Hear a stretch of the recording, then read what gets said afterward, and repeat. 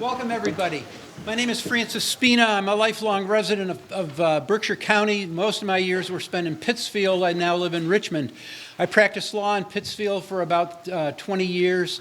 I then became a judge. I'm a retired judge of the state Supreme Court. I'm a former member of the Berkshire County Regional Planning Commission, and I was a chair of the commission from 1990 to 1992. I have been asked to be the moderator for tonight's event, and we welcome you all. We hope that everyone who wants to speak will have a chance to speak. But as you can see, given the size of the crowd, we're going to put a 3-minute cap on people's ability to speak. If we need to have another meeting, we're going to have another meeting. We're going to need a bigger meeting. Thank you. The fire chief has asked that we please keep the doorways clear. We are not quite at capacity, but those of you who are standing, if you want to come forward, there are seats here, and there will be an opportunity for you to leave discreetly if you are not able to stay for the entire meeting. Please silence your cell phones. We will have presentations made by people at the panel, and that will be followed by question and answers. We are going to start with written questions and answers, followed by oral questions and answers. We will take anybody who wants to speak to form a line, come up, and you'll see microphones at the front of each of the aisles. We will ask you to identify yourself and state the town that you are from, and then you will have 3 minutes to ask a question and any follow-up question within that 3-minute period of time. Because this is an event that was essentially designed for people from Lee and Lenox, we will ask first for people from Lee and Lenox to come to the mic. Then we will take people who are not from Lee and Lenox to come to the mic. Following the questions, if there's time permitting, people will have an opportunity to either come to the mic or return to the mic and speak for 3 minutes. Let me introduce people on the panel. We have members from the Lee Select Board, Pat Carlino, Tom Wickham, and Dave Consolati. We have members from the Lenox Select Board, Ed Lane, Mary Beth Mitz, Warren Archie, and is Dave Roach here? Dave is not here. Warren Archie. Yeah, who are they? Identify yourself. Yeah, identify yourself. I'm David Consolati. I'm Pat Carlino. I'm Tom Wickham. I'm Mary Beth Mitz. Warren Archie. And I'm Ed Lane. From the EPA, we have Brian Olson. Brian? Tim Conway. And they're both in the front row, to your right. Dean Taliaferro. Here's Dean. Rob Cianciarulo, again in the front row. From the Berkshire Environmental Action Team, Jane Wynn, in the front over here in front of me. From the Mass Audubon Society, Becky Cushing. Here's Becky, right in front. And also from the Mass Audubon Society, Stephen Hutchinson in the front. We have members from the Great Barrington Select Board, Stephen Bannon, Ed Abrams. From the Stockbridge Select Board, Roxanne McCaffrey. Sheffield Select Board members, Renee Wood, Martin Mistoff. And then the rest of the River Municipal Committee members, Channing Gibson from the town of Lenox, Pat Carlino from the town of Lee, all previously introduced as a select board member, Steve Schatz from the town of Stockbridge, Chris Rembold, town of Great Barrington, and Renee Wood, previously introduced from the town of Sheffield.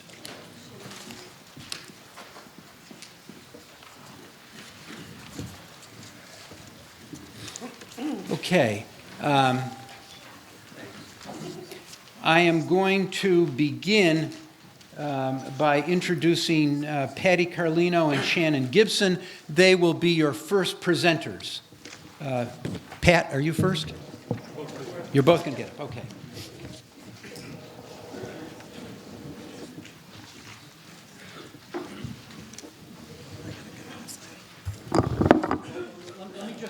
Let me just make one further point.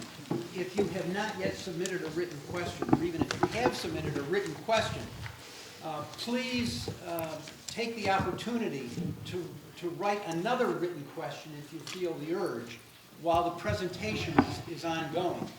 Raise your hand and someone will collect your written question. Thank you. Okay.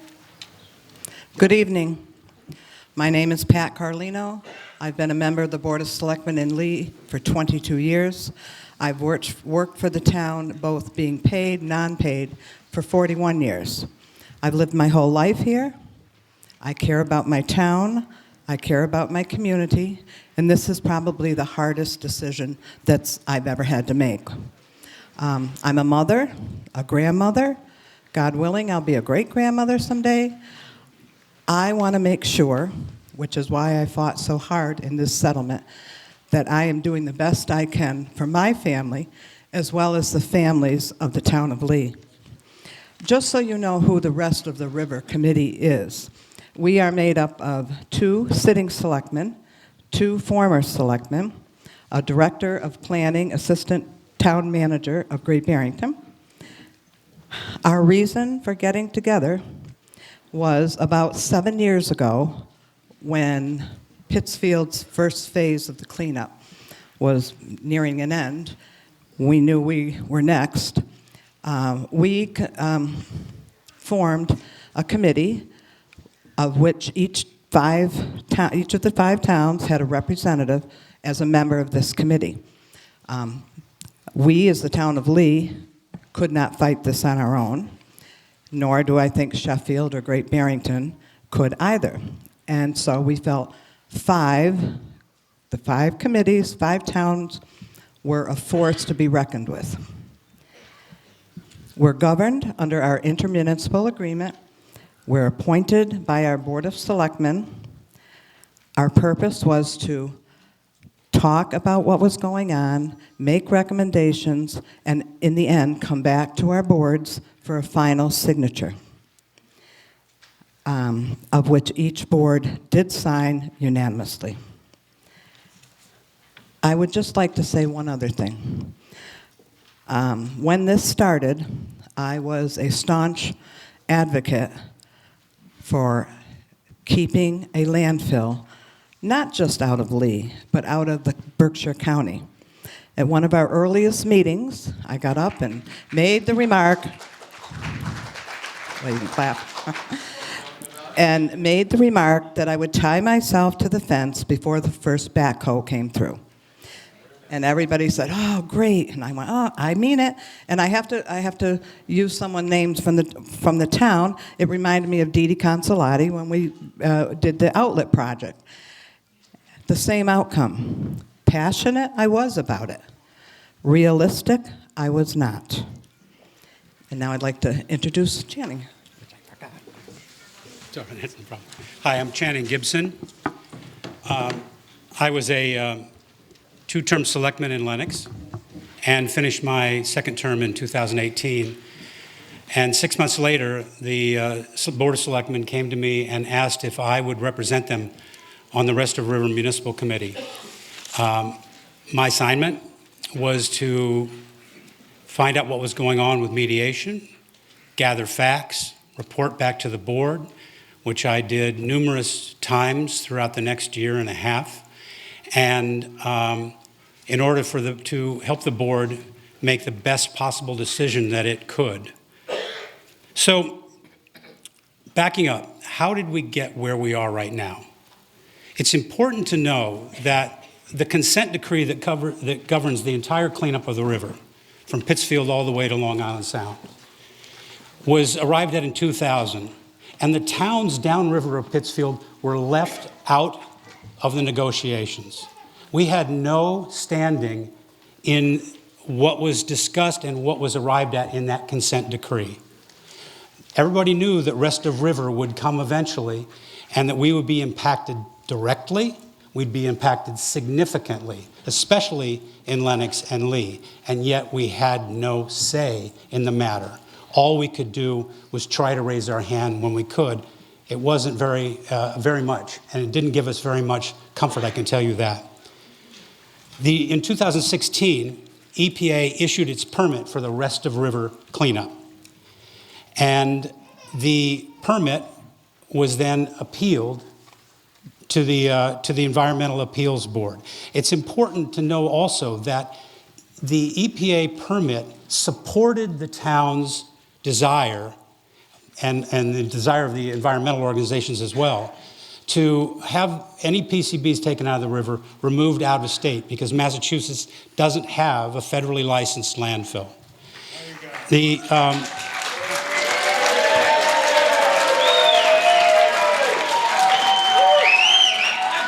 EPA was the only voice we had, and we were very pleased that they were representing us at the time. And so what happened after that was, as I said, it went to the Environmental Appeals Board. GE had appealed the decision, and there were a few other things that were appealed, but the main issue that was appealed was the issue of in-county versus off-site landfilling of PCBs. The towns hired a very respected environmental attorney, and we also entered the appeals process. We, to the extent we could, and I got to tell you, it wasn't a great extent, but we used the voice we had because the appeals process provided us with a slim opening to have ourselves heard. We asked that toxins be landfilled out of state, along with EPA. And the Environmental Appeals Board heard all the arguments, and they agreed with EPA on everything but one issue, and that was the issue of landfilling and where to landfill the PCBs removed from the river. They didn't issue a ruling against EAB, but the ruling was very favorable to GE. The ruling said to the EPA, go back to the drawing board. We don't believe you've proven to us that the material needs to be landfilled out of state. This was a really big setback to all of us. And we were now looking at a real uphill battle in the litigation process if we continued. We were offered the opportunity for mediation, and I'll let Patty jump in at this point because I think it's important to talk more about what the EAB decision was about. So we were offered by Washington EPA and asked if we would be willing to sit down and go into mediation. And the committee said, well, sure, we'll do that. Let's hear what you got to say. We can always get out, you know. And then as we went along, we were advised over and over by just not our lawyers. Can we back up for 1 second? Sure. I'm sorry. No. We should back up to this. Okay. Do you want me to handle it? No, I'm going to. Okay. That if we went back to the EAB board, our chances would be around 50-50 that we would win. And what does that mean? We would win, and GE will appeal to the federal court. If we lose, we have to appeal to the court, and it would be an uphill battle to overturn that EAB decision. Both of these options led to federal court. All or nothing, long protracted, expensive legal battles that would be paid for by the taxpayers, a delayed cleanup, and the risk that we would have possibly up to 3 landfills with 100% of all the PCBs taken out. So we mediated. So why did we mediate? We mediated because we had not been at a table. We had had no influence over almost anything in this process. This was our chance to sit down and see if there was a solution that would be better than the one that we were facing with if we stayed in the litigation process. Again, the risk of litigation is what drove this process more than any single thing. The risk that GE would ultimately win or exhaust us, or potentially find an ally in the new administration of EPA in Washington who might not fight this appeal. And if GE won, which again, we thought there was a good chance they could, this county would have 3 landfills, 1 at Lane, the Lane site in Lee, but 1 in Housatonic next to the Rising Mill, and 1 potentially in a forested area in Lee on Forest Street. 3 dumps, 100% of the material, and truckloads running all the way through the towns with very little control, municipal control over the process of where these trucks went, how the cleanup was organized, and what the impacts that might happen to the towns. And let me just say one other thing. So we then get into mediation, and we decided very early on that we wanted to sit. We had nothing to lose by sitting and listening and talking. It was an opportunity for us, and we came to it without having any idea of what exactly might come out of it. We had no prearranged agreements with anybody. We sat and we listened. And what we heard, what we asked about primarily was human health. That was our primary concern. We knew that the disposal of PCBs could be an issue. It came up early on in the process as an issue, and we really wanted to make sure that we would protect human health as a first and foremost priority of our committee, and that we would try to get as many other benefits out of the cleanup as we could. We'll talk about all those benefits later, but one big one was the enhanced cleanup that EPA was offering us. And you'll hear 2 terms tonight. You'll hear hybrid cleanup and you'll hear enhanced cleanup. The enhanced cleanup is a larger scope of cleanup for the river. It means taking out more PCBs. It means getting into areas that environmental groups were interested in having treated that weren't being addressed in the original permit. It means taking out a lot more material, and it means leaving behind less capping of the river, meaning leaving PCBs in place and placing a cap over them, a cap that it could be vulnerable to extreme weather events, which we all know are possible in the future. And let me just address the secrecy that people are very concerned about with regard to the mediation. Okay, I'm going to talk about it. Secrecy in a mediation is vital for a number of reasons. One reason is that, and secrecy really, the proper word is confidentiality. We needed confidentiality in order to be able to place ideas on the table and negotiate for things and make sure that those things would not come back to haunt us if the mediation fell apart and we ended up in litigation. You cannot mediate when you have all of the terms of mediation flying around and public participation in those conversations where you're trying to come to some kind of a conclusion, some kind of a negotiated median.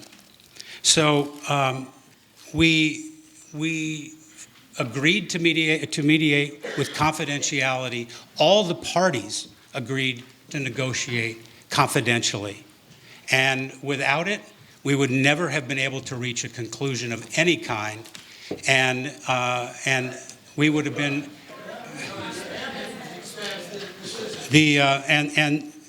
so anyway, The public participation was just not possible in a mediation. And again, legally, we could not put something on the table that if we ended up in litigation finally would come back to haunt us. For instance, oh, the towns are waffling. The towns are waffling on the idea of having a landfill in county. That could have come back to haunt us.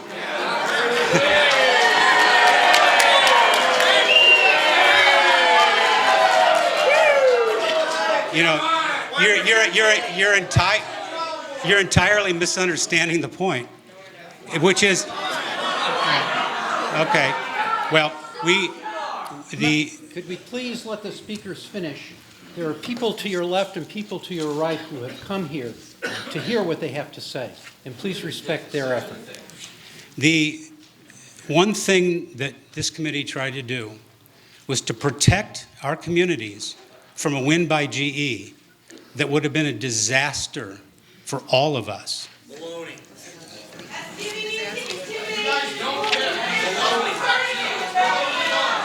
Self-serving. Go ahead. You'll all have a chance to have your say.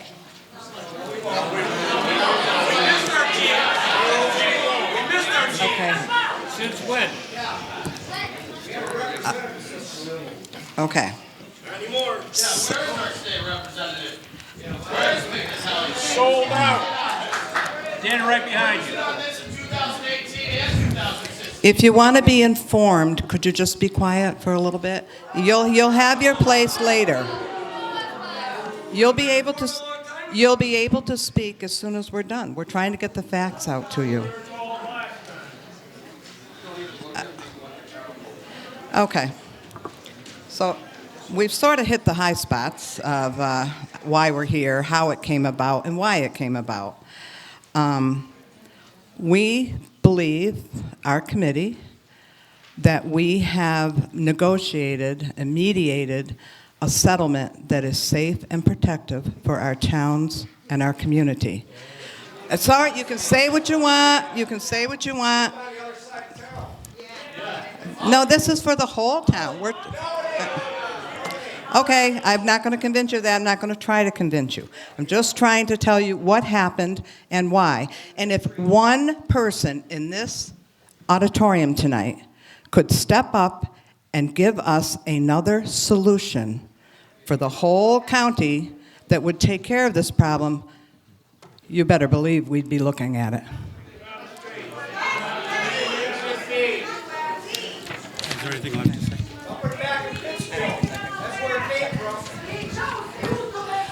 I'd like to know why you are all, not all of you, I'm sorry for saying that, why some of you are being so rude. No. Why are you coming here and not allowing us the opportunity to explain this to you? Is it because your minds are so made up, which I don't think is the case, that you are not willing to listen to a presentation? If you're here just to hold your signs up and be rude and yell, that's fine. We will let you do that, and we won't say another damn word. Because if you're not interested in hearing, Thank you. if you are not interested in hearing what we have to say, let us waste no more time on this.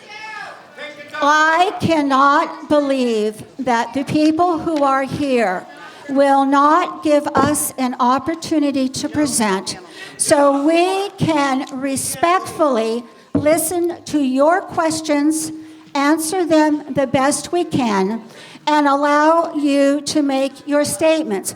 I'm frankly shocked. And yes, I am from Sheffield.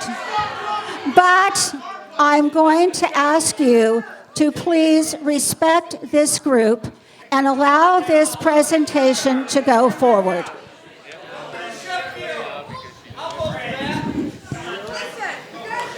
Okay.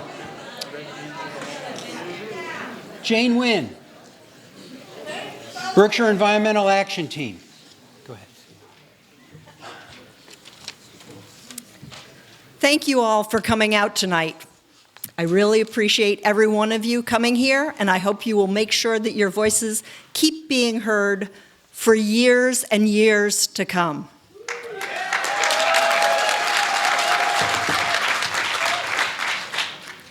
Berkshire Environmental Action Team, or BEAT, feels that this agreement is our best opportunity to have a much more thorough remediation to protect the environment for wildlife. I'd like to point out one thing. We do have a Tosca landfill in Pittsfield. There is already one in Berkshire County. We do not want another high-level dump. Excuse me. Excuse me. Thank you. Right now, the river is an unlined, uncapped toxic waste dump, allowing PCBs to spread into our air, water, land, and up the food web. PCBs basically last forever, and they're getting into everything, from our air up into the Arctic. This agreement requires the removal of 100 acres more PCB contamination than the previous permit that we appealed had required. The agreement will also eliminate many acres of capping in the river that we don't feel really works. It includes the removal of 2 dams to restore aquatic connectivity for fish and other aquatic wildlife. We'll be working to ensure that the pilot study on vernal pools up there have very specific criteria for what success looks like, and that the best methods are selected to remediate all of these amazing habitats. This is really important because the amphibians that breed in these pools are very sensitive to PCBs. All of these things are things that were not in the original permit, that if this mediation were not to go forward, we would lose. BEAT and all of you, I assume, will keep working and fighting to have the dumps in Berkshire County and beyond thoroughly remediated as alternative technologies become available.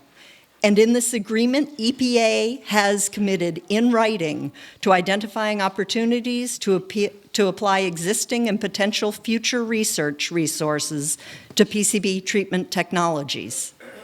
EPA also has committed to soliciting input and working with all the stakeholders, all of you, as the river cleanup design progresses.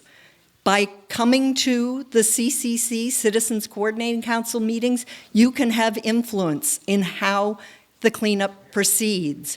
You can review the work plans to make sure that you feel they're meeting the best possible criteria. And we hope you will continue to participate in this process. Thank you.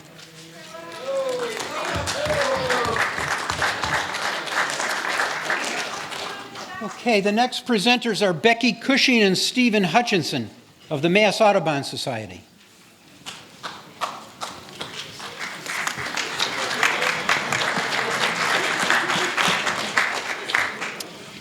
Good evening. My name is Stephen Hutchinson, Regional Director for Central and Western Sanctuaries for Mass Audubon. Mass Audubon has participated in the Housatonic River cleanup discussions and public comments since the 1980s. Our team of scientists, policy analysts, and educators have always advocated for a thorough cleanup that removes PCBs from the environment while ensuring that a healthy Housatonic River ecosystem is restored. As we evaluated all the options for moving forward with a cleanup, we support this option because it requires more overall removal of PCBs from the river and allows for the design and sampling work to begin almost immediately.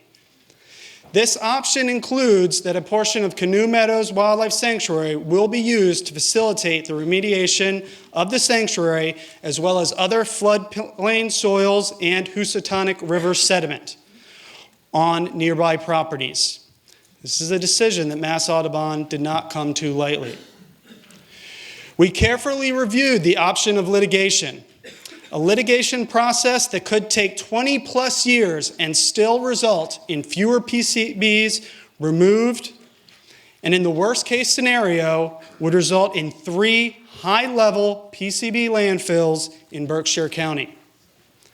Mass Audubon supports the remediation and removal of the dams along the river, and the study of vernal pools to determine the best method for remediation. We support safeguards for human health, including extra removal in high-use areas and out-of-state disposal for all high-level PCBs. Mass Audubon will continue to advocate for and support the use of new and alternative technologies so that one day any remaining PCBs can be treated to rid Berkshire County of PCBs altogether.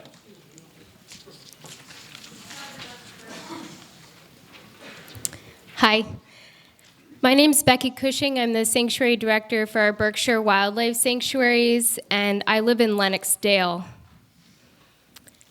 Currently, PCBs exist and move throughout the Housatonic River. We paddle the river, we bird the river, we live alongside the river, so we must clean it up for the health of everyone in our community.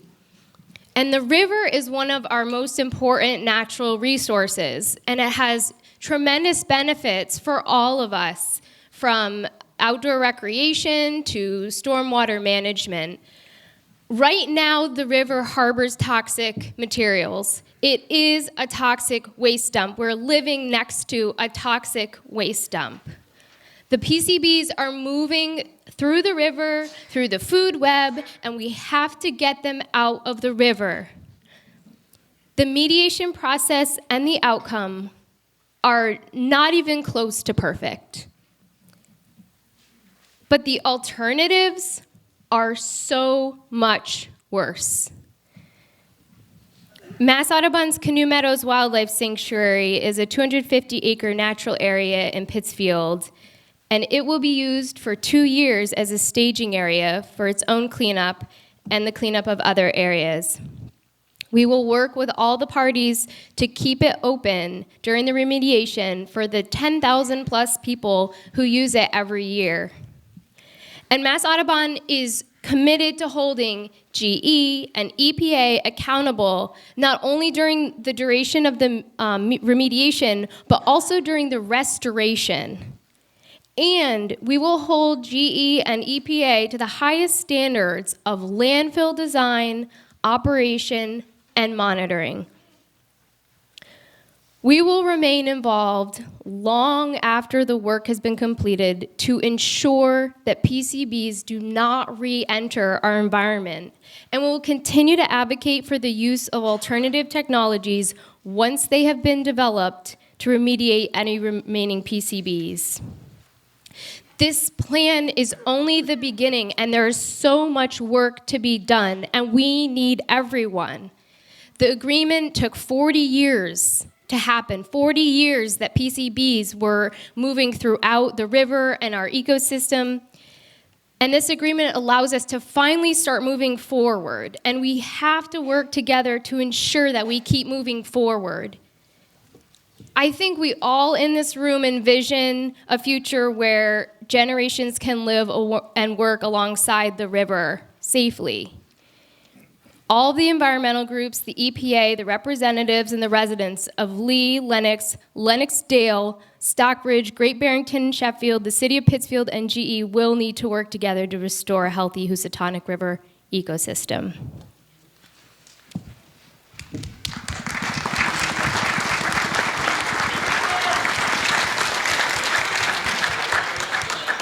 The next presenter is Dean Taliaferro from the Environmental Protection Agency.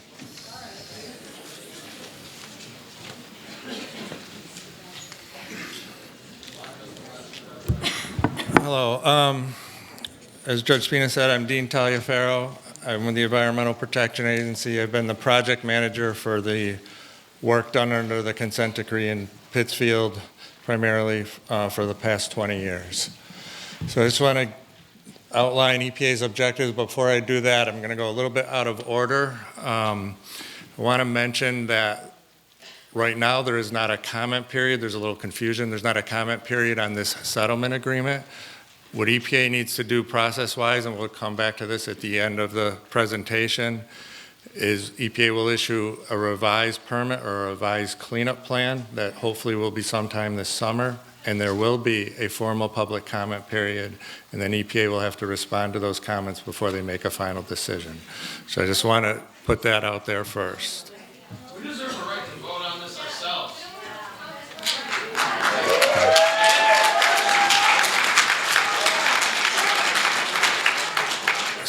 So from EPA's perspective, and I'll try not to repeat or go over what all the other speakers went over, is that there is a current risk posed by the PCBs in the river and in Woods Pond and on people's property in the floodplain. There are people who own property with PCBs in it and they'd prefer to have it removed. So our objectives are to get the worst, the highest level stuff out of state, do more cleanup where it's appropriate, including on private property. Of primary concern is to protect human health and the environment. And like other speakers have said, we think it's time, even though this is not a perfect solution, but to start the cleanup and start to get some certainty for a lot of the owners. Just going to briefly go over what we feel are more removal of will be more removal of PCBs from the river system, which should be everybody's ultimate goal. There's 6 areas of the river where there'll be more sediment removed, which will reduce capping. I'll just briefly touch on this. I've talked about this a little bit. There's residential property where some parcels go way back towards the river and actually down the banks into the river, where there'll be additional cleanup that will be beneficial to those owners. Mass Audubon spoke about additional cleanups on a property in Pittsfield that's very heavily used.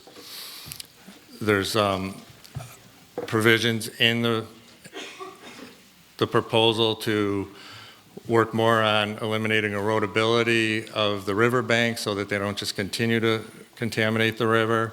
And then, as Jane mentioned, options to clean up the sensitive habitats or the vernal pools.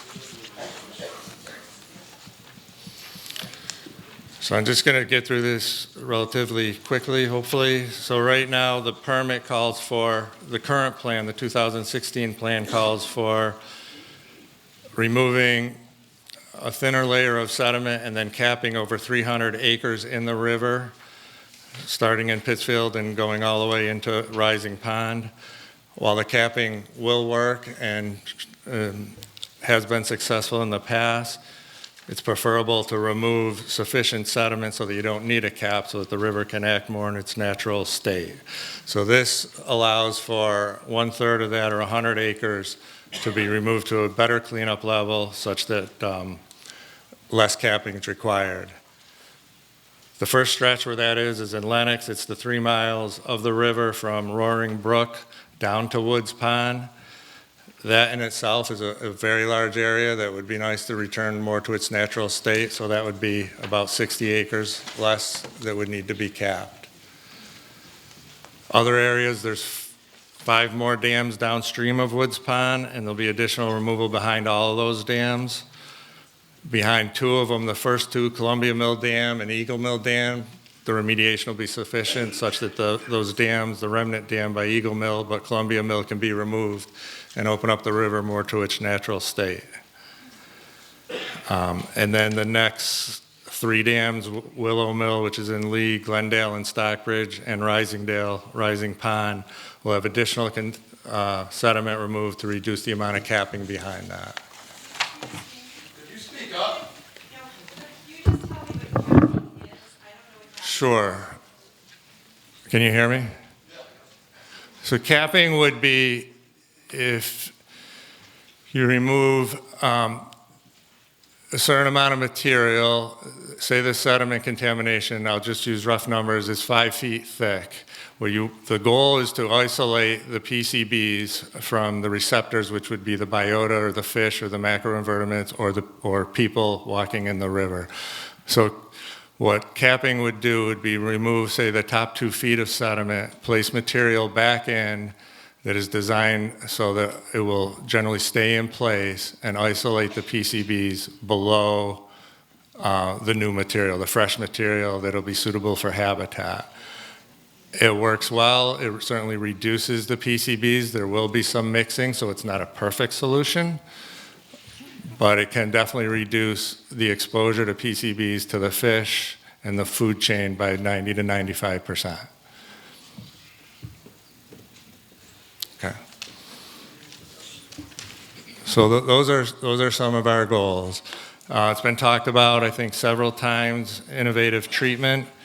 Part of this is a renewed commitment to innovative treatment.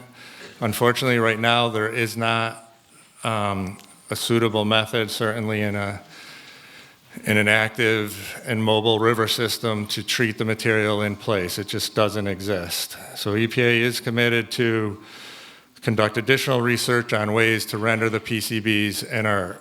And our management has made a significant commitment on that. That'll be EPA funding, and part of that will be soliciting research opportunities from institutions, hopefully local institutions, and just keep trying to see if we can get something to work. But in the interim, we didn't think it was appropriate to put the cleanup on hold indefinitely.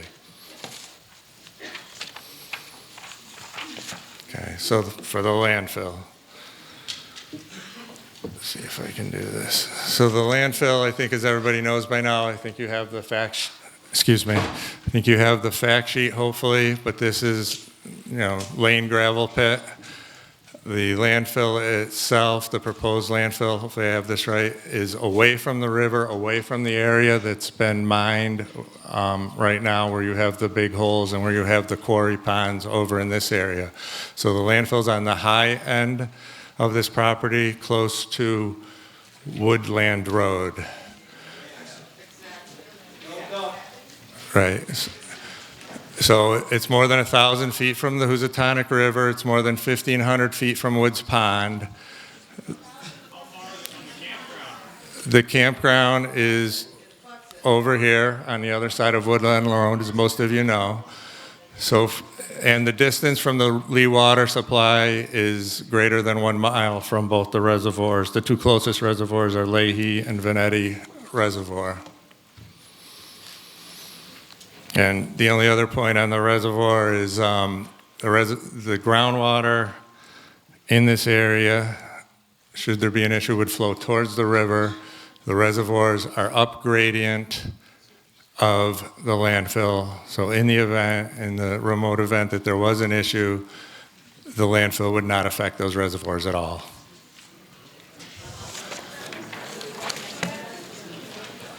So the disposal, as Pat said and Channing said, one of the primary objectives that EPA had, or one of the primary requirements, was to get the worst stuff off site. So the highest level in the PCBs will be shipped out of state for disposal.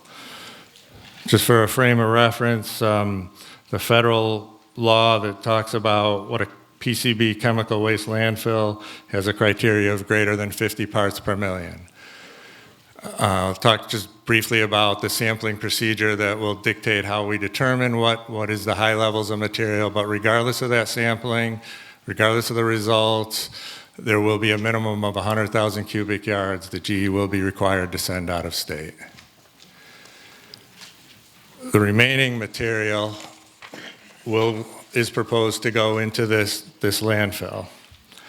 There's a couple quick points on this. Only material generated during this rest of the river cleanup, during this river and floodplain cleanup, can go in this landfill. It is not a commercial landfill. It will not take other waste from any location. It won't take waste from the parts of the consent decree that do not include the river cleanup, such as if there's supplemental cleanups in Pittsfield. So it is solely material coming from the river and going into this landfill.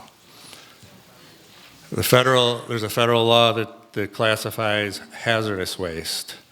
That doesn't address PCBs, it covers other hazardous waste. There'll be sampling done to make sure there's no federal hazardous waste in this landfill. In the event that there is, in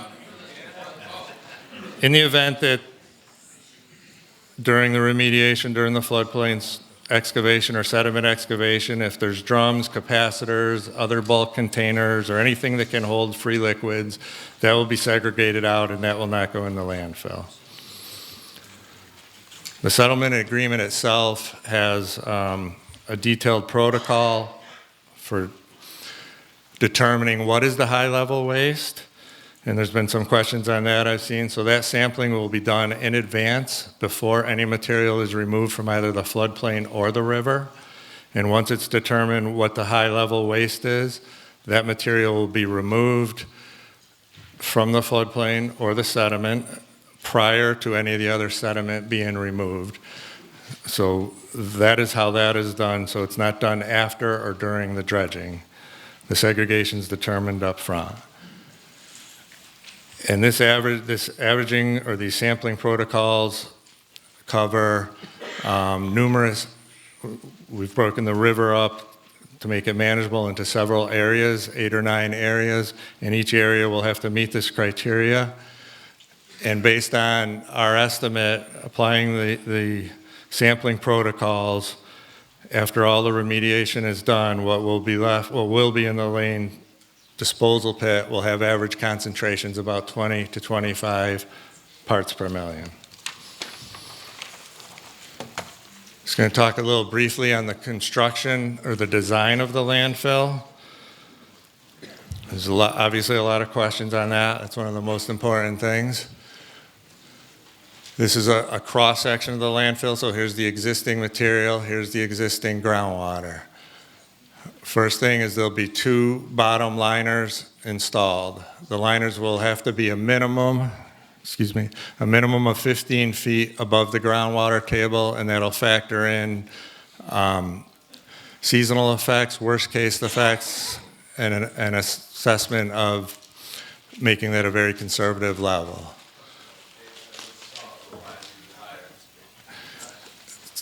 So there will be 2 liners here.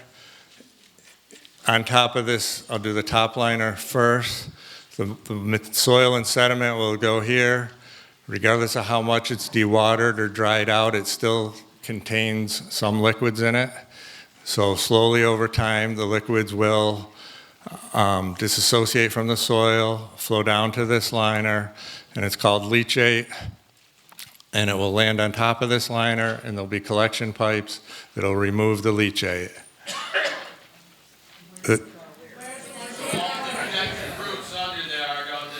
So the leachate will be collected, stored in a tank, and treated with a treatment system, and then discharged.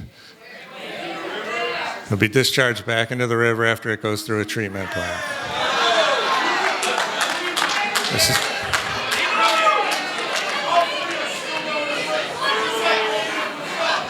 So the second liner is in place. If there is any material that gets through the first liner, it goes on top of the second liner, again into collection pipes, and will be removed. Who's in charge of this for the next 50 years? Who's going to be taking care of this? We'll take that question later. I'll answer that. That's fine. I'll answer that. The material will go in here, and then it will be capped with an engineered cap to minimize the amount of water that flows through it. That's the main objective of the top cap.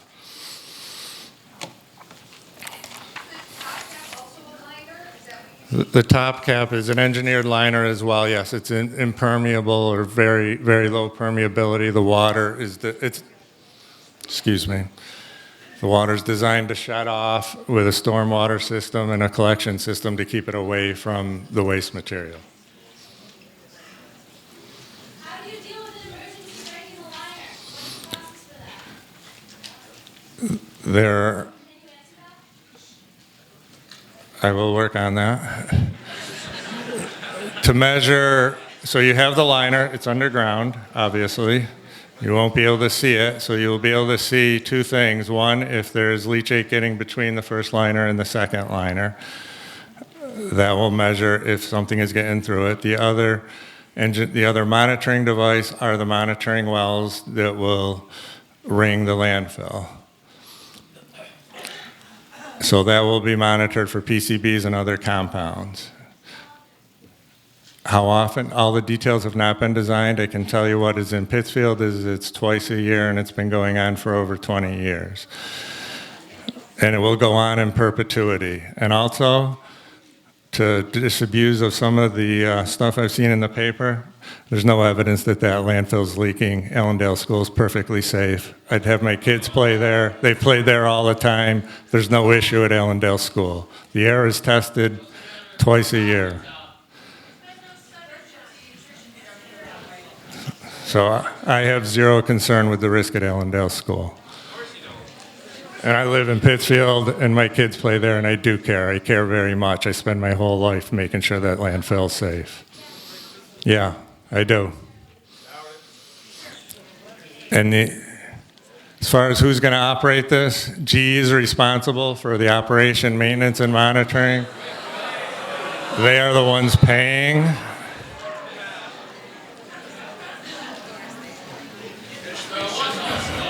They are the ones paying. EPA will do the oversight. All the documents will be open for anybody to review. The town has a consultant that can review them. Anybody can review the documents, but it will be EPA's responsibility to monitor GE.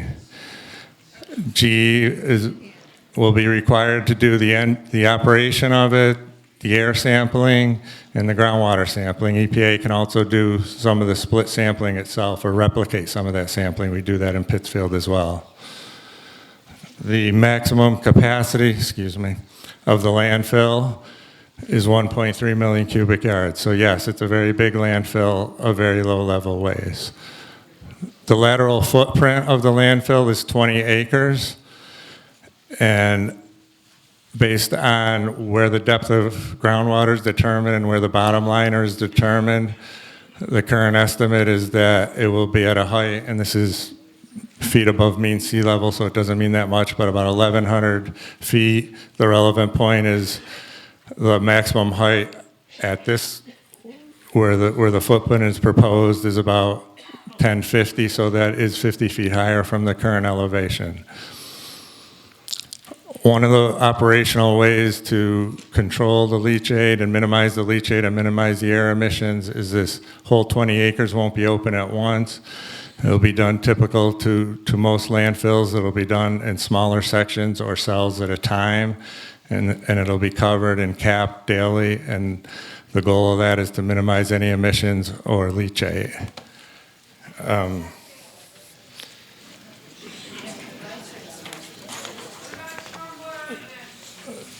So now the towns have retained Jeff Hirschberger, who's an environmental consultant. So I'm going to turn it over to him, and he can describe his evaluation of the landfill.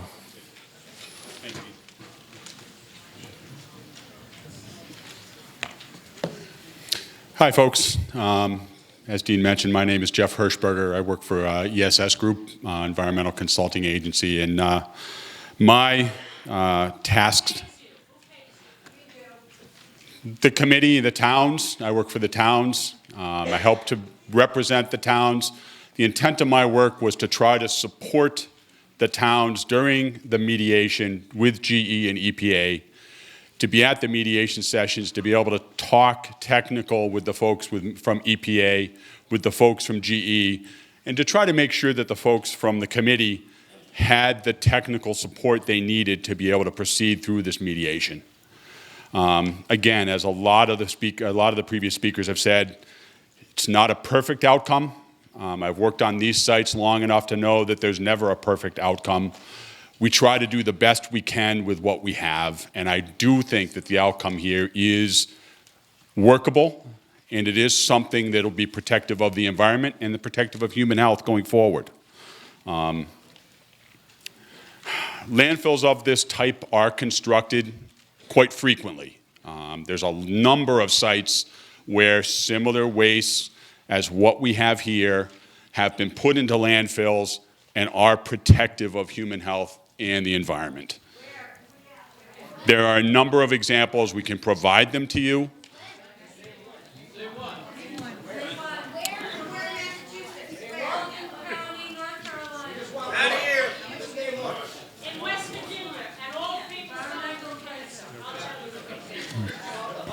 Okay. Man is hired by us. them do it.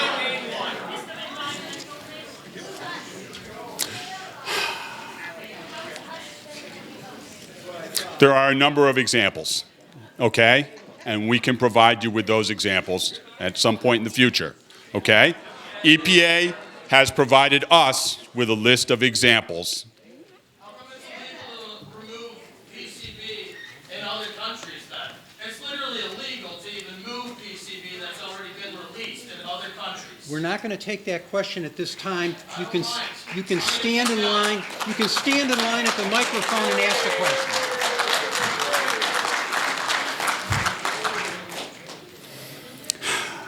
And again, I mean, I think the important point of all of this, and a lot of the speakers have already pointed this out, right now what we're dealing with is an uncontrolled waste site where we've got these PCBs in the environment. Yes, there's a lot of actions that need to be done. Yes, the intent of these is to remove the vast majority of these PCBs from the environment and manage them appropriately using new techniques, innovative techniques. And yes, one aspect of that is the landfill at the Lane site. What's the intent of that landfill? Okay? The intent is to take those impacted soils and sediments out of the environment, put them in a contained and controlled environment, contained and controlled place, and isolate those from human and ecological receptors. Okay? By doing that, and doing that in a controlled and an engineered way, we can be protective of human health and the ecology and the environment with the wastes that end up in the Lane site. As Dean mentioned, there's a lot of controls that are being put into this landfill that are above and beyond what would normally be done for this type of a landfill. The intent is to try to isolate this material not only from the human and ecological receptors, but also to isolate it from the underlying soils and the groundwater. Okay, we've got the separation, we've got the 15 feet from groundwater.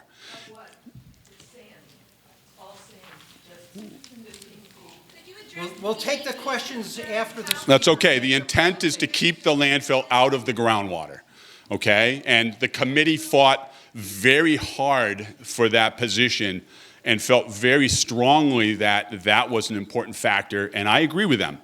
It helps to manage that interaction with the groundwater, okay? There's a lot of concern, I know, about the fact that we're going to end up with an open operating landfill here for more than a decade. It's true, this river work is going to take a long time. This river remediation does take a long time. There are ways to manage those operational risks in very controlled fashion, as Dean pointed out.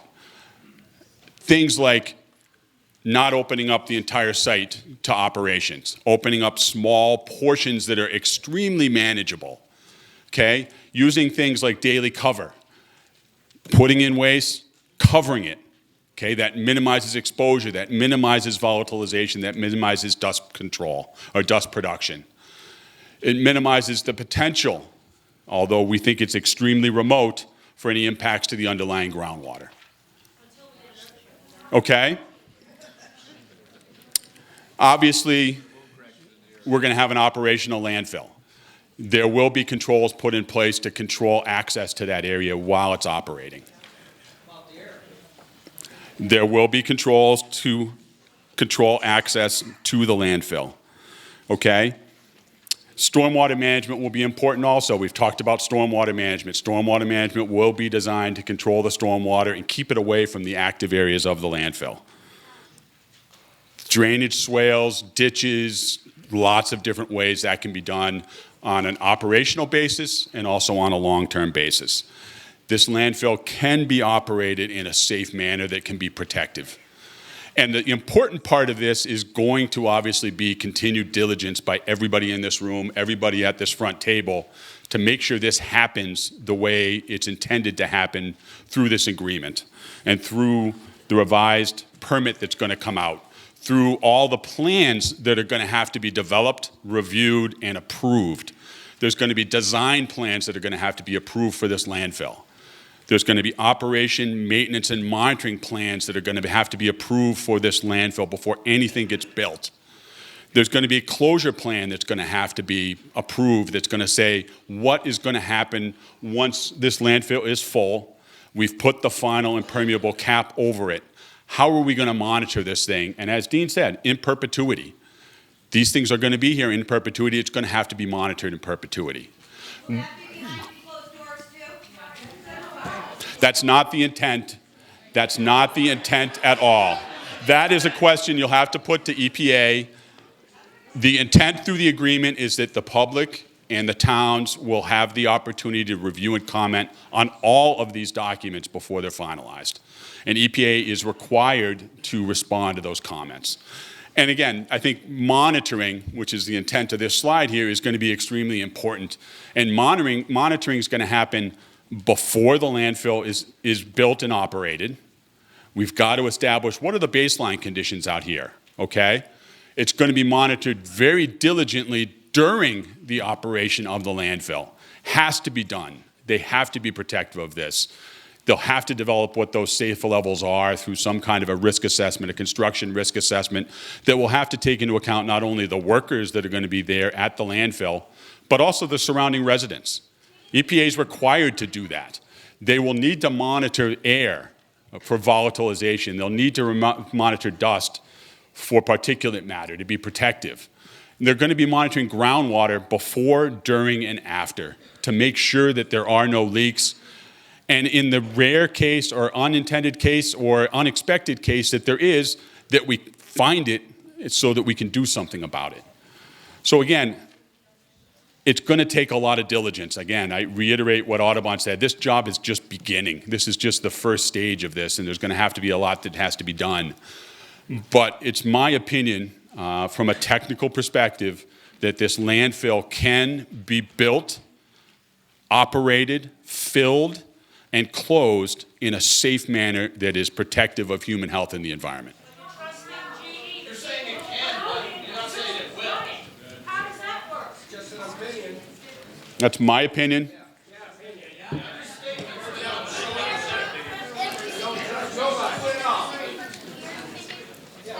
I'm done. Okay. I'd like to introduce Brian Olson from EPA, who's going to come up and do the next stages of the presentation. It's coming. It's coming. I will move quickly because I want to hear from everyone as well. So this is just the next step, so you know what's going on. So this is not EPA's final decision. It's not. Our job now is to take this agreement and put it into. As we said before, we issued this draft permit back in 2016, where, as Channing said, our decision was to take the stuff out of state as well. We got.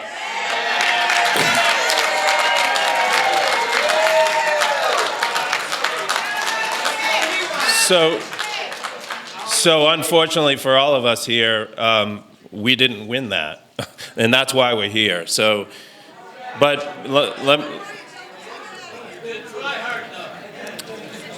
well, believe me, we tried hard, and we'll continue to try hard.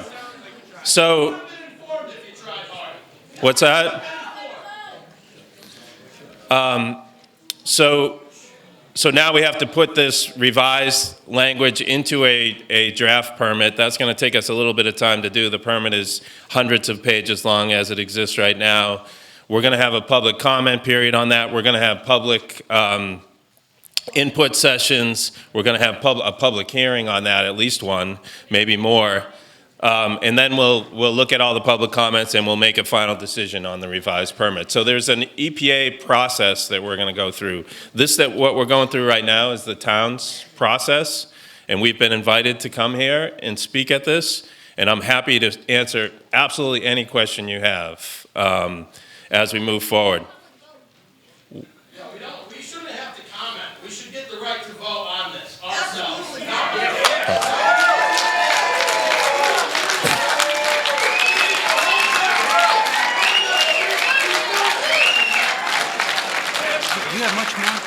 No. So we'll make our final decision, and we're going to try and go through that whole process by the end of 2020. We'll keep everyone informed. Again, we're here to help answer questions, and again, we'll answer any questions you have, and we'll try our best to answer them tonight. You deserve the right to make the decision, and you already made it. Why don't you take that back? I'm going to take the written questions. Pass it among yourselves.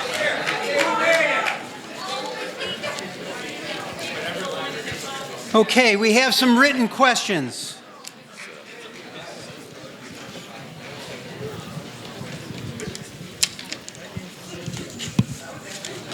Some of the questions are duplicative, and we won't get a chance to address all of the written questions. Those that we don't address, we will take up orally when you come to the microphone at the head of the line. Some of the questions, the first batch of questions were common questions. We had many of this covering the same topics.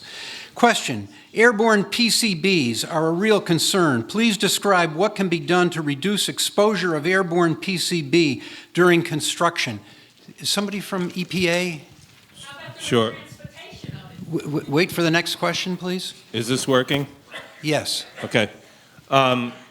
So the airborne PCBs are an issue that we monitor for often at all of our sites. We have, hundreds of sites around New England. So we do monitor for it. PCBs do volatilize at very, very low levels. And as a bunch of other speakers have said, we have a toxic waste dump in the river right now, and that is what's volatilizing as we speak. So it's all the more reason, and I think, in the meeting, I watched the meeting the other night, there was lots of questions about that, and, it was mentioned that the experts say that, this PCB is volatilizing. If that's the case, and it is the case at low levels, then we need to get them out of the river. I mean, people have been exposed to these PCBs for the last 75 years. They're sitting in your backyards right now at Woods Pond. 25% of all of the soil and sediment that's contaminated is sitting in Woods Pond, right next to Lennoxdale. We need to get it out, So, importantly, again, this goes a little beyond the question, but EPA and the town's position was from the very beginning, we need to get the worst stuff out of state. And I know we didn't get all of the stuff out of state through this agreement, but the worst stuff is going to go out of state. And that's an important part of this. Okay, the next question: who monitors and enforces oversight of construction and landfill forever? EPA, our job is to monitor GE's job. We want them to pay for it. None of us here want us to pay for it, right? The taxpayers. So we want them to pay for it. We'll be monitoring it. I can't say it will be me or it will be Dean forever, but the people who follow us will be monitoring this forever. Okay. Again, though, there's a component of this where EPA is looking for alternative technologies. We're going to go out to companies and try and find companies that will bid to try and improve some of this stuff. And if we can get something that works, then we can do we can do something different. Not only at this site, there are thousands of these landfills across the country. So it's important to EPA to continue looking. We haven't found something that works. And I won't say nothing works, because you can spend, billions of dollars and make something work. And it could take 50 years to work, but we just we can't do that now. So if we can find something that works in a reasonable time frame, I'm not even saying at a reasonable cost. It could be a real high cost, then we'll do it. Next question is, please describe the liner of the landfill and what happens if it leaks. No, the question that somebody asked is, please describe the liner of the landfill and what happens if it leaks. Could we please answer that person's question? So there are two liners, as Dean said. It's basically very thick plastic. is what it is, rubbery kind of plastic. Obviously, you can't have one continuous liner, so you're fusing pieces, like, 50-foot wide pieces together. They're heated together and fused. So one of the reasons why you have two liners is that you can detect whether one of them, the top one, is leaking. And if you find out that's leaking, you have to deal with it. You have to fix it. And the only way you tell that is if there's leachate coming between those two liners. So that's how we would do it, and then we would have to go and fix it. We would have to deal with it. GE would have to pay to fix it, for that matter. I want to, though, say, let me just say, no one said this yet tonight.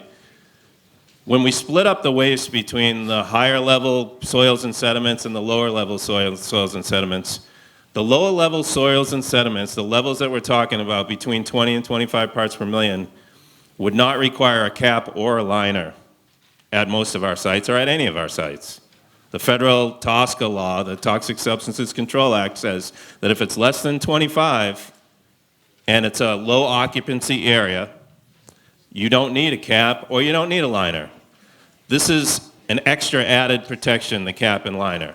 We have many sites with PCBs at these levels in New England and across the country with no liner right now that we're not having any issues with.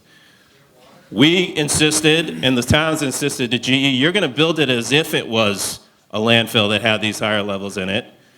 And they agreed to do that. It's going to be more expensive. And so we don't expect this landfill to leak because the levels are so low in it. If it does, we do have these liner leachate detection to collect it and then fix it if that's the case. But again, I can't stress that enough. The levels that we're talking about are the lower levels. The higher levels are going off-site, and these levels would not require a cap or a liner. If we came upon this landfill and it was sitting there with these levels at 20 to 25 parts per million, EPA would say, as long as this is a low occupancy area, you don't have to do anything with it. The next question is, please explain how you will guarantee that high levels of PCBs will in fact go off-site, and correspondingly, how you will guarantee that only low levels will go into the landfill. So I'm going to keep answering all these questions. Someone can help me after a while, but so we have a sampling protocol. Many of you have maybe read the agreement. There is a specific sampling protocol in there. We're trying to make a cutoff between the regulatory level is 50 parts per million when you're talking about federally regulated PCBs versus non-federally regulated PCBs. In order to do that, some areas of the river, we've used an averaging of 25 just to make sure we stay below that 50. But really how we're going to do it is you sample up front. It's a little more difficult in the river than in the floodplain. The floodplain's not moving, right? So you sample up front. We have 20,000 additional samples. We already have tens of thousands of samples in the river. We have 20,000 additional samples we have to take. We're going to use those to define those hotspot areas. We're going to go in and remove those hotspots first, and then after we're done with that, then we know everything else is at the lower levels. So that's how we're going to do it. There's amazing variability in the river, so we need to do a lot of sampling. It's, again, easier in the floodplain than it is in the river itself, but with tens of thousands of samples, we think we'll be able to identify those hotspots, get them out, and get them out of state. The next question is, why was Lane chosen as the local disposal site? There are a bunch of reasons. One is that as we've gone through the process, so for those of you that have been following this over the last 20 years or more, there was an identification of 3 different sites in what we called the corrective measures study that was put together. And Lane was one of those sites. GE had an option to, or has an option to buy that portion of the site. Yeah, I don't know how much it was, but so they have an option, but one of the benefits that came out of these discussions was, if we use Lane, we have 43% of the sediments, or 43% of all the contaminated sediments in floodplain are within a couple miles of the Lane site. And rather than taking 55,000 truckloads and bringing them somewhere, wherever it is, even if it's out of state, there's that many truckloads, we were going to pump it directly to Lane, and again, take 55,000 trucks off the roads and lower the impacts to the community. So that's one of the reasons for Lane, or some of the reasons for Lane. But you're traveling all the way up from Housatonic area, all are coming up the roads to Lane, so it is more truck traffic. If you kept a site up at Rising Pond, it would be much less. Yeah, no, you're right. That's a much smaller volume that we're talking about coming from down there, so a lot less trucks. But as I said, 43%, and not even in Lee and Lennox. I think Lee and Lennox have 65% of the total contaminated sediments. So if we can take 55,000 trucks off the roads, those are in mostly Lennox actually, but in Lee as well. Because if you're going out of state, you're going to go through Lee to get to the Mass Pike.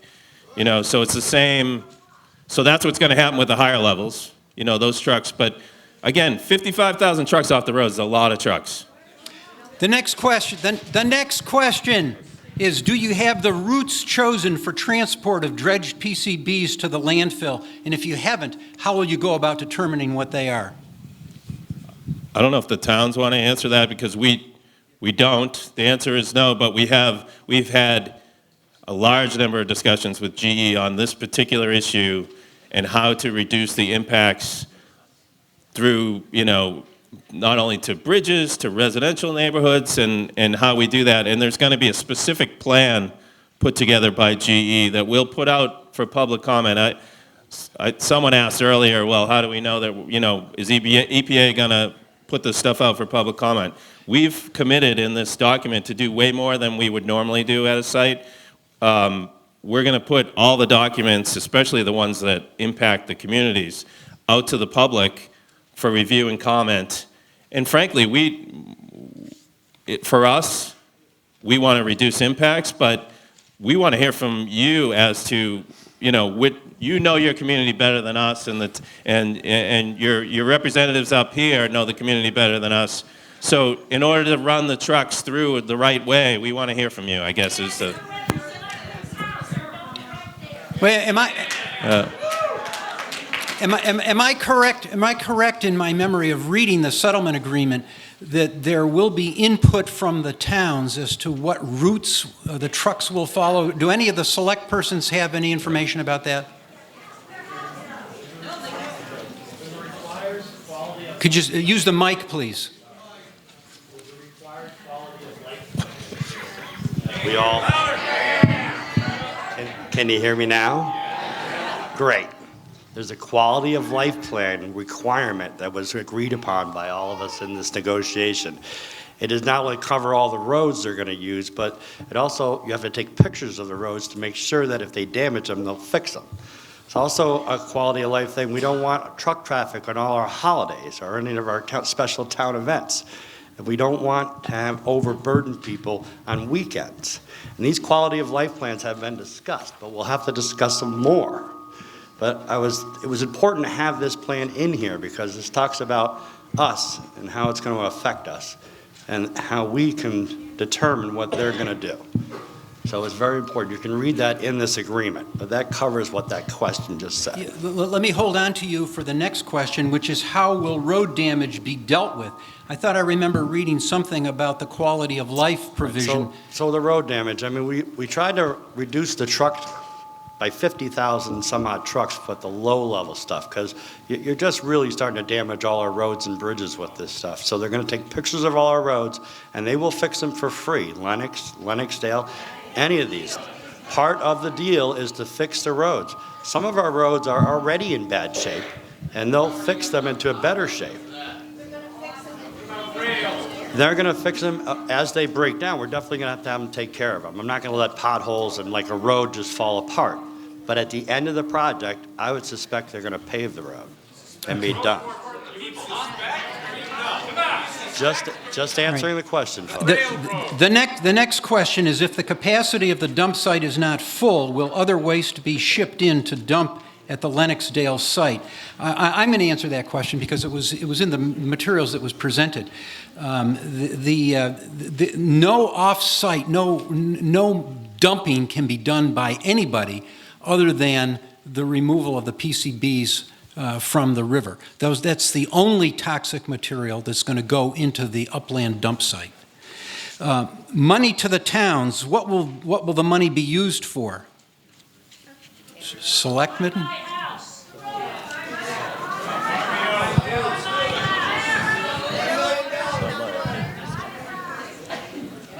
That's a political question that'll have to be answered in time.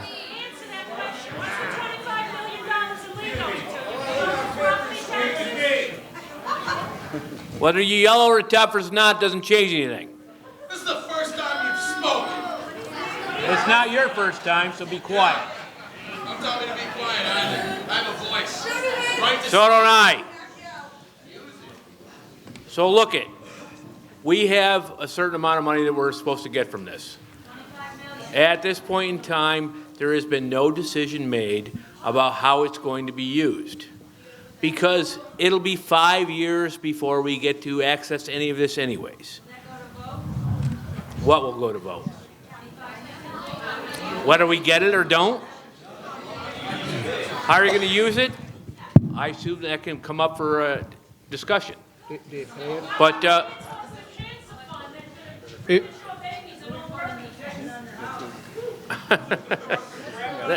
Could I address that question? It'll be an open public discussion to have what we think is necessary. We have bridges that need to be fixed. We have roads that need to be fixed. We have infrastructure that needs to be done.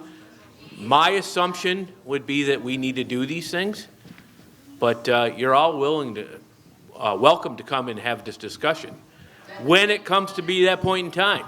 Right now, it's not that point in time. So we can argue about this for something that's not going to happen for 5 years all day long. But it's not going to change anything.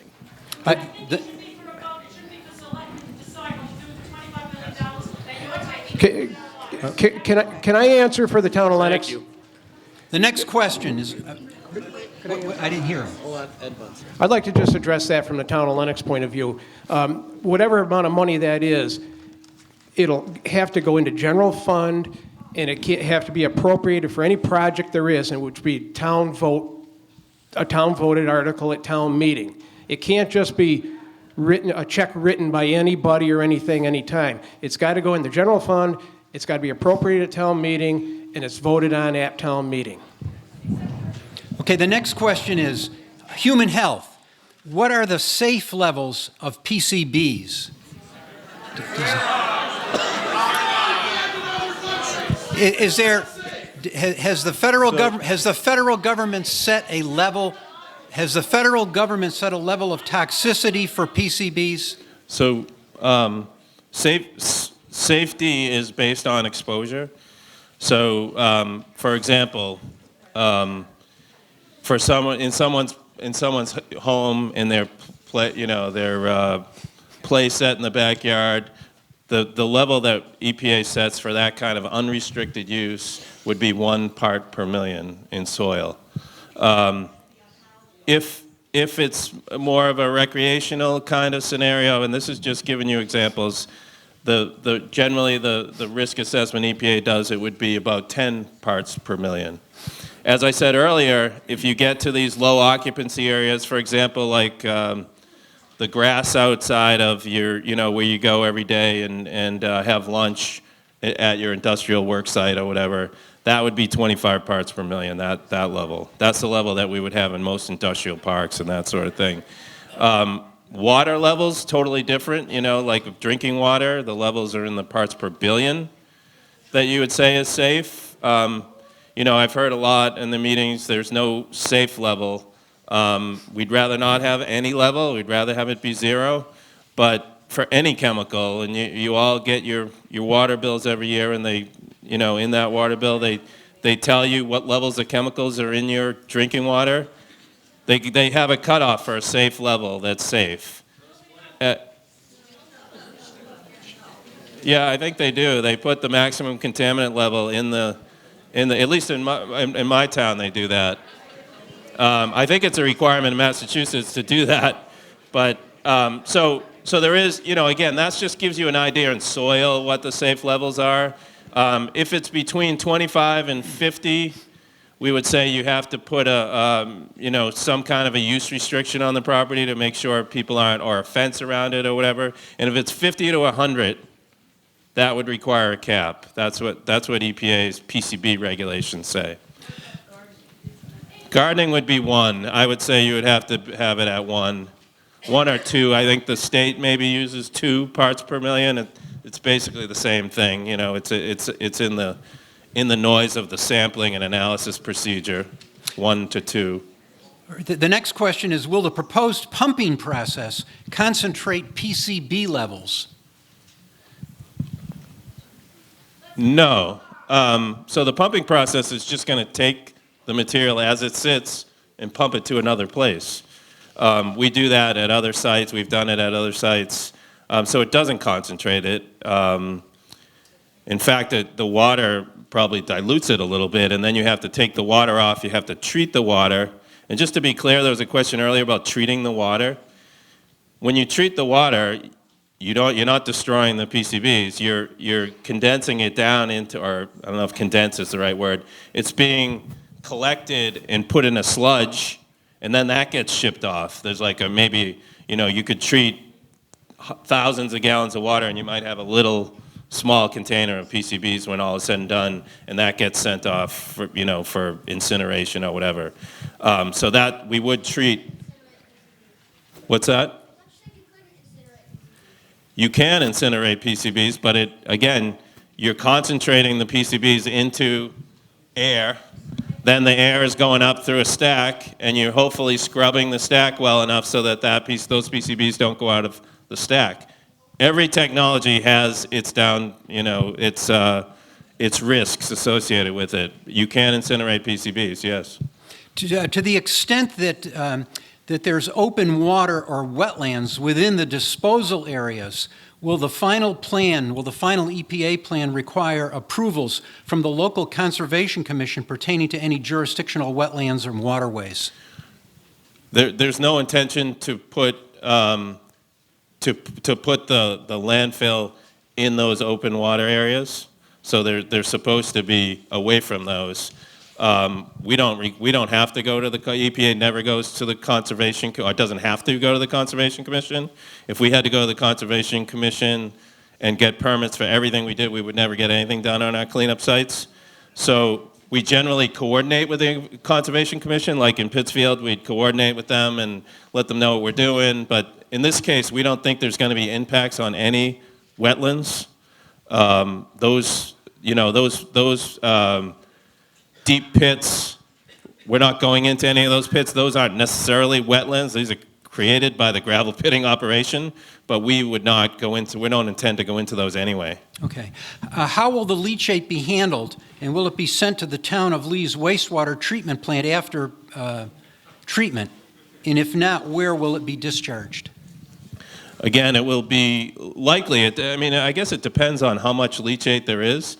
If there's very, very little leachate, GE may just collect the entire leachate and send that off somewhere for treatment or incineration. Like, for example, if every year we only get 10 gallons of leachate, it's not worth having a treatment system at the landfill. If they're getting thousands of gallons of leachate, then it's worth having the treatment system. So in either case, ultimately the PCBs that are created by that treatment system, or if it's a really small amount, they would go off-site. They would get sent off-site.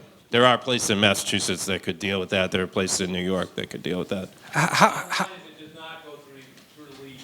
It does not go to the Lee. We do have sites where that does happen, but this one it won't. How is the actual determination made with respect to parts per million in the process of removal? In other words, what kind of testing and separation do you go through to make sure that it's either above 50 parts per million or in the 25 parts per million category? So as I said before, there are going to be, there's already has been, over 10,000 samples taken on the river, maybe tens of thousands. We're going to take 20,000 more samples. And when I say take a sample, that means actually go into the sediment or the floodplain, take out a core, bring it to a laboratory, and they do an extraction procedure to determine how much PCBs are in that particular sample. So that's how you determine the actual parts per million in that sample. But you take those tens of thousands of samples and determine based on that where the hotspots are. And we not only have to do that for the disposal purposes, but even more importantly, probably to all of us, we need to do it to get it out of the area where people are actually accessing right now. So we have to figure out where is the stuff we have to dig up, and then we figure out where it goes.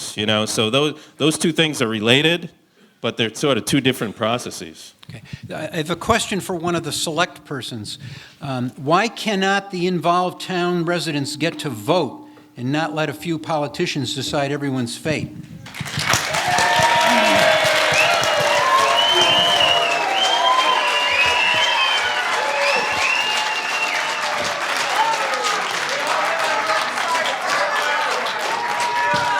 Do you want the answer? Do you want to hear the answer to the best of my ability? Let me finish, okay, before you boo or whatever. This is not the process that this falls under. I understand that someone is petitioning to have it become a town meeting vote. We'll get that. We will take it to our lawyers, our town council, see what is said. I don't believe that's the way it can happen, but I could be wrong, but we'll follow through with it.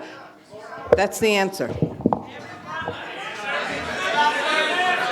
I think what the select person said was matters involving litigation, involving lawsuits, can be settled by the select persons. They can be resolved, settled, or whatever by the select persons, and don't require a town meeting.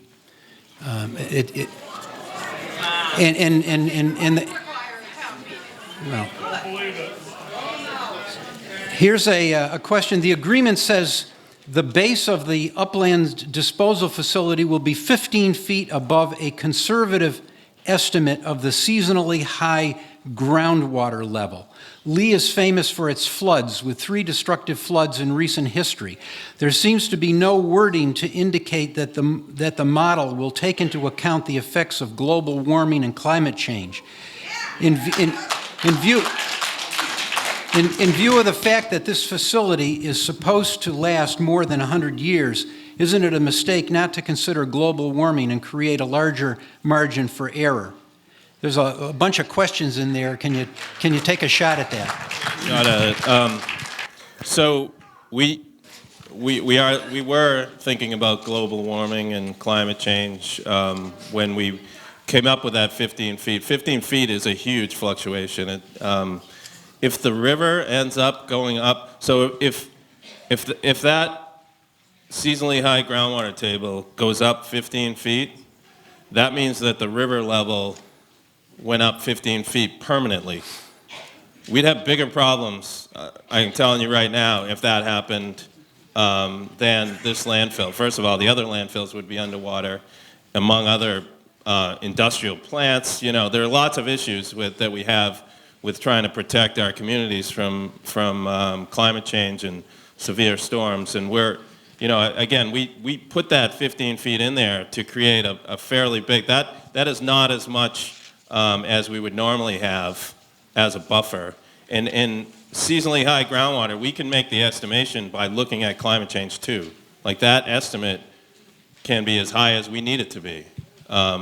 We don't want the water to contact the landfill. That's clear. That was one of the things that we talked about, and we talked with Jeff, the environmental consultant for the towns, over the course of many weeks to make sure that we got something in place where we were all comfortable that that would never be an issue.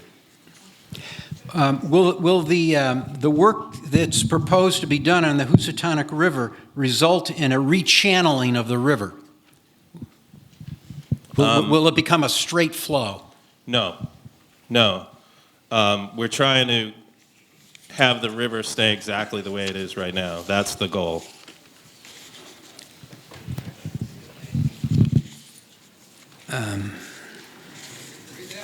Bear with me. If the river is an open solid waste dump today, why are two large upstream areas being left there, left the way they are?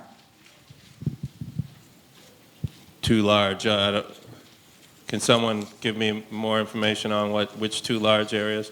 The critical core areas not to be mitigated. Oh, okay, thank you. So back over the last, 15 years, there have been discussions as to there's habitat in the floodplain that in the minds of many, so there are two schools of thought in the environmental community. One is that, you got to get the PCBs out no matter what you're going to ruin to do it. And the other is there are certain critical habitats that you just can't afford to lose in the floodplain. They help endangered species or whatever. And there may be small areas of, certain type of fern or whatever that can't be recreated anywhere else, in not only in Berkshire County, but in other places that you don't want to touch. So you might leave small areas of higher level PCB contamination in there just to protect. So you're making a judgment, are the PCBs in this small area worse than losing this fern forever or whatever? So that's where that comes from. There aren't any big, large, huge tracts of land that have that issue. It's more small, discrete areas where there's some type of endangered species or whatever that we don't want to ruin. Again, we've gone back and forth on this. There are different environmental schools of thought on that. It's not like it's not GE has nothing to do with that opinion, I can tell you that. There are people within the government that disagree on that. The next question is... the answer is no on that, I think, right, Dean? Is that capped? There's no cap in the floodplain, yeah. The next question is, in the event that there are new technological developments that can improve the cleanup process for PCBs, will GE be required to use those processes? So the answer to that is, and I'm going to be honest, it sort of depends. But there's a clause in our existing permit that is called adaptive management. So it basically says that, and it says that there has to be, if there's something identified, some other new method, we're going to try it. If it works, GE would have to submit a plan. So it's not as easy as just automatically they're going to implement it. So I'm just going to be, I want to be as frank about that as possible. We would have to push, and we would push, but it's not like it's automatic. There would be a plan. We would approve it. There may be a fight, but we purposefully put in this adaptive management, which is a new thing for EPA over the last, 10 years or so. And some of us like it, some of us don't, because it can cut both ways. The companies decide not to do things as a result of adaptive management too. So we do think, though, it gives us an opening to have that fight. Okay, that ends the written question. If I did not read your question, you can come up and ask it. We're going to take people from Lee and Lennox first. Please form an aisle and come up to the microphones. And we'll go from left to right, left to right, left to right. And would you please state your name and the town you live in? My name's Monica Ryan. Wait a minute. Let the noise settle a little.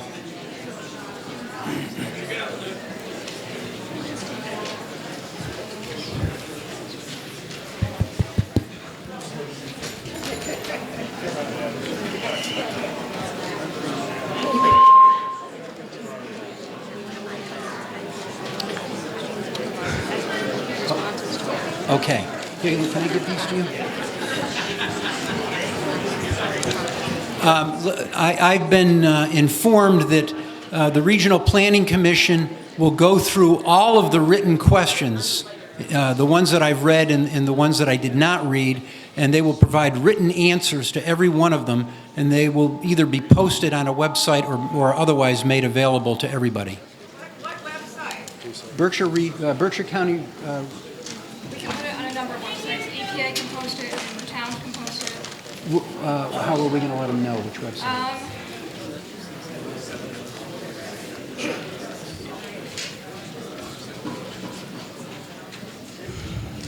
There's a website there In yellow. in yellow. It'll be on that website in yellow. Okay, to the left first. Could you please state your, over there. Yeah, go ahead. Can I just read a statement? Yeah, but could you please tell us first your name and the town you live in? Sure. My name's Kelly Koperick, and I live in Lee.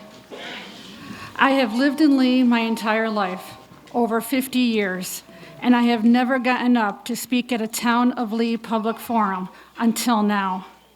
I do want to be on record saying, although I am a member of the Lee School Committee, tonight I am only speaking as a registered voter of Lee and as a concerned citizen.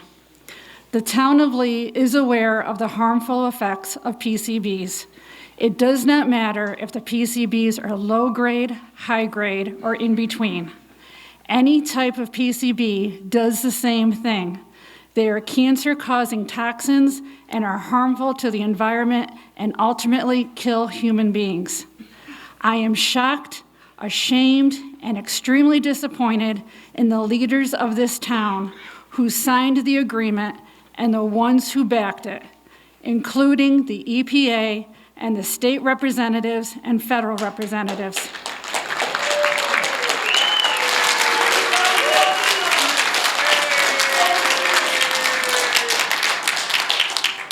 Elected officials' main job is to listen to their constituents and take their view into consideration when making important decisions.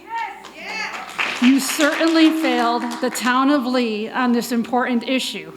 Shame on all of you. You all had some voice in this settlement, whether you admit it or not, and are no better off than GE officials who wanted this dirty deal, which was created behind closed doors and without our input.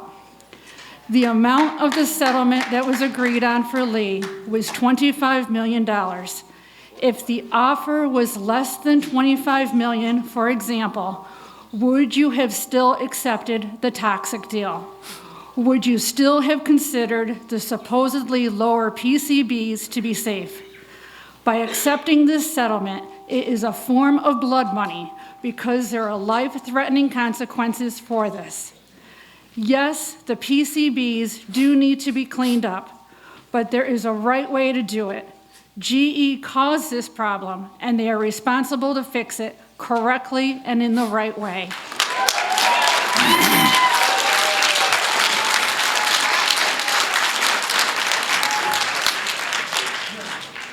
PCBs are dirty and toxic enough. We do not need shady deals to add to the mix. This PCB settlement is unacceptable and a slap in the face to all the people in Lee. We deserve better. Thank you. Thank you. Go ahead. Thank you. I agree with her 100%. My name is Monica Ryan. I live in the town of Lee, and I'm a district representative. And I'd like to see the gentleman from GE and have them stand up and see who I'm talking to. Are they still here?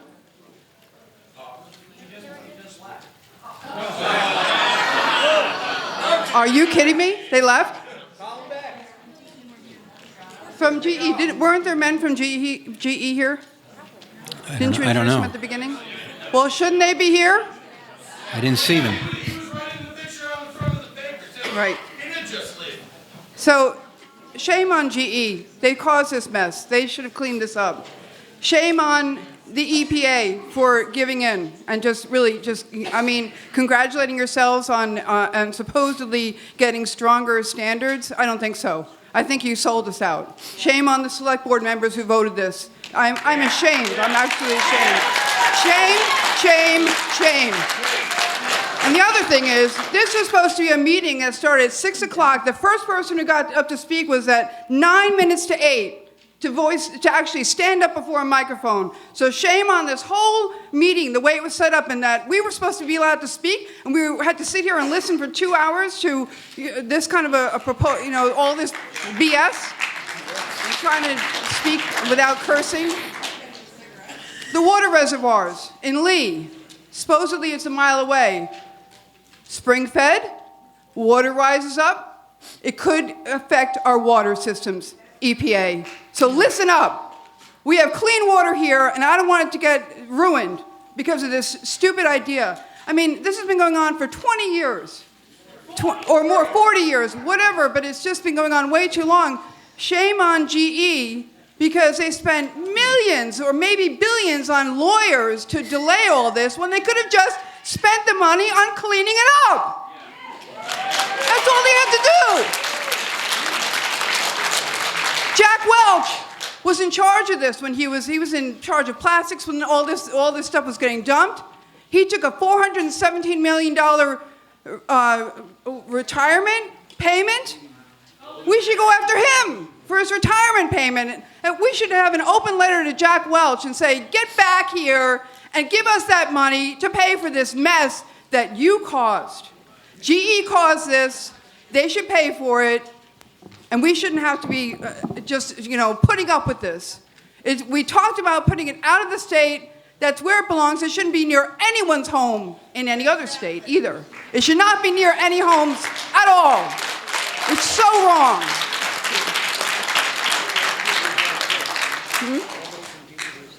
And I think that we need to have a vote on this. I agree. The people need to speak, and all the people, not just the representatives in Lee, because remember, we've got this silly representative form of government that I hate. It should be every single resident of Lee voting, and all the other towns, not these little behind-the-wall secret meetings. Thank you.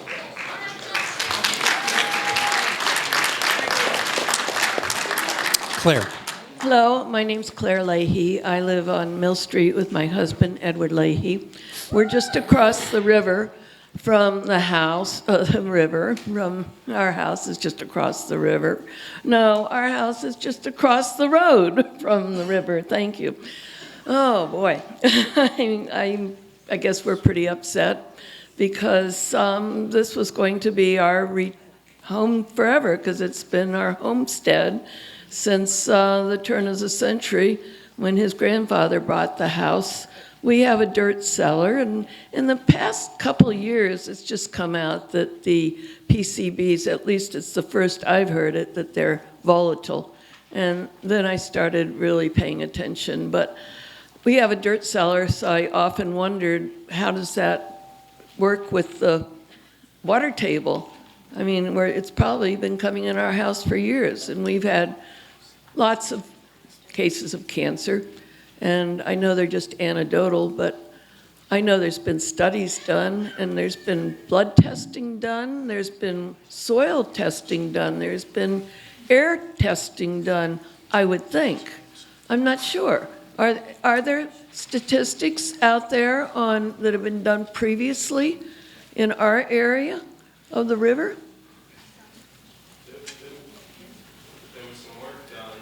The mic's off. Yeah, there was work done in Pittsfield, I know, with blood testing, and there was a determination made at that time of one of the major pathways to people that had elevated levels in their blood was people eating the fish. So that was the biggest, and that's one of the reasons why we're cleaning up the river too, is that fish consumption is a huge pathway, and it creates high blood levels of PCBs. People that were exposed in their yards, for example, had less levels of PCBs. It doesn't really speak exactly to the air, but it certainly, don't eat the fish. That's one thing I will say. That's Okay, in the toxicology, you laugh, but people do eat them out of Woods Pond. I've seen people fishing there. and kids eat dirt too. And in the toxicology profile for this particular carcinogen by the agency that can advise you about the health effects and help communities monitor their hazardous, what's going on, and maybe try to figure out ways on their own with the community on how it could be handled. Has that agency been involved at all? But before you answer that, I'll just say that toxicology report says that if anyone lives near a PCB dump, and I guess you're going to say only with the highest toxins this applies to, but if a family lives near there, the children should be told to wash their hands every time they come in the house, because they play in the dirt, they play in the leaves. It goes on to say how the PCBs evaporate out of the water, out of the dirt, out of the leaves, out of the grass. They come down, they travel through the air, and they go thousands of miles. Some of them stay on the bottom of the river. Others change and go up into the middle section of the river, and others come up to the top of the river. Is that not correct? Mostly correct, yeah. No, I agree. But the biggest problem we have is the fact that these things have been in the river for 75 years. I understand, but what testing has been done to see where we're at now? It's not being done by you, because you're being really cut short on manpower to go out to every community and make tests. Our own state DEP backed out of trying to protect us on this, even though they totally agreed that it should be shipped out of state. And why did you ask for it to be shipped out of state rather than be put in a local dump? We asked it to be shipped out of state because that's what the community wanted.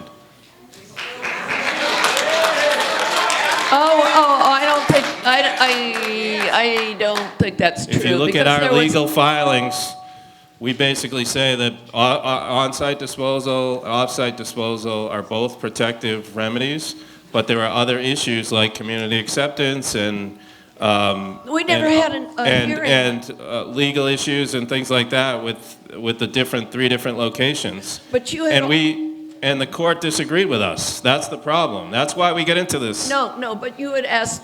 You had, in the original decree for the rest of the river, which was how many years ago that you wrote the original decree for the rest of the river? 20 years ago, yeah. 20 years ago. You asked then, part of the decree was that you were going to have it shipped out of state. And yes, GE protested. They went to court on it. In 2016, we asked for it to be shipped out of state. Right. And the reason was one reason was community acceptance. No, we had not had a public hearing before that We have decree was done. Hearings for the past. I've been involved in this for 25 years, and we've had lots of public hearings. I've heard from HRI and others. Okay, Brian. A lot of the things that we tried to make better in this agreement were things that we heard from the environmental groups. So we knew that people didn't want it here. We knew that the state didn't want it here. Absolutely. Okay. So we made that decision, but also in our filings, and we still stand by this, we think that both were protective. We could make them protective. I understand. So Claire, what's the? I'm sorry, but it's been over 3 minutes, and it's somebody else's turn. All right. Thank you. Can I just say one thing too, that we're going to get through everyone, whatever. I'll stay here all night.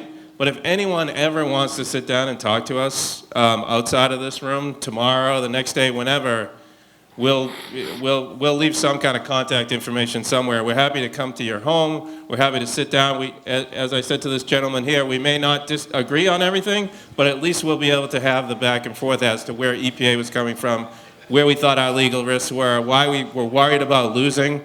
We don't lose very often. We don't in these things. We were worried in this case because of what that court said, or the Environmental Appeals Board said. Okay, it's this gentleman's turn. Hello. Sage Radachowski. I live in Lennoxdale. About quarter to a half mile from the proposed dump site. And I've also been in the meetings for about 4 years now, so I've listened to at least 30 hours of Dean speaking, for instance. And I've been in the process as much as it is possible for a citizen, I believe, as much as I could, despite I have to work and make a living too, as we all do. It's taken way too much of my life so far. And I just have about 3 things, and I'll make it very brief, but I have to say at least about 3 things. One is that it's felt, first of all, it is not really a democratic process, and that's from the top down. I mean, the EPA, the EPA is basically has the power to determine what happens, and they get to say what happens. And they listen to us, but it feels almost like, you know, you're putting applesauce around a bitter pill, like you want to give to a dog. That's not a, yeah, peanut butter. What I'm saying is, yes, they hear our input, and they are good people as much as, you know, but they're friendly. They're not exactly our friends, though. And then it's felt like almost an adversarial relationship. And the town select boards have been in a really hard spot, and I understand they're working with this thing that has a lack of democracy from the top. And then they're trying to work with that and feeling like they're in a bind, and they have to make a choice between this or the lesser evil.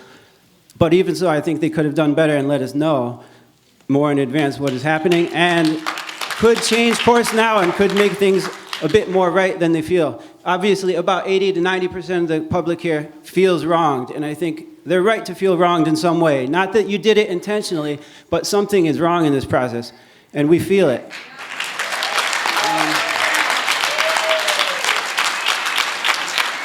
Well, thank you. And then my third point, and this is it, that there are ways to destroy PCBs thermally, and that does not only mean incineration.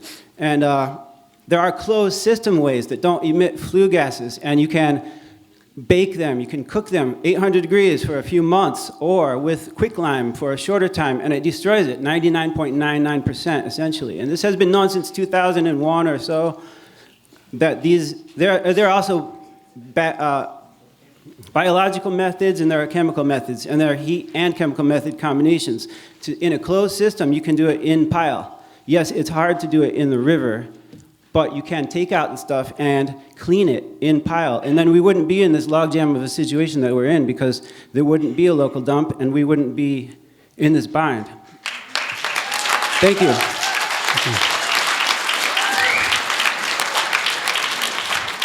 Go ahead. Hello. We have a lime quarry in our town that has quicklime. Yes. Yeah.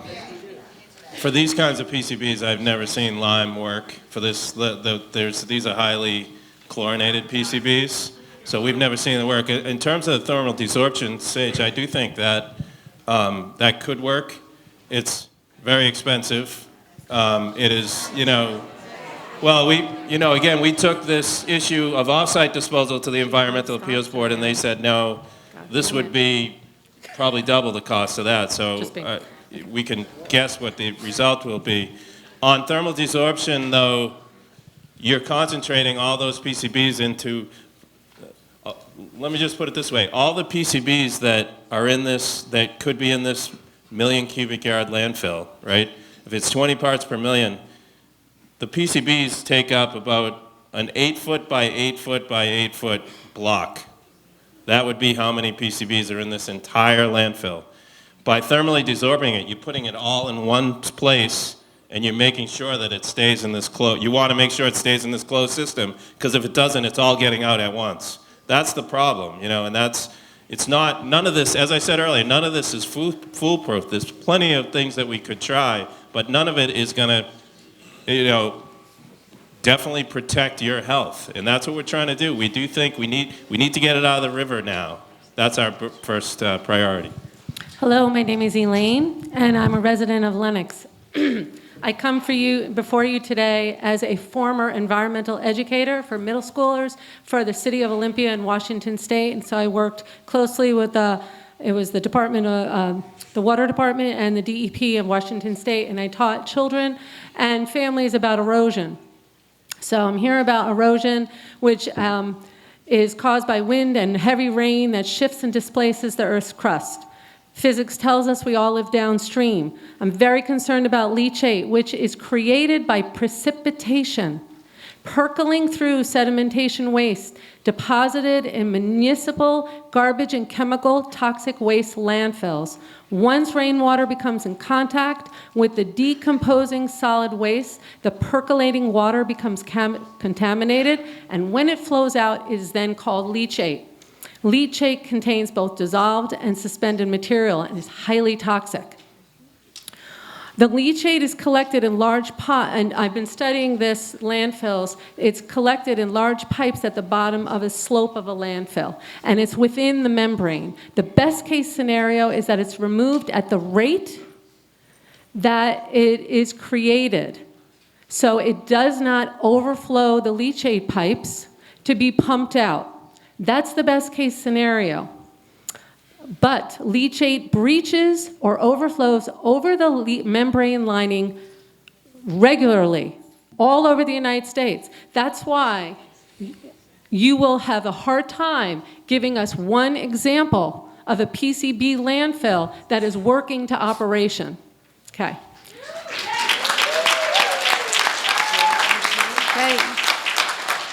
Okay. Leachate gets into the soil, river, and groundwater. We only need to look at history and our many current environmental disasters. We've been talking about that. Hurricanes and flooding. Nature trumps our best infrastructure and designs. When leachate overwhelms the leachate pipe removal system, it flows over the membrane and travels on the surface of the soil down to the river. The leachate also percolates through the soil to the groundwater. And then it also becomes airborne. Once it's in the groundwater, it becomes airborne and goes into the houses. I want to talk about the leachate is pumped off site. I don't believe that you're going to be capable of the thousands of pounds of leachate, the thousands of gallons of leachate as you're making this pile, and we get heavy rain in New England, there's going to be a lot of leachate, and it needs to be removed properly, or it's going to be. The important aspect of a PCB landfill, and one only has to look to history and communities and land that have been further poisoned by the PCB landfill failures. That's very clear, that this landfill could potentially poison our children in the future. We only need to look at what happened at Warren County, North Carolina, where there is a state-of-the-art PCB landfill, and there was an emergency where the leachate crested and overflowed their lining. I'm very concerned about this.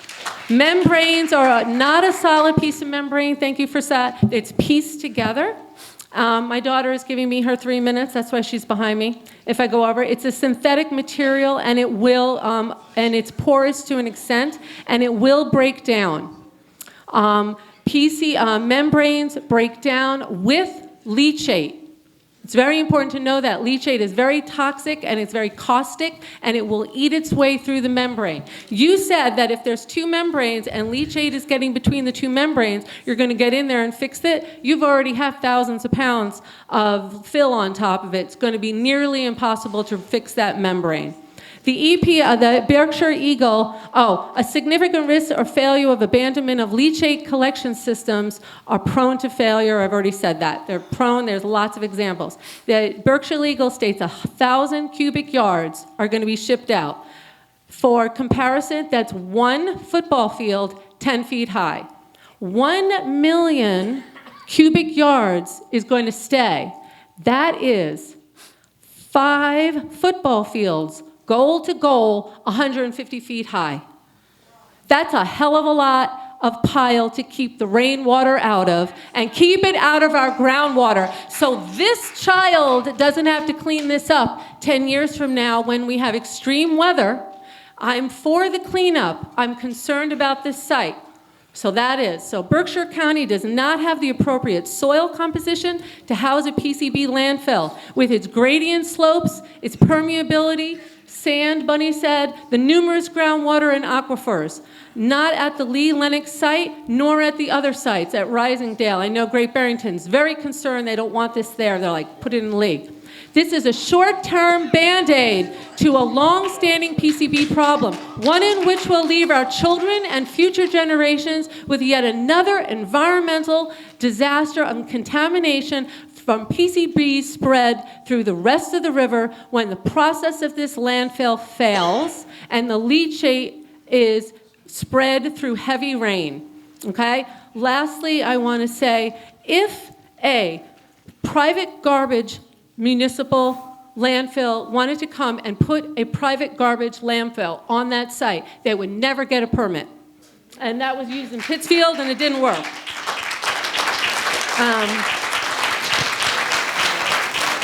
I am going to sit down with this man here. He's very nice. We had a nice conversation with any teenagers and anybody that would like to be under 20. I would like to sit down with him because you are the next generation. I am just your science teacher. I'm your science facilitator. And so we will make it. You're all off from school. Come and give me your names. You're right there too, right? Let me see a show of hands for young people. Can I remind you that there's a 3-minute limit and you're over the limit? It's somebody else's turn, please. She was giving me her 3 limit. There you go. Thank you. Thank you. Hello. Hello, I'm Kathy Hall, and I'm a long-time resident of Lee. And my focus has always been around the children of Lee.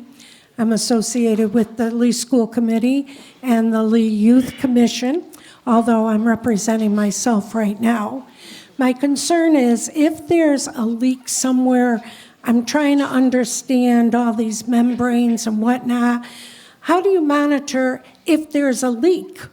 You know, how often do you monitor this? I mean, is it something that's every day? Is there, so how do you know where there's a leak and then it starts leaking?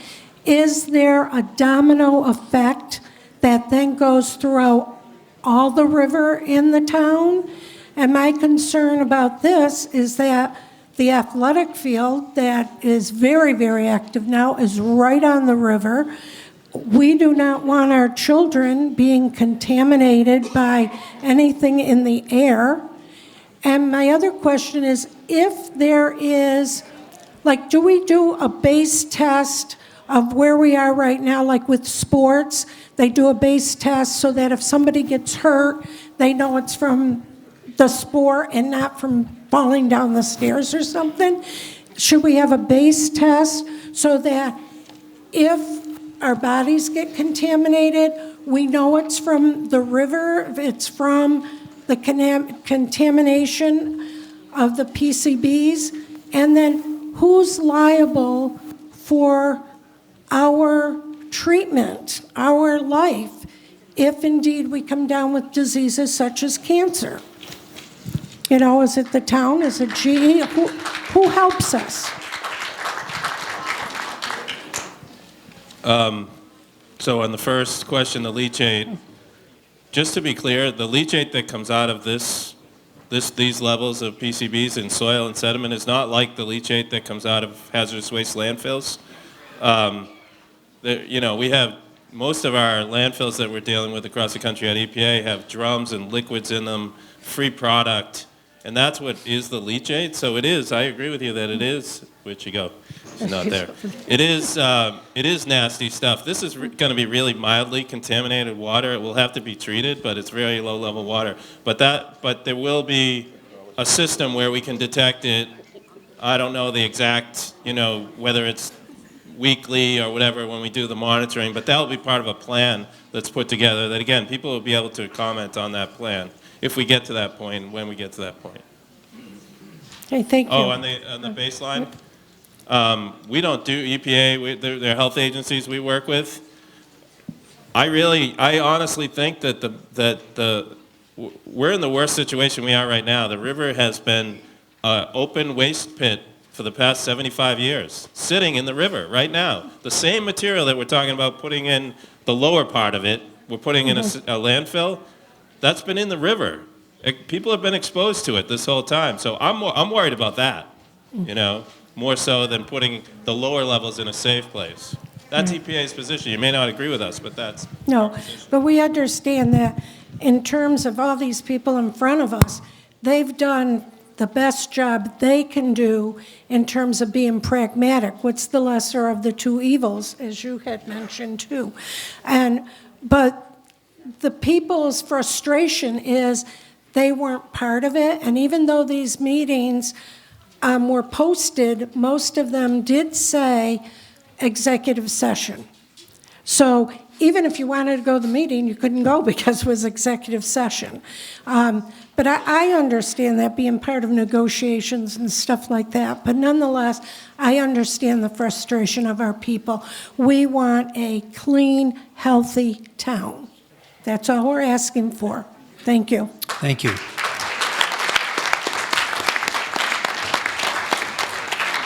Go ahead. Good evening. My name is Bill Abderhalden. I've lived in Lee all my life. I've raised my family here. My family in the past has a big part of the building of this town. For my grandchildren and my children, I would like to maintain the integrity of this town. I want it to keep being the gateway to the Berkshires, not a gateway to a toxic dump.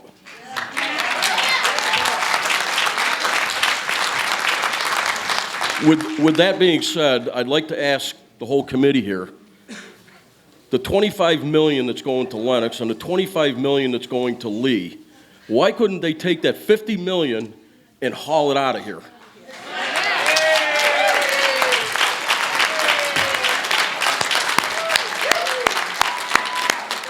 It certainly isn't going to lower my taxes. Yep. Do you have anything to say for us? Thank you. You can't answer in terms of the 50 million. I can't answer whether they should do that or not. But that wouldn't get. They should do it. That wouldn't get you as far as all the material. Wouldn't even come close. So that, 50 million may get. But it would be another a big part. amount. It would have been, yeah. And how much are they spending to build the landfill? Put that in with the 50 million.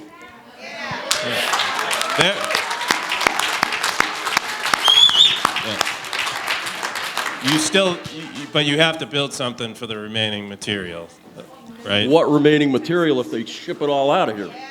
Well, their money isn't there to do that. We already tried that. EPA tried that.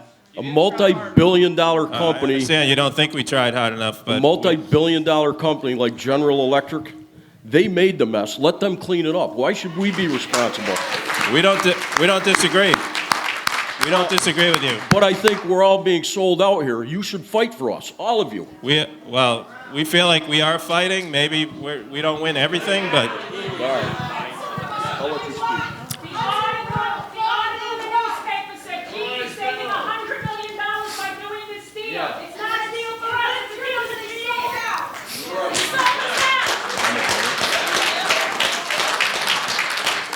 I'm Jim Castagnaro. I'm a District 1 representative for the town of Lee. I lived here all my life.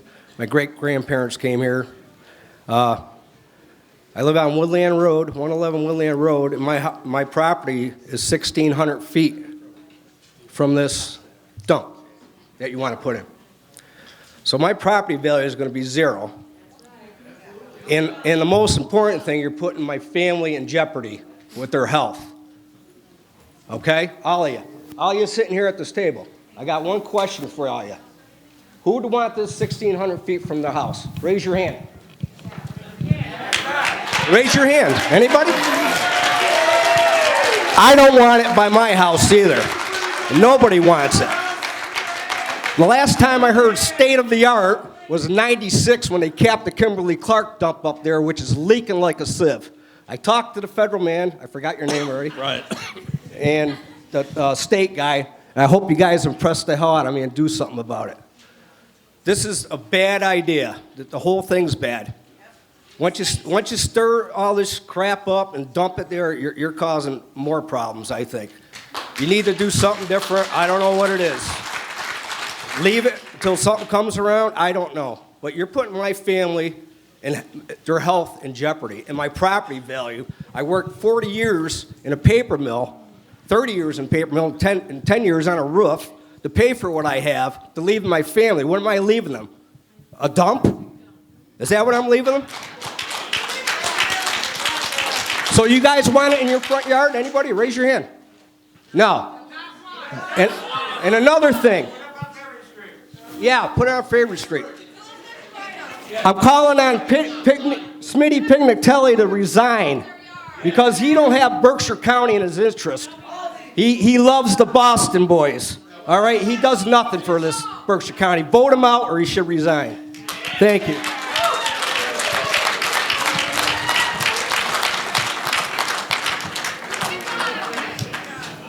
Well, that's a tough act to follow.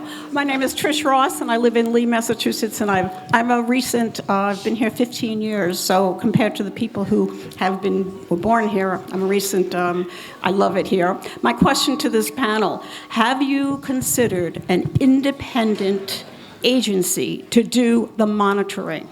My worry is that maybe not the monitoring on a daily basis, but at a weekly or monthly or periodically monitoring by not by GE, not by EPA, by an independent monitoring agency who will look for this look at it from clean eyes, fresh eyes, and they're not being paid by anybody. That's my question. Would you consider that? The other thing is, I just thought I'd throw this in for as a little humor. In Massachusetts, we voted for marijuana, and people voted on that, and we didn't vote for something that is important as this. Yeah.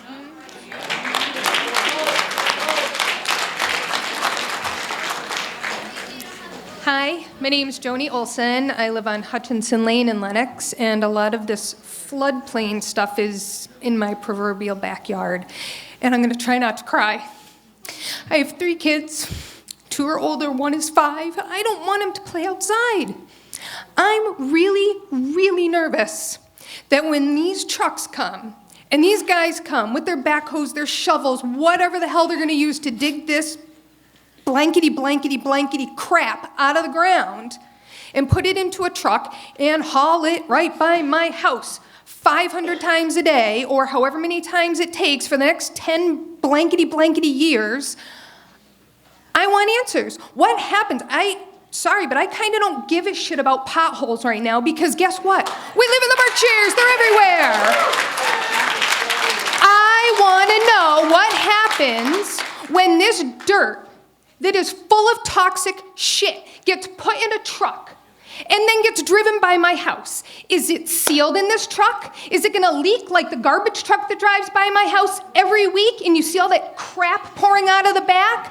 I wanna know, and I want an answer. What happens when they blow a tire and the friggin' thing flips over and now there's dirt all over my road? I wanna know when they start digging it all up and it gets even more airborne, do we shut our windows and buy new filters for our air conditioners? What do we do then? Please tell me those things. Those are real life things that are going to happen right now.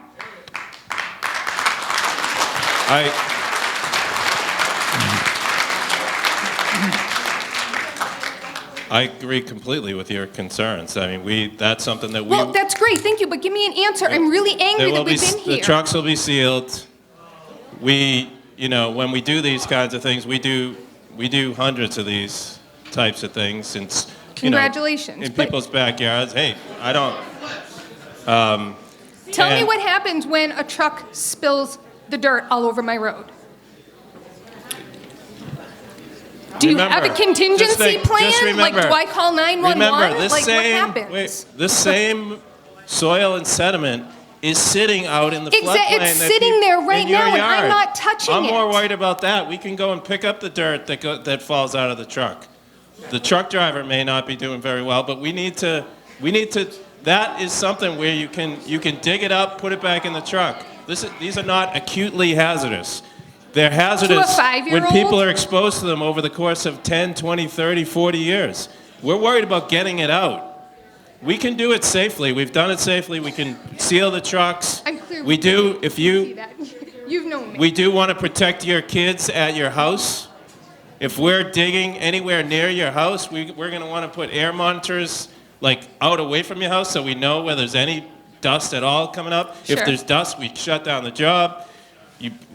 There are all kinds of plans that we have to get in place to do a job that's near someone's house. Will the trucks have liners?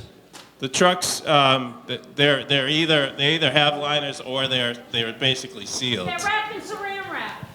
Like, that's what I don't understand. Like, they're sealed by like when you see a gas truck go by, like a propane truck, that's sealed. I feel okay driving Yeah. next to that. I don't feel that okay driving next to those, but PCBs are not acutely hazardous. Okay, so it takes all the studies related to cancer and everything. It takes 20, 30, 40 years to have that kind of exposure. So we're unlike if we were sending high levels of mercury or cyanide across the town, and people come in contact with it, they're going to get sick. We would worry more about that. PCBs don't have that problem. The problem is having people exposed to it every day for 30 years. That's the problem, and that's what we're trying to fix. Airborne PCBs, again, not acutely hazardous. We don't want people coming in contact with that, though, so we would do something to protect your house, to protect your kids. Okay, but that's the thing is I want to know what the do We've done jobs something where we're is. right in someone's backyard where we actually move people out for a week while we're doing it, and then we move them back in. On your dime. What's that? On your dime, the EPA's dime, or GE's dime? Well, it depends on the project. I'm not talking about here. I'm talking about other projects we have. We've done it on our dime more recently. If it was GE's job, we'd do it on their dime, you know. Okay. If we don't feel like we can protect that house without having people moved out of there, we would move them out. Like the floodplain in the back of your home, for example, would only take us a week to do, right? That one area isn't going to take very long. It takes a long time to go down the river, but that one area won't take very long. So we deal with those kind of things. We deal with them all the time. Again, I have kids, all right? I have kids. I grew up in Woburn, Massachusetts. You guys have all seen the Civil Action movie. My next door neighbor, 13 years old, died of leukemia. He was 2 years younger than me, from the water we were drinking. Okay, so I take this really seriously. That's why I have this job, because I feel strongly about it. I wouldn't be doing anything to affect people's health. I get that, you know, people think there's no safe level, but what we're doing here is trying to create a situation that's very safe. And I know you're saying no dumps, and I understand that. No one wants dumps in their backyard, right? We're not saying, we're not. No, it's not. Well, no, because. Yeah, let's take down one area over 10. Great. So you choose one town to kill. You're trying to kill one town over 10. Well, great job. Again, we don't agree with that. We don't agree with that. We've been working on this for a long time. Again, this material is sitting out in the floodplain in the river right now, right near your house, right near your neighbor's house. Now. Totally uncontrolled, not sitting in a lined landfill with a cap, and that is much more exposure. I know people don't want to hear that, but that's much more exposure than what we're talking about. The gentleman in the gray jacket's been waiting to ask a question or make a statement. This ain't going to be easy. My name is Al, and I think it's the right thing to do to speak for myself and my coworkers who work with this stuff. I don't think that there's many people in this room that know really how nasty that stuff was. I worked in power transformer for 18 years, on and off, and we called it Paranol. One thing I'd like to say is how it ended. Thank you. Well, I was one of the few people that they monitored. I got a complete physical by a GE doctor for over 10 years. Never saw anybody but a GE doctor. Hearing, sight, sound. They used to send us to the big house for x-rays. When Power Transformer left Pittsfield and went to Canada and merged with Westinghouse, the GE doctor brought us in one by one and sat us down. There was about a dozen of us waiting to talk to the GE doctor. Sit down, Mr. Bertelli. You have 19 parts per billion of PCBs in your blood. I don't know if that's good or bad. Next, and that's how it ended. I just hope you people realize how bad this stuff was. Thank you. Yeah.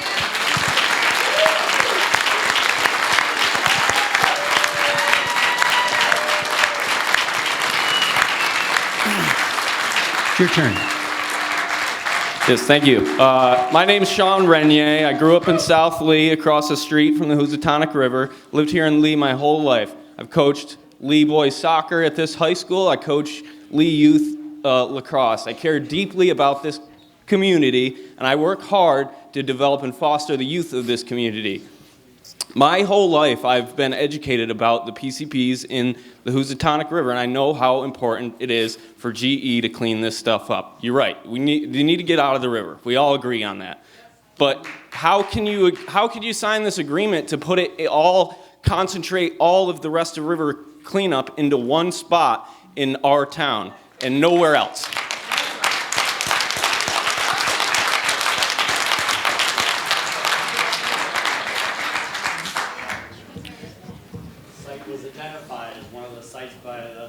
By the EPA, right?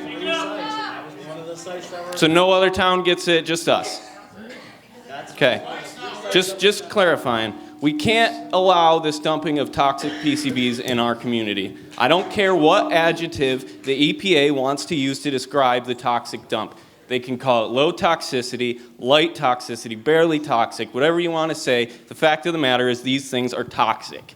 You just said earlier that PCBs are volatile at low levels, yet now we're going to go ahead and take all the low levels and put them in one spot, and it's in our town, and that's just, we're just supposed to be okay with that and say, you just told us it was volatile at low levels.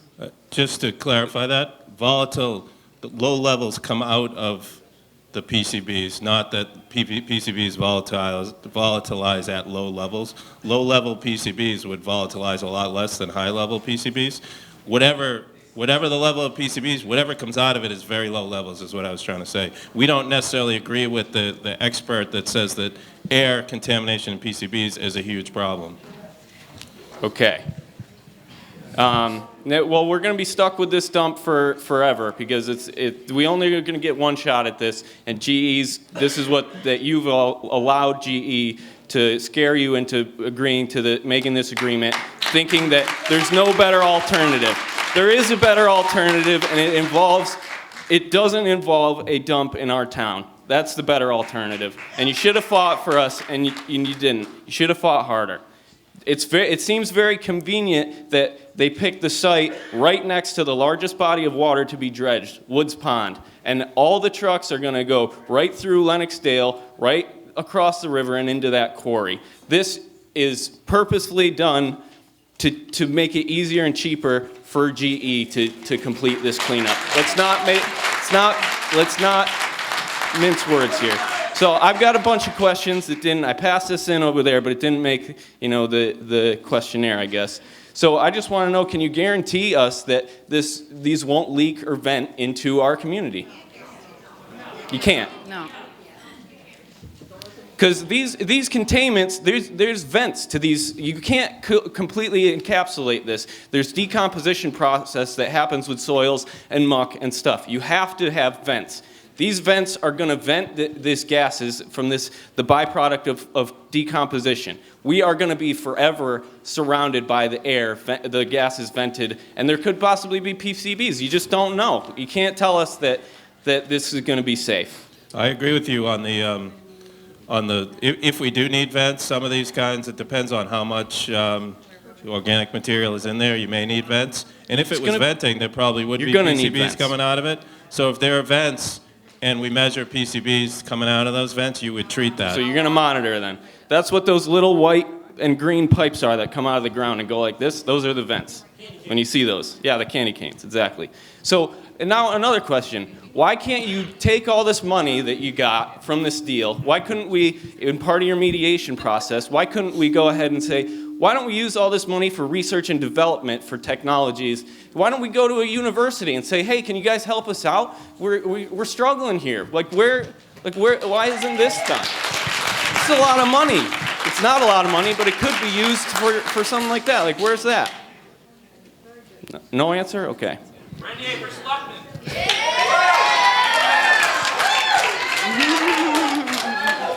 You know, You're getting close to the 3 minutes. okay, I'll finish with this. I want to go on record and let everybody know here that I will be personally running for select board to unseat one of these people. Because this is unacceptable. We won't stand for it. You're all to blame. You signed the agreement, and this is unacceptable.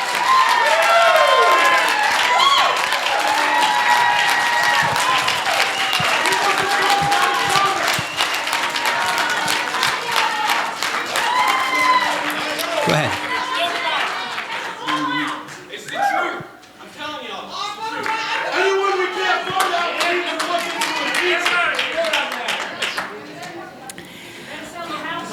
to My name is Maya Conti, and I'm a resident, and I'm a resident of Housatonic. I neither own any property in this area. I did not grow up in this area, and my child is no longer living in this area. I can easily move away and not be affected by this. But I'm here as a community member expressing a sense of some intelligence to the matter that I see. So it seems to be, as professed by the first presentation, that this is actually not something that you all were very fond of. You all probably went up against a hard call to agree to this, and it seems to be that it was fear of the worst case scenario, that GE would push you back into a corner and we'd get it even worse.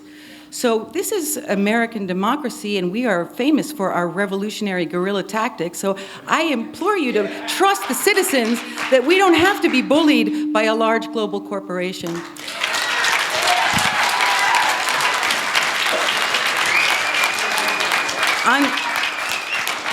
So it seems to me, and I'd like to address this to GE themselves, who are not here, interestingly enough, that if I understand correctly from the information that I've gathered, that what we're up against here is a question of $400 million. It would cost $600 million to take all this stuff, ship it out, and put it to a place that's designed to facilitate this with no citizens and children all around. But it would cost $200 million to do it this way. So they want to save $400 million. So first of all, I'm just going to say, GE, this is a little embarrassing. You're a $77 billion company. Why are you scrambling over little pennies? Why don't you just do it? Take care of your business. Show up. Be a great business. This is the cost of doing business. Good business costs sometimes. This is your history. This is your legacy. Here's an opportunity to, rather than being the sociopathic villains, to be the heroes. Just do it. Just drop the $400 million. Get over it. What's the big deal? Okay, so that's to GE. Also, I'd like to say that in terms of guerrilla warfare, the problem with dealing with corporations is nobody becomes personally responsible. So we are dealing with this at an intimate level of families, children, intimate level with our representatives. And then there's this kind of amorphous Borg of a GE. So I will encourage us as citizens to put a face to the responsibility of this decision, and that would be the CEO who's making $21 million over the next 4 years, and that his family and his wife and children can be involved in this process too, that we all get intimate and personally connected, and that's a way to address it so that we're not dealing with some anonymous type of thing.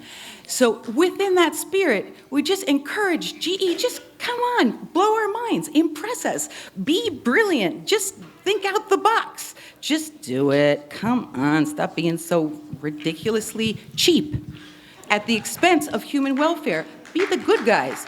That's what I have to say. Also, I would say that to our representatives, as I understand, we have protocols that we can put into place to bring this as a vote to our mandates, and that the citizens here are going to be working on presenting those things to each of our collective townships so that we can proceed in a way that involves our voting. Yeah? Yes. Okay. Thank you very much. Can I just respond to one thing? Yeah, go ahead. Go ahead. The places where this stuff is going, off-site, don't necessarily, are in populated areas with kids too. So I'm just, we're not talking about sending it to the middle of nowhere. That's not why it's going. It's because there's an already existing permanent facility which will be built exactly the way this one is, or has been built exactly the way this one is. So there are these, what's the address? Well, there are a couple different places. We can give you the one. There's one in Detroit, Michigan. Again, it's, so that is a large PCB landfill. We can put some of the places on our website. Yeah, we'll put it on our website. Okay, your turn. Good evening. My name is Kathy Dowse. I'm a District 4 rep. Thank you. I spoke last night at the Selectmen's meeting, so I apologize if some of my comments are a little redundant. Question to Brian. When did the EPA start caring about health and safety? What year?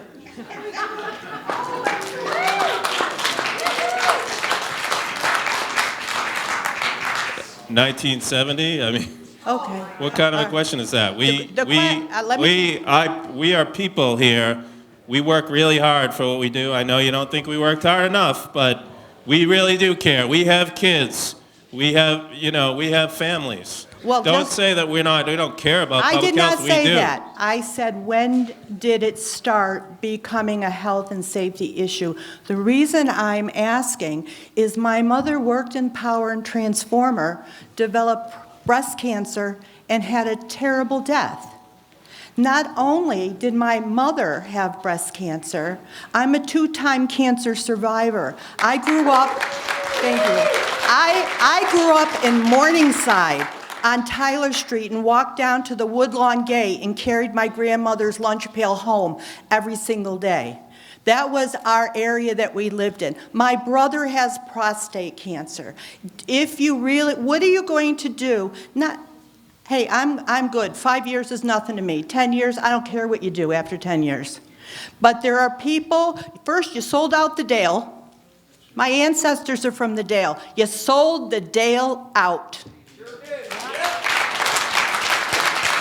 You sold out every single abutter with not, what are you going to do? You're going to buy their property? Who's going to buy their property? These are single women, one a widow. What are you going to do to help her? Who's going to help her? Any hands? No, you're just going to raise her taxes.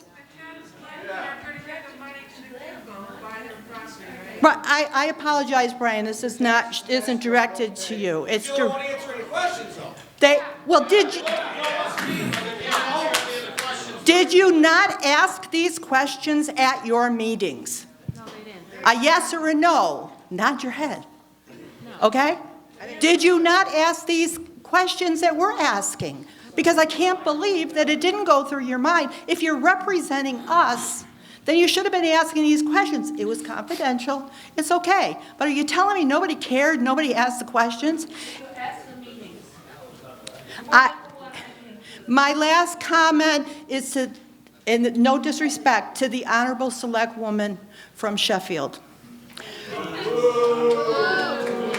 Do not come into my community, do not come into my school and ridicule these people for their passion, interest, and fear.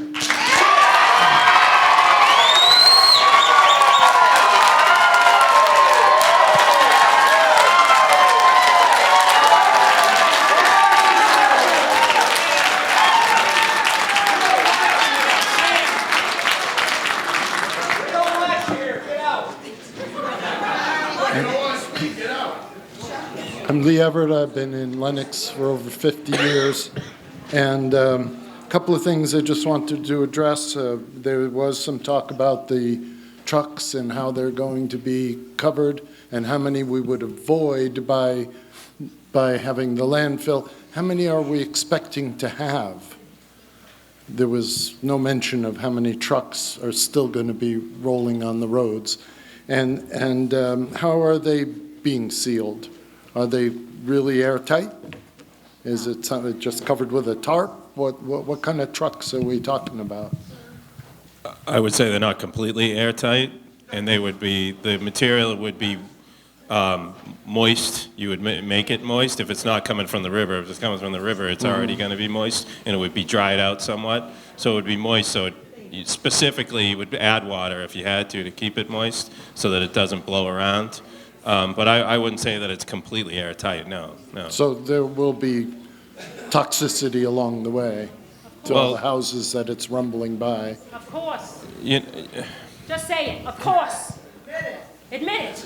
Well- Say of course. Say it. Wait a minute. Of course, what? You're out of order. All right, let's keep it civil, please. So again, we would do our best to make sure that they're as airtight as possible. Again, we're talking about very low levels of PCBs in there, and they're not acutely toxic. So if it was something that we were worried about the air coming out of there, then we would do something different. But again, this is 20, let's say 20 parts per million. That's, I don't know, like, what is it? One drop of water in a swimming pool is 1 part per million. That's what we're talking about. Okay, just to give you an idea of, again, we don't want it going up through the food system. We don't want it in wildlife. We don't want it in the fish, people eating the fish. We don't want kids eating the dirt. But it's People's different. The vegetable trucks, we want to get it gardens. out of there. And again, I know we disagree on where it's going, but we want to get it out of there. Okay, the other thing is, nobody's mentioned what the river's going to look like after this is done.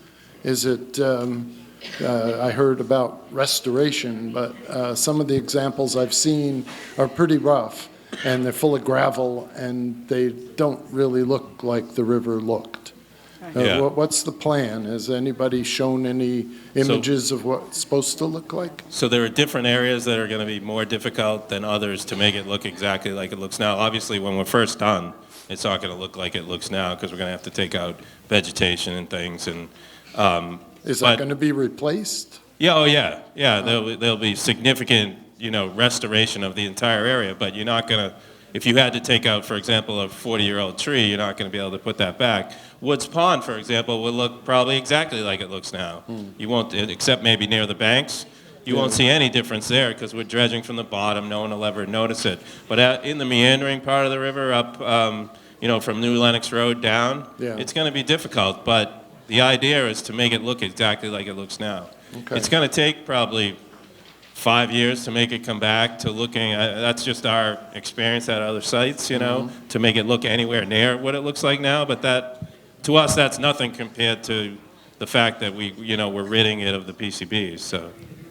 And the last thing is, we talked about the $25 million to each town, and they said there would be some input, some local input, input from the citizens as to how that gets used. Is that the case? Absolutely. Any money that goes into or out of a town, anything that gets spent has to go through town meeting. Okay. So select boards don't spend money, town meeting spends money. Okay, so people will have input. Yeah, that's state law. Thank you. Ma'am? It's your turn. Thank you. My name is Cornelia Kalischer. I live in Lee, South Lee, and I'm a District 4 representative. I want to first begin by thanking all of you for all your work. A lot of time. Nobody's done that here tonight. I can't not mistrust all of you. I've not been involved in all of this, so shame on me. It's very important to me, and I've been involved in other things. So I did write a comment, a written comment that was not read, and I'll get to that in a minute. It was a question, not a comment. First, I want to say that the 45-day comment period is extremely important because that is a written comment and that is legally binding, and everybody should write their written comments. When does that begin? That's one quick question. So we have to write the draft permit first, and that will take us a couple months from now to do that, to get all this in place. And then once it goes out, that's when the comment period will start. So we're talking about probably 2 months out. There'll be a 45-day public comment period. We may extend it, so that people have plenty of time to respond back. But Normally, it's legally required, actually, that we have a 45-day Right. public comment Could you period. please post that date when the 45 days starts so that we can write Definitely. letters? We'll try and have it all ready to go a week before, so we can say the comment period's going to start a week from now, rather than saying it's starting today, you know? I have a couple of comments. At our town meetings every year, we vote to spend money to have a lawyer represent all the different communities joined together in a joint effort. That is the last I knew about this. This is the next that I knew about this. That is a big discrepancy to me of thinking that lawyers were working with our town representatives across different communities, local communities, and then this is the next meeting that I'm part of. So that disturbs me. I want to also say that I do feel like, since I'm listening to everybody here, and I'm really glad everybody's here, so I thank you all for being here, because often in our town meeting, a lot of town people do not come and state their opinions. I appreciate everybody here and speaking. It's hard to hear when people are screaming so loud I can't hear, but I do appreciate your yelling because you feel passionate. And I do feel like this should be a town vote, not a district rep vote.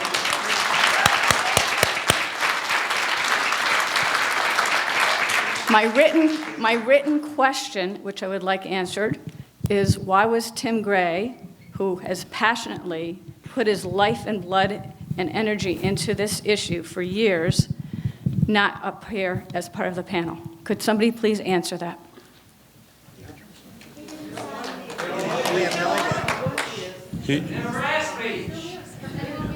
Tim did not sign the agreement, and the panel that's up here are those who did sign the agreement and the 5 town select boards.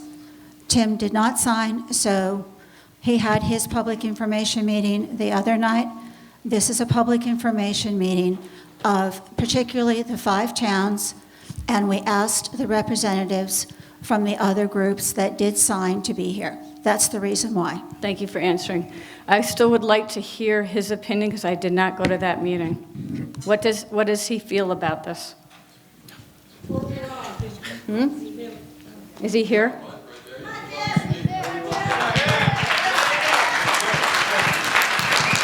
Tim.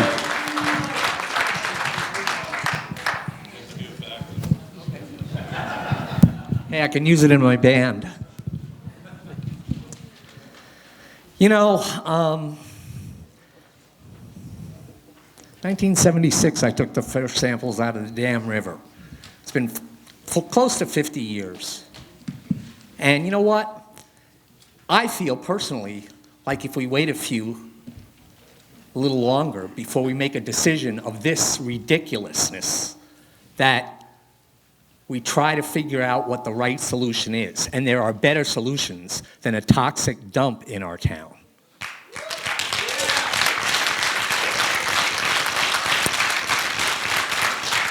Now, anybody here that's not from Lennoxdale or from Lee, you may be safe right now from your property values.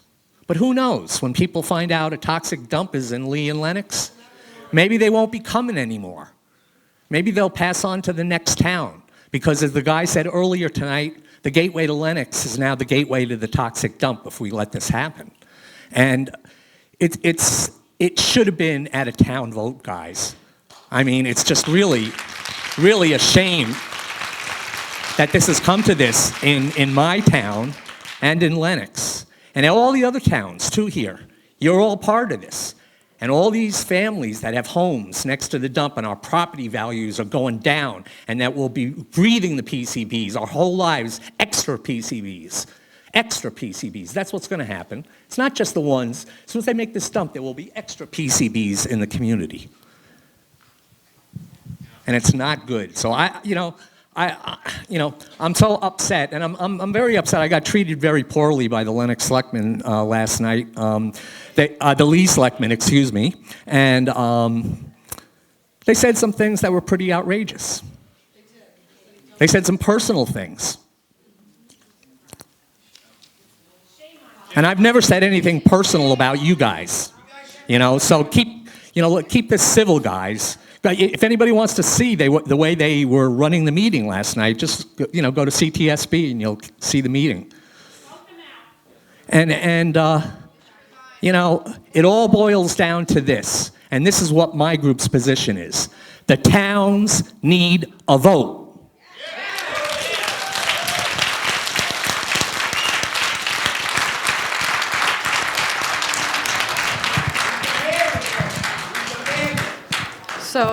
So I thank you, Tim, for answering my question.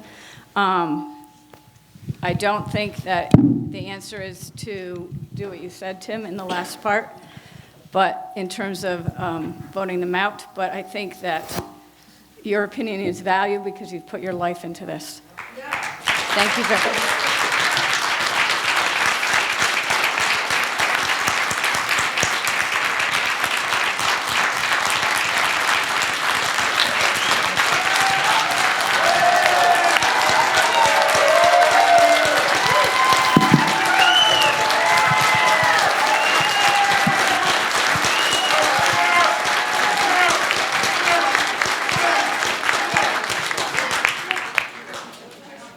Thank you. My time's up.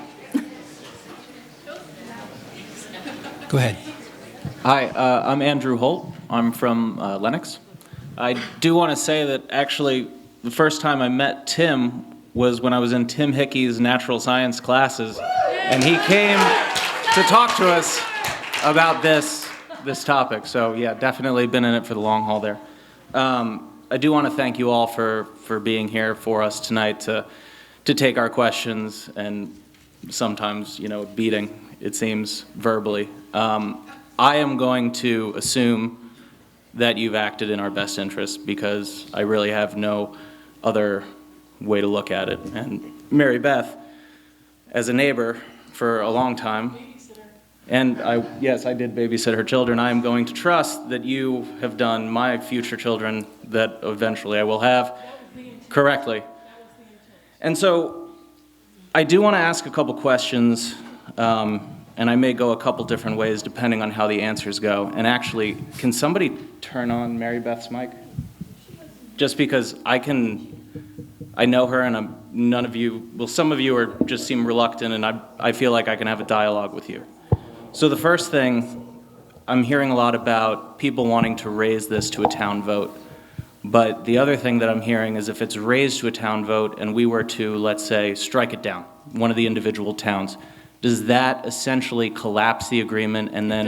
It does. This is an all or nothing agreement. So then it puts us back into the litigation space Right. where there's an opportunity Right. for There was a week. massive failure. There was a week. It's my turn.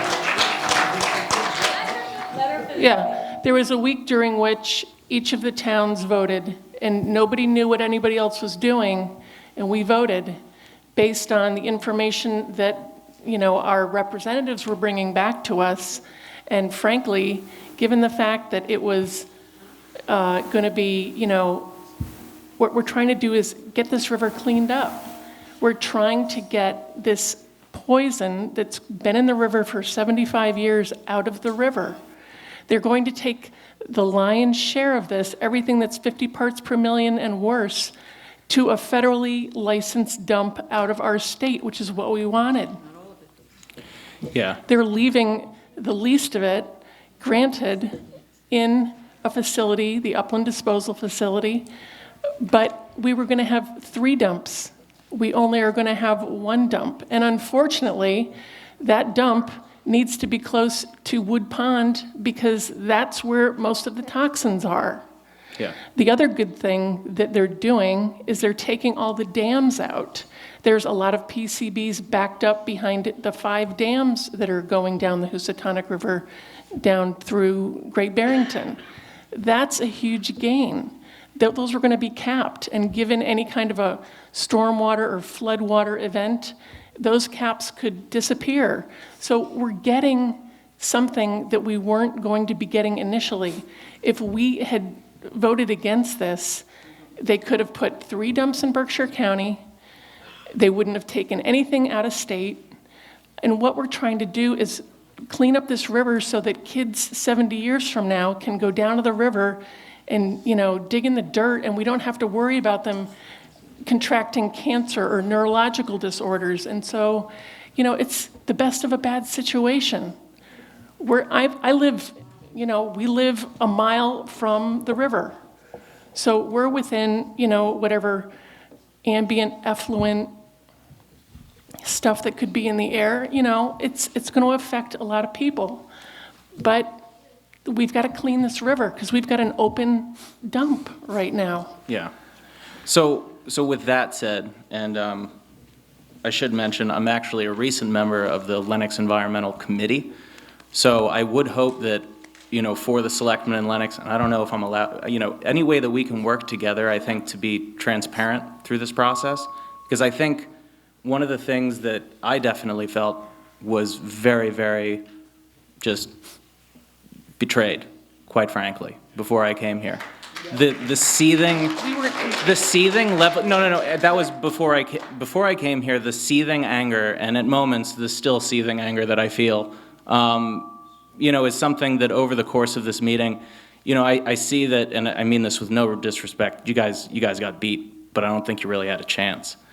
So we will make the best out of this bad situation, and there will be others who will continue to fight this tooth and nail.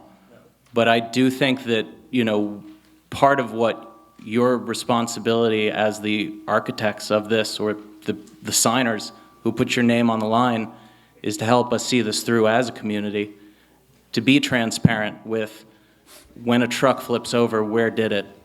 To make sure that there are going to be contacts in every town that if you see something, need something, have a concern about something, you're going to be able to call your town hall, get, whoever the rep is for the rest of the river, and get your concern addressed. I would challenge for $50 million, we should be able to be more proactive than that. Oh, well, there are going to be quality of life plans that we're going to be rolling out. And in all fairness, I have not be able to comment on. I've not read the plans in detail, so I am not going to, but I definitely think that that's an important step that all of you, I hope can, be a part of, and do. So I guess the other question that I have is someone who just moved back from New York City and New Jersey to, live this, come back home, right? And live this life and have some kids and do the whole thing. What are the things that I and some of the other gentlemen back there and everywhere around here who's going to be here for a while, what are the things that we all need to be watching out for? Like, what are the parts of this plan that represent the largest, single points of failure? The places where GE as a company has the ability to twist and the ability to go around and skirt the rules, because quite frankly, they've already done it once, right? Supposed to clean the river, not going to clean the river. Okay, I'll accept that. But what's to stop them from doing that, reading one time a year? I mean, I understand the EPA, and that's great, but I also think, like, if our town governments have essentially signed off on this as well, there needs to be personal responsibility within our town, not to leave it up to these gentlemen who I am sure are perfectly capable and passionate about what you do. Like, I'm not questioning that, but we need to take the responsibility as individual towns. And for $50 million, if you want to know where I think that money should be spent, it's protecting us in the future. Because we can all fight as much as we want about shouldn't be here. I've worked for a very, very large corporation for a very long time in my past, and they're gonna win this fight more than likely. So from a risk mitigation perspective, I think that that's an important thing that we need to take into consideration as towns, and we need to be proactive about. So I remind you that you're well over your 3 minutes. Could you please wrap up? There are other people. Thank you very much. Sir, it's your turn. Thank you. My name is Bill Matthews. I'm a Lee resident, and I have a question and a comment. The question has to do with the fact that I see a lot of talk about trucks moving through the community, but it seems to me that the Housatonic River and a rail line are right next to each other for almost its entire extent. And in particular, the rail next to Woods Pond is right near the Lennox waste treatment facility. So it strikes me that a heck of a lot of high-level waste could be pumped directly into rail cars to get it out of here. You know what, sir, I've been looking through this during the course of, everyone's comments earlier, actually the presentation. I can't remember where I saw it, but I know I saw the word rail in the settlement agreement at some point. So I think that's being taken into account. I hope so, because... Wait. Sir, excuse me. I think, Brian, did you want to add to that? We agree.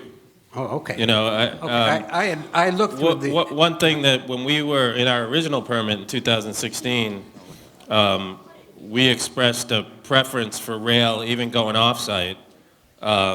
So we agree with you.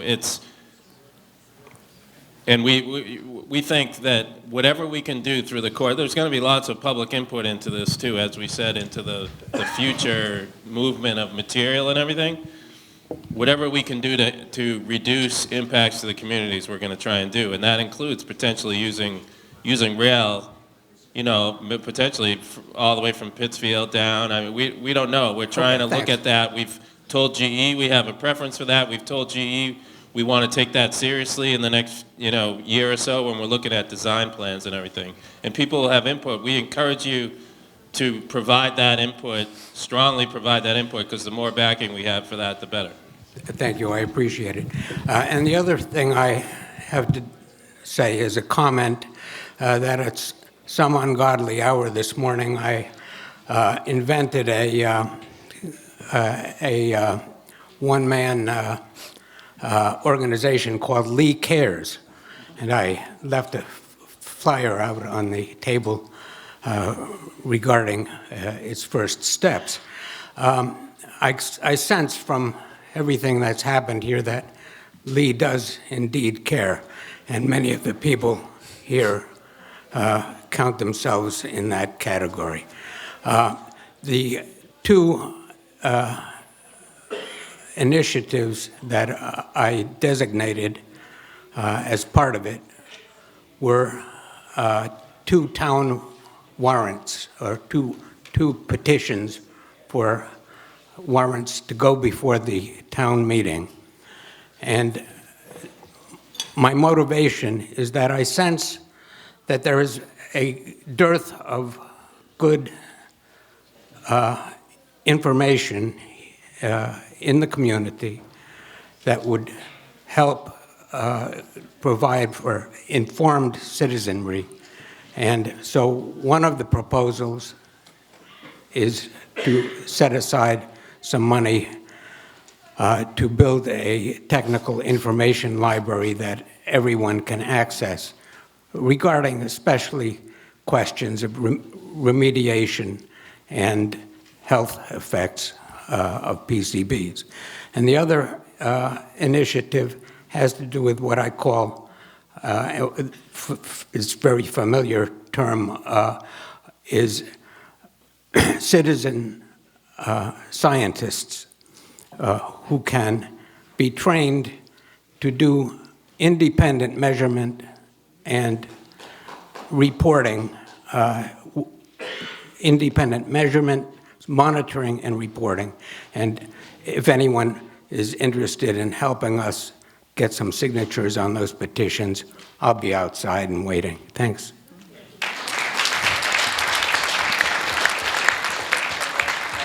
It's your turn. Hi, my name's Eileen Doherty. I am not from Lee. I fell in love with Lee 28 years ago, brought my family up here, and could not believe when I went out to work in the oncology office how much cancer I had seen, because I worked at Westchester County Medical Center before that, and it was nothing, that I saw happen here. And most of the people were my neighbors that I would know, they're not here anymore. And it's sinful. And I realize the oncologists know where it came from, and they have the biggest business in the county. And they know GE. And I don't understand why you're letting them get away with it. They didn't in New York State. I'm from New York. And they didn't. They dredged the Hudson. And I know that everybody was afraid of it, but they got it done. I understand that there is problem with the Housatonic, and it was here, and I know that that's where it came from, but disturbing it, I do know, causes more trouble. It does. It does move it. I know it as a scientist, because that's what I did. So my heart breaks, because I would have loved to have retired here.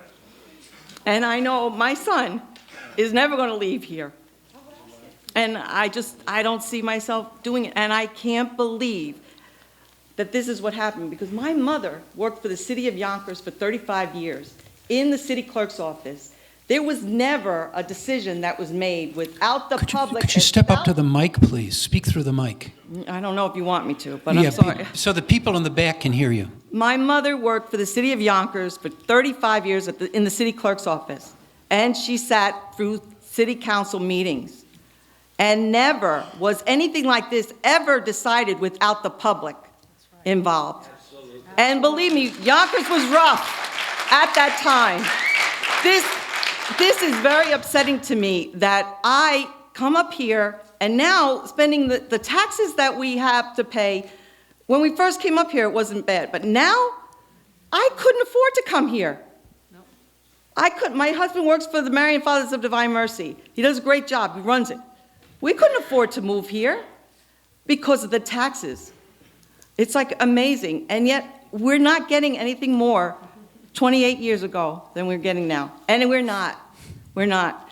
And I just want to, please, please, don't do it to this town. I love this town.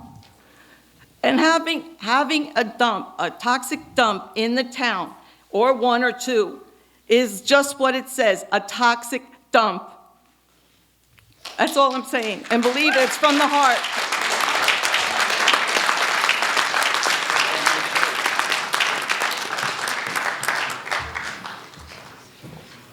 My name is Cindy, and I've been in Lee for 16 years. I want to ask you, is this set in stone, or can we overturn this at this point? I don't know if it's set in stone. Seems like it's set in stone. I think we're still getting off the point. The point is that it's going to go to the courts. I mean, you could vent at us. You could vent at everybody. No, I want to know if it's set in stone, or do we have a chance in hell of overturning this? I can tell you what's set in stone. There's going to be a decision in the courts. GE's going to fight our side. Well, I don't know where we're going to get the money, but we'll argue our side. Don't live in fear. Let's do what's right. I'm not living in fear. I'm giving you common You facts. are, because you keep saying GE's going to win. I'll tell you why GE's going to win. I'm saying it's going to go to the courts. So you're saying to me, I'm scared of that. I'm not scared of that, but maybe we should, at that point, you should mediate something, because if it goes to the courts and you do lose, now you'll give up everything. And it could still happen. Federal government supersedes all state laws. Okay, so that's, since you brought up the federal government, I'm going to talk about that. You're saying that we're not paying attention to it. We are, but you've got to realize the underlying thing. It's going to be in the I just courts. want to know That's if we where have a this is gonna shot in end. hell of overturning this. Do we have any say? Are we going to have a chance of doing anything about this? Yes or no? Just tell me that. I don't know. We do? We have a chance of overturning it? That's all I need to know. Okay, number two. If I could answer your question since you asked it. Yeah. You have, as has been said many times tonight, a chance to comment on the permit when it is revised. If you do not take that opportunity, you are losing one of your main chances to comment. When the permit is finally issued, those comments that you make have to be addressed, and then after that, there are several opportunities which do not exist in the current permit for stakeholders like yourself and all of the concerned residents in this room tonight. And I will apologize for my comments, but I was so upset by the anger I saw and not being able to get to the point where we could sit here and respectfully listen to you. But I will make that apology, and I take back my remarks. I'm sorry. But you will have an opportunity when the permit is issued to be involved in a way that is not currently the case. So yes, you do have opportunities to be involved. Okay, because when Dalton was holding meetings a few years back, I was involved, 350.org got involved, and there was a pipeline that was supposed to go through. But the citizens came forward. I went to another town to help them out as an activist, and we stopped the damn pipeline. So I think we can stop this if we all feel that it's hazardous. But the big question here is this stuff you say is in there 70 years, 40 years, 30 years, I don't know exactly how long.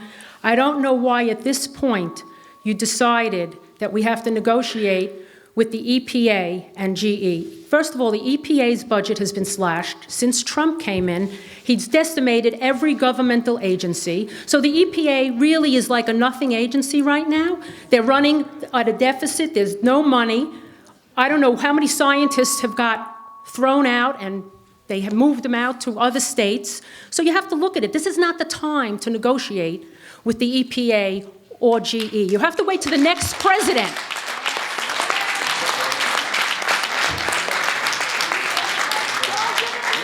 And if there's going to be a vote on this, we might as well do it in November when there's an election being held, and we can make a referendum, and everybody can vote in November at the ballots.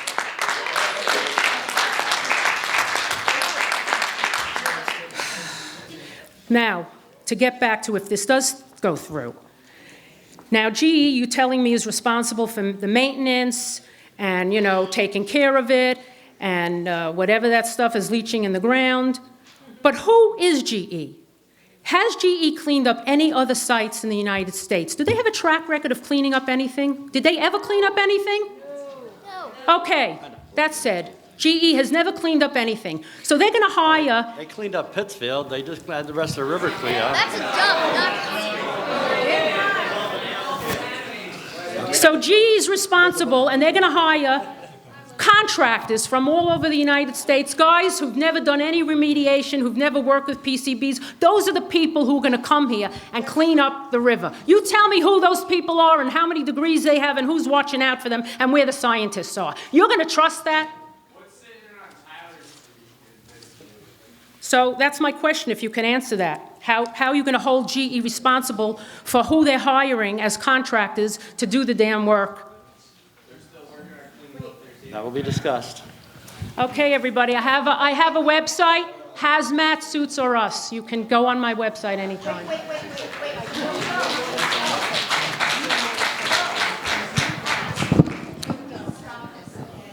I'm short. I'm Caroline Young, and I am a District 3 rep in Lee and a cancer survivor. I spent my career in business and think about the business a lot and focus on it. And I also very carefully read the whole contract that was in the Eagle. GE was going to do this, GE was going to do that, adding to what you were saying. GE is going the way of the dodo. And anybody who doesn't believe it, within the next, say, 10, 20 years, is going to be divided up into little companies, and the hedge funds will buy them. And then who's going to monitor what's going on here? Yes, of course.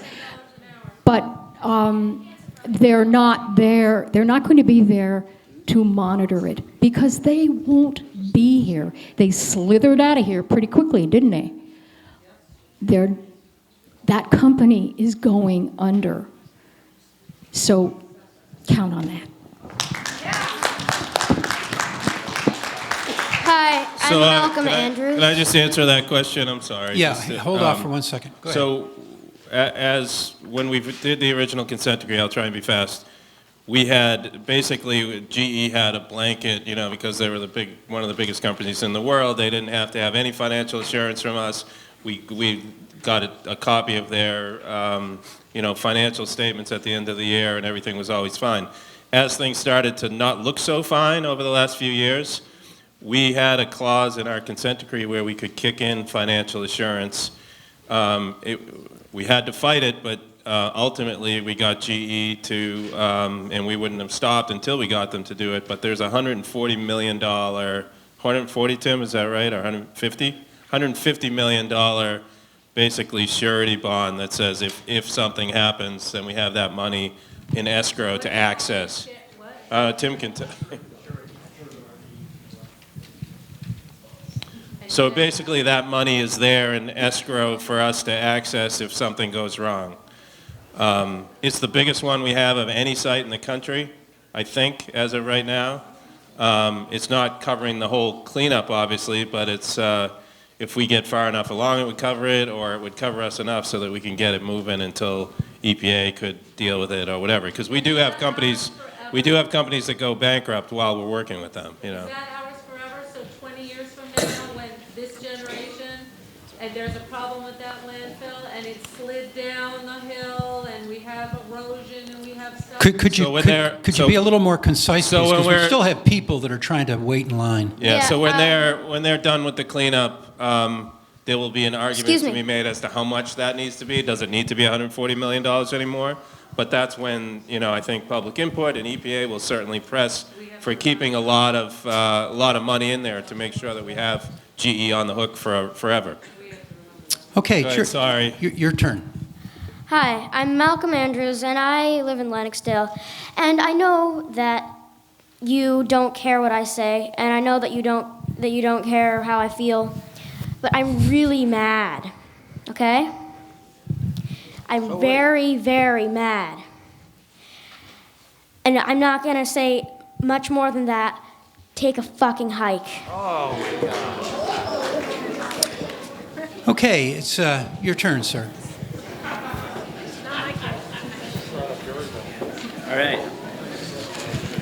Michael Medeiros, 28 years old. I live on Crystal Street, Lennoxdale, abutting the dump site. This is an opinion I jotted down, not specifically directed, just an overall opinion, and then I have one question.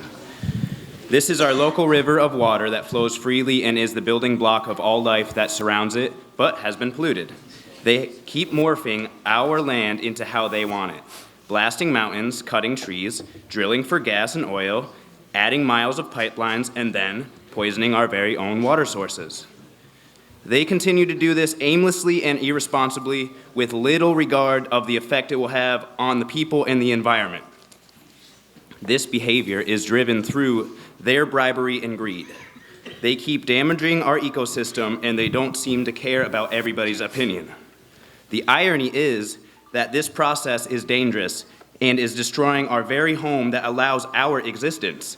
Also, the damage that would be done to Woods Pond and Rising Pond in Housatonic through dredging is irreversible.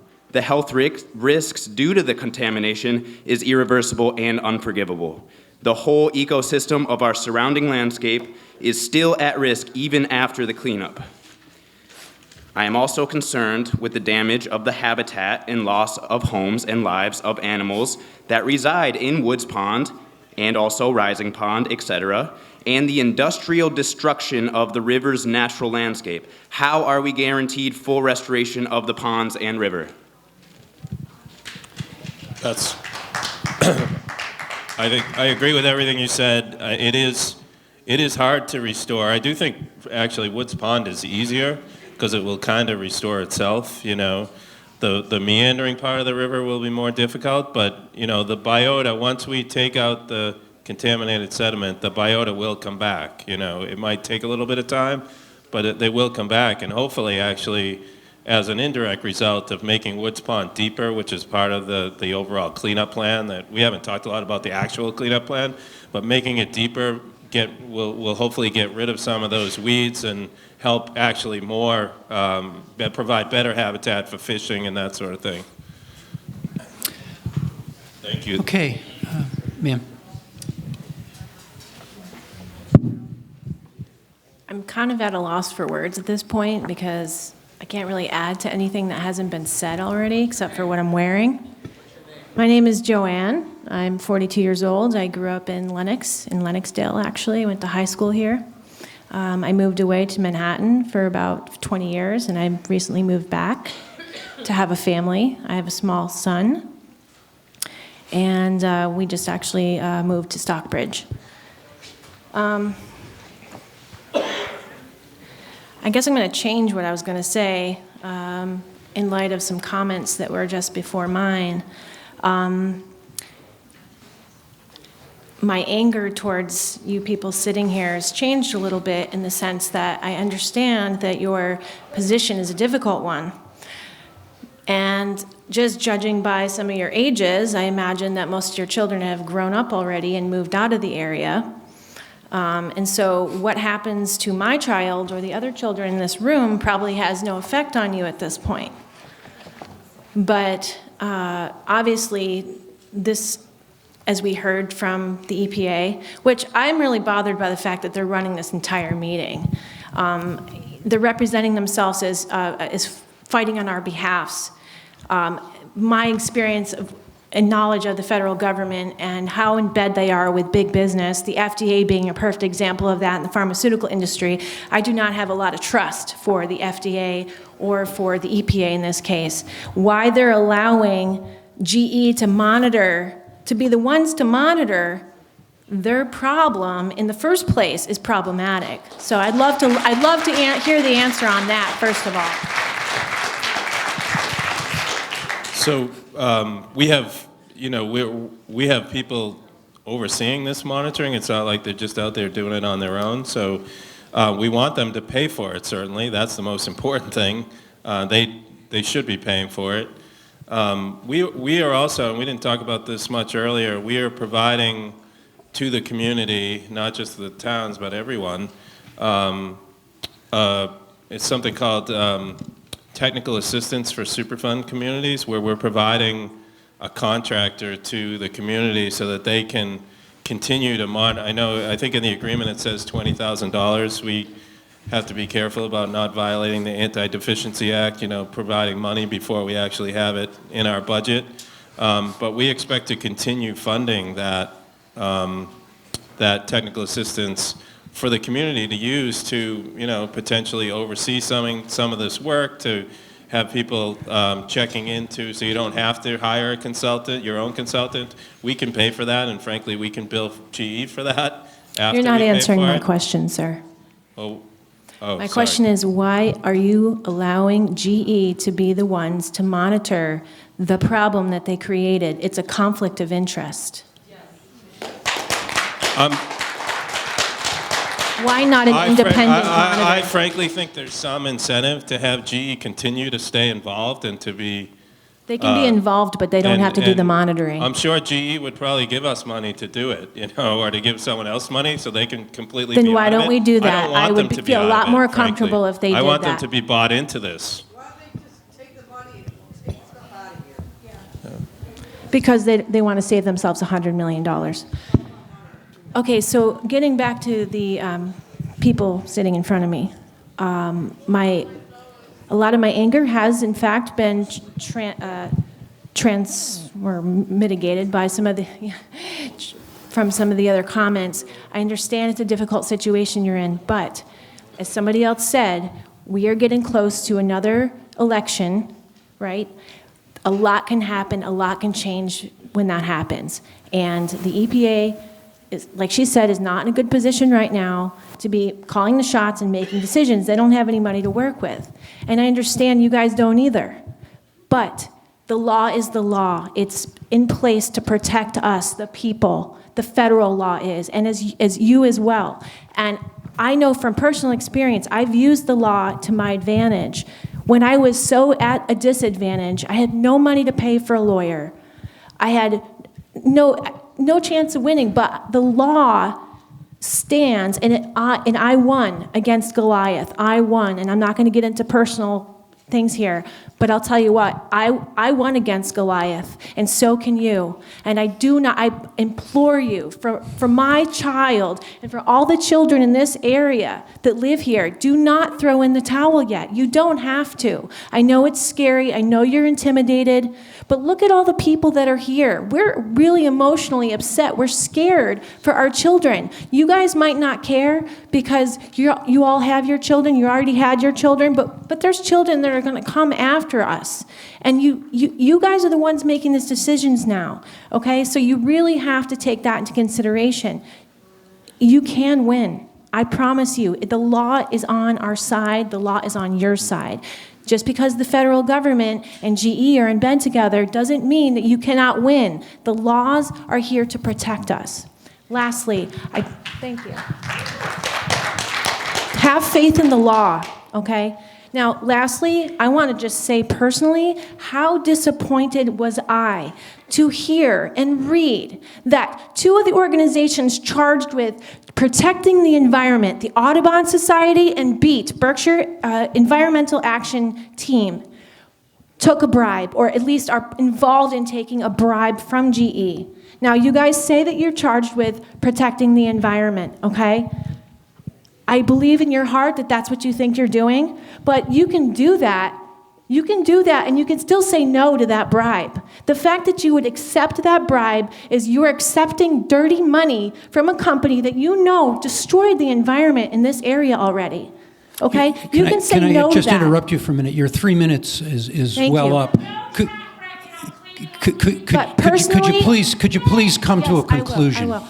Personally, I would not, if you accept this bribe, you can say no to it. It's unethical to accept it, okay? If you say you care about the environment, and you want to protect the environment for Berkshire County, do not accept that bribe, please, or I will never send my child to another summer camp. I will take away my monthly giving, and I will not volunteer another hour at either one of your organizations. Thank you.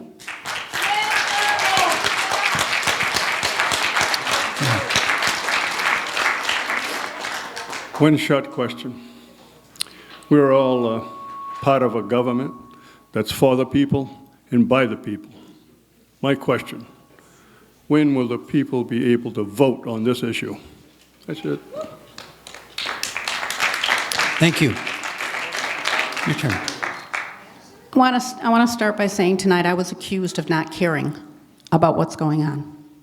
I can assure you I care, maybe even more than anybody here. For anybody who doesn't know who I am, my name is Karen Schaefer. I own the property that abuts Lane Corporation, where they're going to put in this dump. I care, okay? I care a lot. I also got to tell you that I cannot put any trust in any of the politicians from Lee. Because from day one, when we purchased that property, there was an open landfill. We knew that. We went in with it. Our eyes were open. We knew it was there. It was going to close in 2 years. Didn't close. They continued to run it. That was fine. It was supposed to be capped. I guess capped is not the proper word. It was supposed to be covered every night. Okay? Every night it was not covered. My husband would go up back every night, climb trees, and get garbage out of the trees that blew over onto our property. So that was not maintained. It was not taken care of properly. Then it was capped. Then they came to me 2 months after my husband died, and I was told, we're going to give you $100,000 for an acre of land. And at that time, whatever. They ended up taking an acre and a quarter and gave me $56,000. And then, Patty, I don't know if you remember, but you said to me, don't be surprised, Karen, if they come back and take more. I'm sure you don't. But you did say that to me. Yeah. No, but I'm still waiting around. I don't know what's going to happen, okay? But now on the other side of me, they want to put in this disgusting PCB dump, and I'm supposed to believe that they're going to maintain it and take care of it. My question, first off, is how often is it going to be monitored? How often are they going to check it? Didn't you say like twice a year? No, I didn't say that. I don't know if someone else did. Is this working? there's gonna be a monitoring proposal and a plan, and people will be able to review that plan and everything. Different parts of the monitoring will have different timeframes. You know, the way it will be built, I think, will be in small chunks so that you can continue to cover parts of it, and the rest of it won't even be fully built yet. You know what I mean? So you don't have. I do know what you mean, but that's not answering my question. I want to know how often it's going to be monitored. How often is somebody going to be there saying it's not leaking today? In terms of once it's all capped and in place, you mean? While it's going on, once it's capped? While it's going on, there are whatever. going to be there will be people there all the time. Okay, once it's capped. And then once it's capped, there'll be, again, I'm not sure what the time frame is, but it sort of depends on how much leachate is being produced. If there's a lot of leachate being produced, it's going to have to be monitored really often. If Which there's is not, which is how often, please? I don't know. What's Are a we talking normal- daily, monthly, weekly, yearly? Maybe, I have no idea, maybe weekly, but I don't know. It depends. I Okay. think at the beginning, it would be more frequent, and then as you start to understand what's going on, if anything is going on, frankly, then you might do it less. Okay, I heard somebody here tonight, I understood, maybe I misunderstood, but it was going to be twice a year. Okay? No, if- no. Okay. Even if it's, That's, Is this on? I said twice a year in response to a question of how often groundwater was sampled. So I did say twice a year with Okay. regard to groundwater. That's typically what is done. okay, thank you for that. That is just groundwater. Just wanted Okay. to clarify, but I And didn't want to it's say twice per groundwater year. because you're checking to see if it's leaking out of the Correct. dump? Correct. Okay, so if you test it on June 1st, and there's nothing leaking, it's perfect, it's going great. June 2nd, there's a breach. I'm not going to know about it until December 1st. What do I do for those 6 months? You said you'd put me up to town water.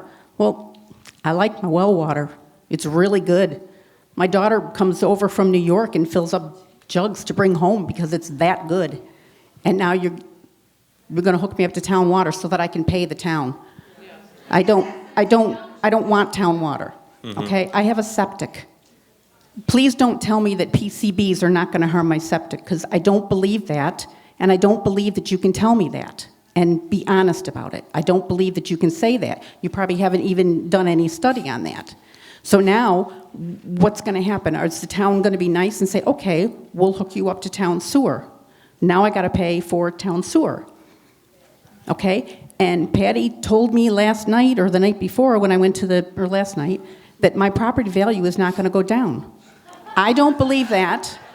I honestly cannot believe that she believes that, but maybe she does. Never heard that from you. I never heard that from you. We were walking, excuse me. I never heard that from you. I was out in the hall and I heard you say that. She said it to me. But the first thing that happens when you meet somebody, you give them an agency disclosure. Next thing we're going to have to give them is a document stating that we have a toxic dump in the Lee, Massachusetts. So I'm working with people. Here's your agency disclosure. I'm going to work for you, trying to find you a house. But we do have a toxic dump. They're going to say goodbye. Goodbye. Our prices of our housing is going to go down. Hers especially. Everybody around there. Just to let everybody know here, he was in on this. He's hiding. That was him. I did you all night. Yeah, you were in on this in 2016. He's been here all night. We're getting off subject here. You know, I feel really bad, you know. Not right. Getting off subject. So sell your houses, but nobody's going to buy them. And as far as Smitty Pignatelli, I don't know anything about it. From what I understand, he gathered everybody together so that you could meet and we could have these meetings, and I appreciate that. Okay, I really do. That's all he was. But I gotta tell you that I cannot and never will trust anybody in the town of Lee government, and I have a good reason.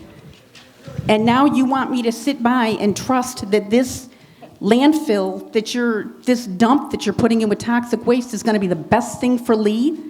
It sure as hell isn't the best thing for me. Thank you. Go ahead.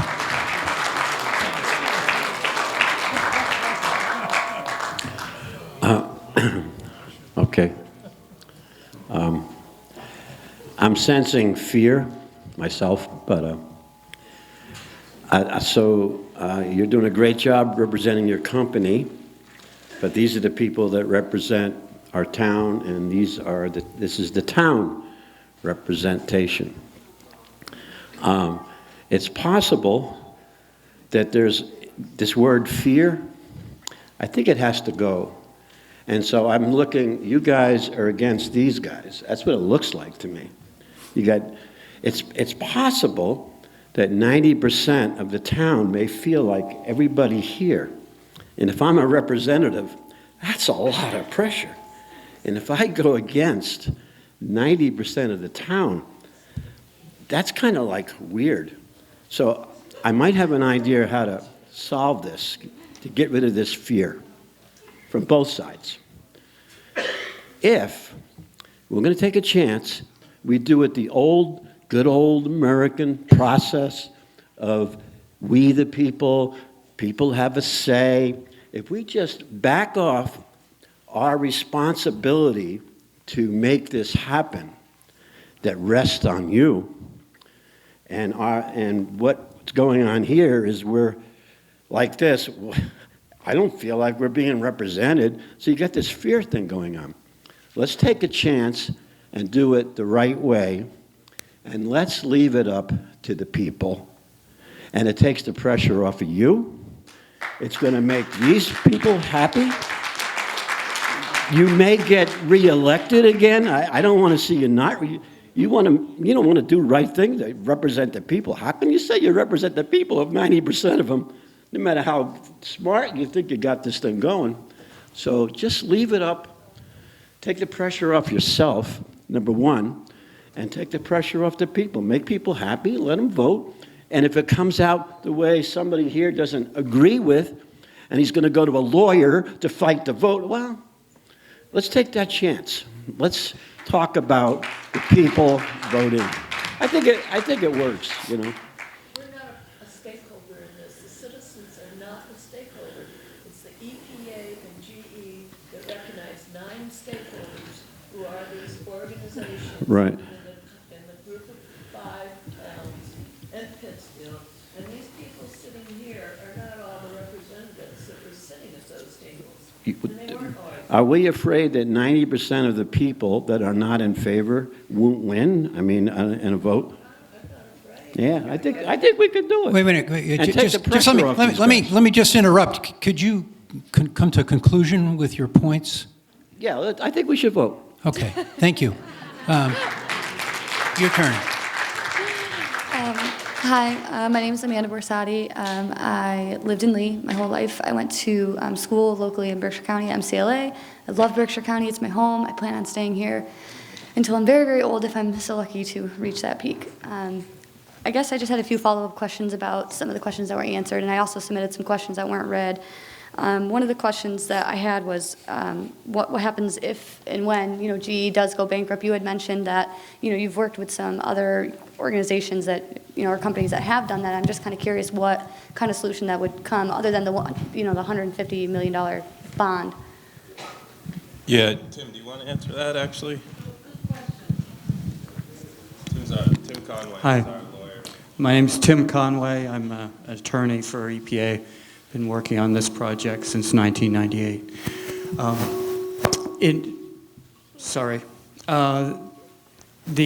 The surety bond should take care of some of the problem, and we also have the ability to pursue people if they are in bankruptcy, depending on the situation. There's some ways in which you can reach into the corporation, depending on how valid the bankruptcy is and the circumstances of it, to force them to keep working under the consent decree. The consent decree is a valid federal court order, and that gives us some ability to keep the pressure on. Is the EPA, if this settlement is approved, and GE goes bankrupt, is its obligations under the consent decree dischargeable? We would say no. Well, has any court addressed that issue?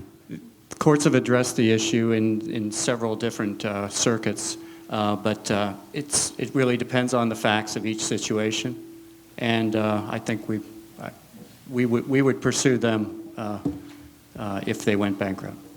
They won't do anything now while they're not in bankruptcy. What's the chance when they ever go into bankruptcy? Well, yeah. And that 140 It's 150 million. 50 years from now, 70 years from now, that's not going to be worth nothing. Okay, could you finish your comments, in your question, yep, please? So the other question, I think, a lot of people obviously are, anger. As a social worker, anger usually comes from fear.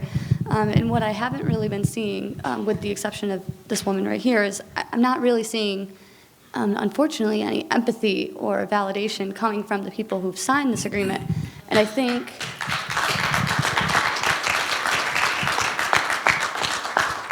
that's, as I'm getting a little choked up here, I think that's part of the problem is that, as a young woman, you sit here and you trust people to do what's right for you and what's right for the community and everybody who's involved, but I'm just not seeing it, on your faces. I'm not seeing it.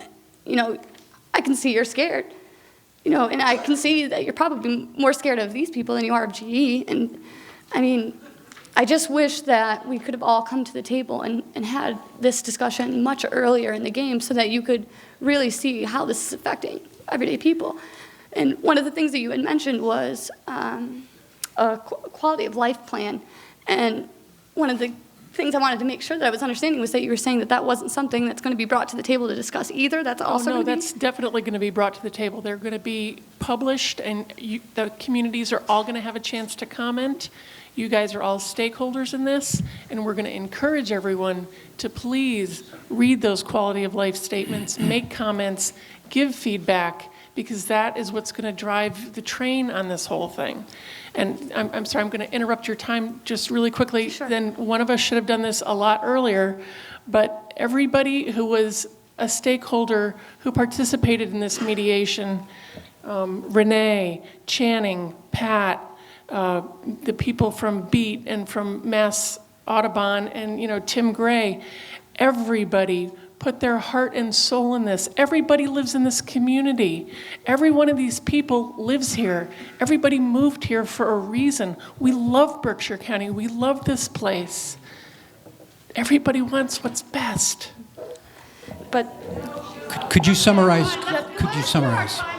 So the only other follow-up question I had with the quality of life plan is just, can and will, some of that compensation that we're receiving as towns go to people like the woman who is sitting here who lives right next to the dump, to, my family who lives on Woodlawn, to the Leahys, is some of that money going to be used for compensation of these people, but who have been, Absolutely, we've been talking about that, but, we're years away from this, but between all the appeals, there's going to be... all I ask is that they also get invited to the table, unlike what, unfortunately had to happen. Yeah, well, you do that at a town vote, how you do taxes and things like that. You can't just give the money away. It's usually through some program.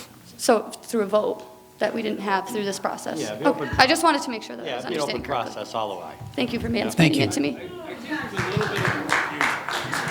What was that? I think there's a little confusion, is that we hid something from everybody.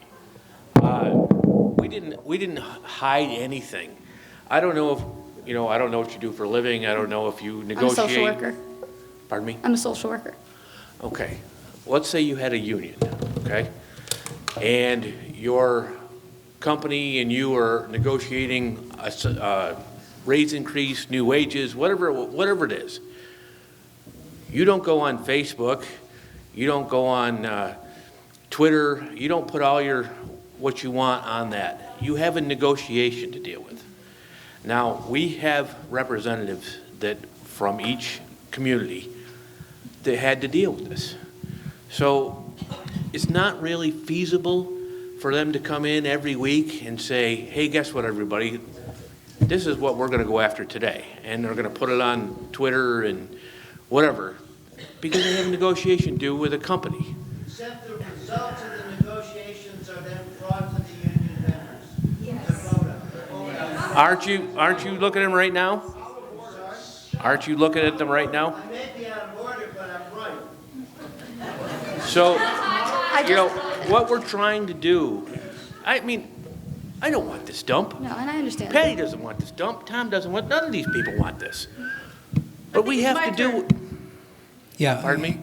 It's this lady's turn. Well, he actually was. No, it's this lady's turn. I'm the moderator. Go ahead, please. You're an asshole. I guess is what I'm you are. done. Just really briefly, my name is Sushila. I live in the Dale.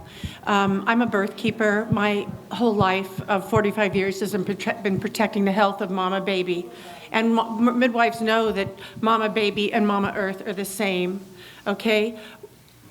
In 1977, I participated in a breast milk study for 2 years, and I had PCBs in my milk. Women today are all lactating with PCBs in their milk. Our mamas who are pregnant have more than 56 chemicals in their body that are not naturally biochemicals. They're from our environment, okay? I just want to say two other things, and that leadership is a huge responsibility, and it's a very grave responsibility. I don't want to be in your seat, in any one of your seats. I don't. And I also don't want to see this happen like this under your watch. I want to comment on the ageism that I've heard here today. I think it's very disrespectful of the young people to say that us elders, us grandparents who care about the generations to come, do not care what happens in this town with this river. And I resent it that you point your fingers at the white hairs on this council. Don't do it. We care about the future, all of us, okay? The other thing that bothers me is talking about our river like a toxic dump.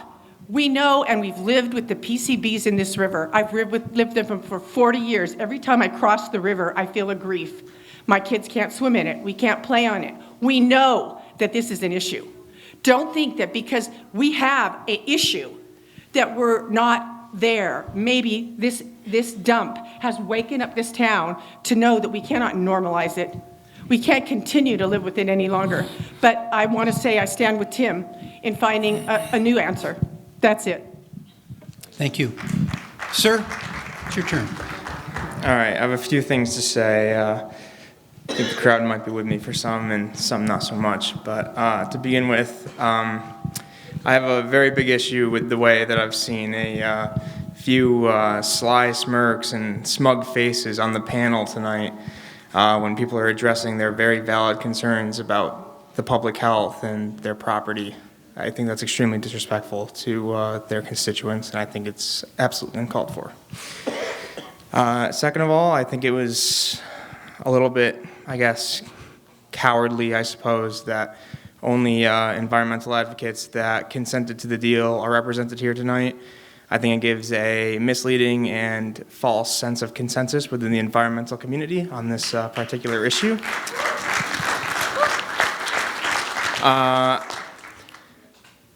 And now I'd like to quickly game out all the potential outcomes of this and my spin on it. So, first of all, I think a lot of the anger from the crowd is misdirected towards the select people today, and to an extent the EPA. The real enemy here is GE. They're the ones that caused this issue. We all know that they're the ones that should be cleaning it up. And whether or not you think that our representatives are doing what they should be, they are trying to keep our best interests in mind, and I do believe that.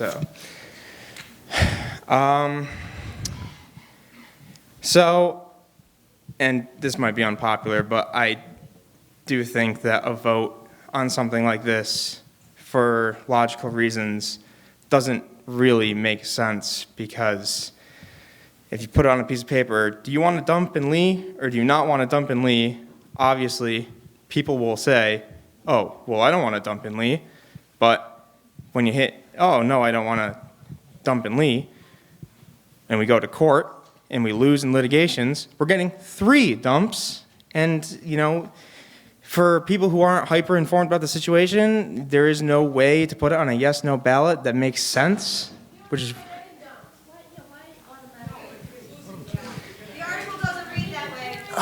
Could you please, you finish your comments? Yeah, sorry. And the way I see it is that GE is going to be lawyered up to the extent that, is just unimaginable. And if we're going to be honest with ourselves, the EPA is a dog without a bite in this current world. So, I'm not extremely optimistic about our chances in a litigation, and I'm just saying that getting what we can out of the river right now would be way better for the public health than risking it all for an all or nothing where we could end up in a much, much worse state. So that's it. Thank you. Go ahead. I just have a quick comment. I personally, it occurred to me as an insight that this is what General Electric wants. They have scared us into this deal to save their company millions of dollars. And yes, they do have lawyers that they are willing to pay unbelievable amounts of money. Yes, they do have a chance of winning, but although the dollar has spoken and although you guys have been scared into this, and I feel terrible for you, you have a very hard job. However, you signed up for this job, and it is your responsibility to represent us. That is what you do. That is your job. And I have to say, the dollar has spoken, the almighty dollar has spoken, but the people have not. We have a chance. Why aren't we fighting harder? Why? We're just taking the toxic waste out of the river. Okay, we ship off this minuscule amount that may possibly contain the highest contaminants. Once we collect all the lower contaminant PCBs together, it will be equivalent to the higher contaminant toxicity. We're taking it, and we're taking it all from around the county and putting it in one area right next to the river, so we're just basically moving it over. And we're just increasing the contamination and toxicity for a small group of us, hopefully, and we're going to hope it doesn't leak into the groundwater and the air in the process and contaminate us all. So we're basically just taking out our county and using a scapegoat, Lee. The children of Lee who go to that school 3 miles away from the dump, the people who live around the dump. This is a populated area. We live here. I grew up here. I grew up very close to where that dump site. For 12 years I lived there and we just moved to Lenox. This is an injustice, and I personally, as a child who grew up here, I feel betrayed. I feel betrayed by you. I'm sorry, I do. I feel betrayed by the entire community. We didn't know about this, and it's impossible to fight. But for generations, General Electric has bullied our community, has poisoned our community, has dumped in our community. Allendale is not safe. I have friends who have gone there. They have gotten cancer. My friend played baseball. She slid into home base on that soil, and she got cancer in her leg where she slid into home base. The doctor told her, we know what it's from. Okay? It's very clear. I think this community is united, and we need to do our best to fight to make this the safest we possibly can. We cannot allow General Electric to bully us and poison us any longer. It's not right.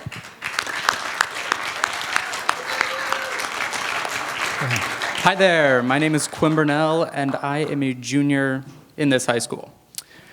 I just wanted to say that I am a part of the One Berkshire Youth Leadership Program. And the whole point of the program is to show students what opportunities they have to come back to the Berkshires and to thrive and work and live in the Berkshires and all the positives of raising their family in the Berkshires.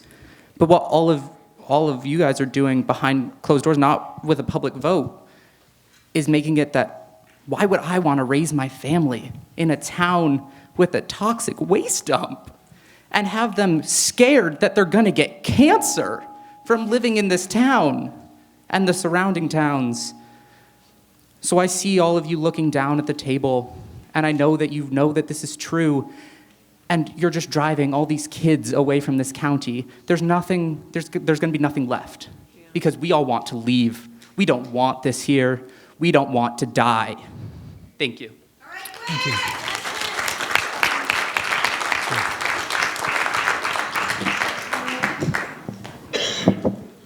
My name is Dennis Sears. I'm an Auslander from Sheffield, and I'm sorry that so many of the people from Lee have left, because I think one of the things that has not been mentioned tonight is that the people of Lee, I can understand why they feel the way that they feel. Unfortunately, We're talking about handling a problem that's been in existence for, over 20 years. The people up here at this table, up here, are people, some of whom have been working on this issue of how do we get the, quote, rest of the river cleaned up. What does that mean? I don't think everybody even understands that what that means is that not just the 5 towns here that are represented at the table, but this is all the way down to the shore.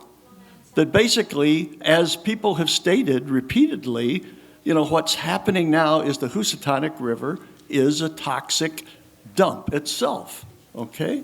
And that this may be the last chance we'll have in maybe over another 20 or 30 years to actually fix the problem so that the people that come... could I please have a monitor or a cop that pulls people out Could you that please don't let this interrupt us? person have his 3 minutes to speak his mind? Please give him that opportunity, just like you have that opportunity. Thank you. Please proceed. Okay. So the point is, I'd like the people of Lee to think about the fact that they need to also think of all those other people that are involved as you go just from Lee all the way on down to Long Island Sound.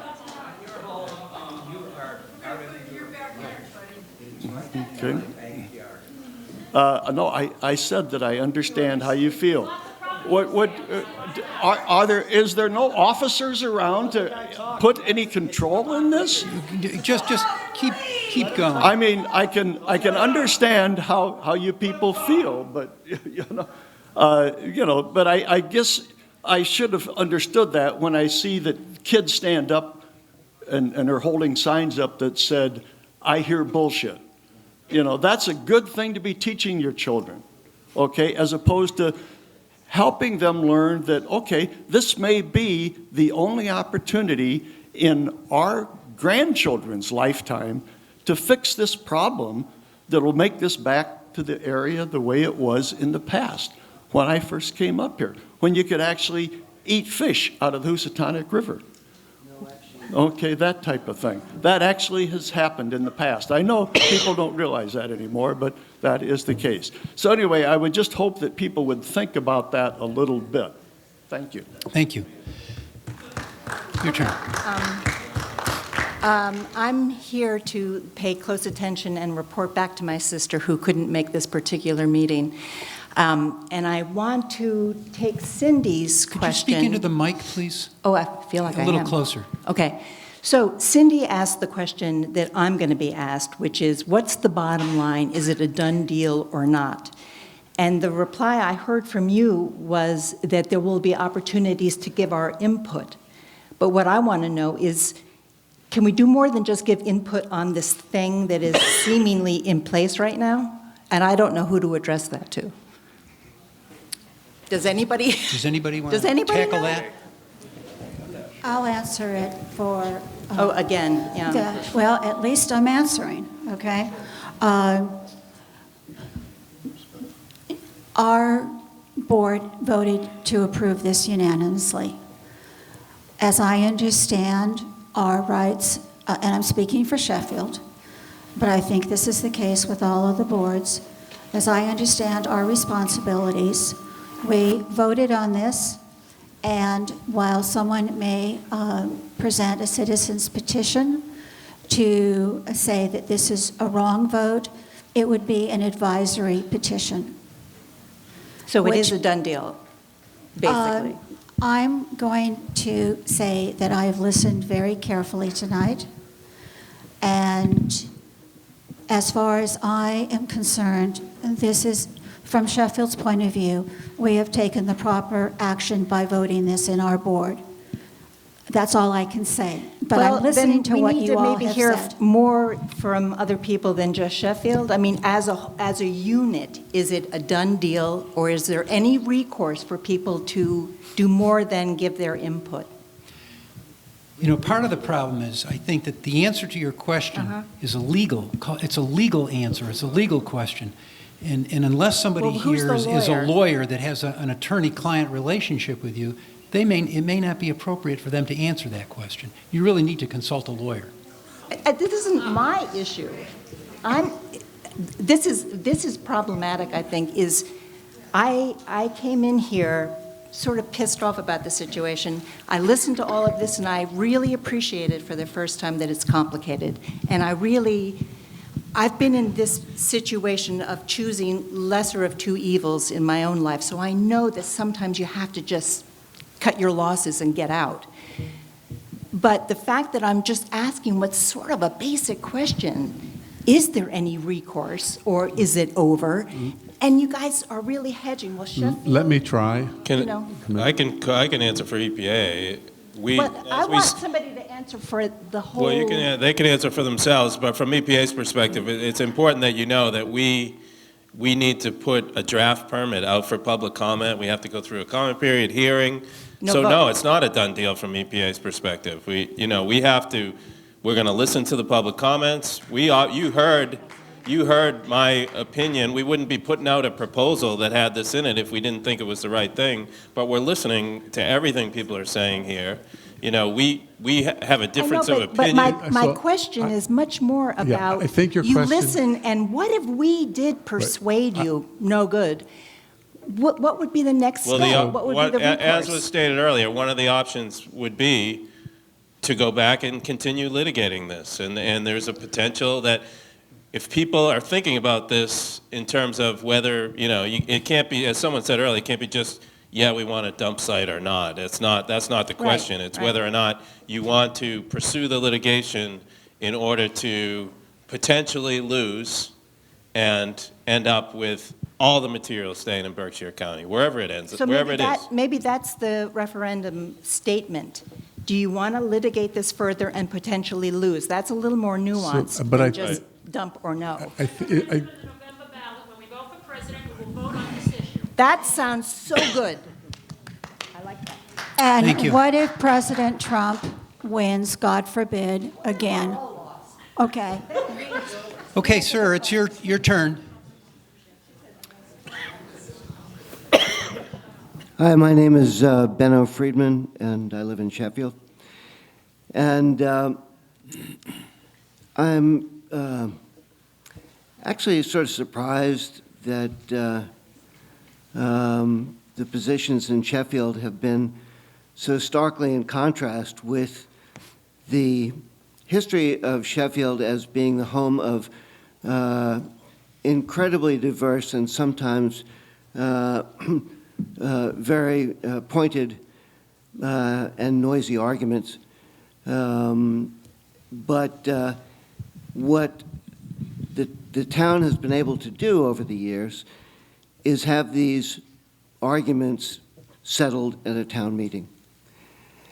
And it seems as if the people of these various towns are able to weigh in on the budget issues, on taxing issues, on whether or not to accept cannabis, plastic straws, drinking bottles. Granted, I think these are all important issues, but this one is really important. And to deny the people who live in a part of the world which is actually a very small part of the world in which there is direct representative capacity in these town meetings where people can actually express their opinion. And because they know their neighbors and their neighbors respect their opinion or respect their right to have an opinion, that at least they can have that forum to express them, and then, for better or worse, have to live with the consequences of those opinions and that vote. And in this case, you're not dealing with a group of people who are simply dumbly walking in with an uneducated position on things. And the inability to learn or to be taught something about them.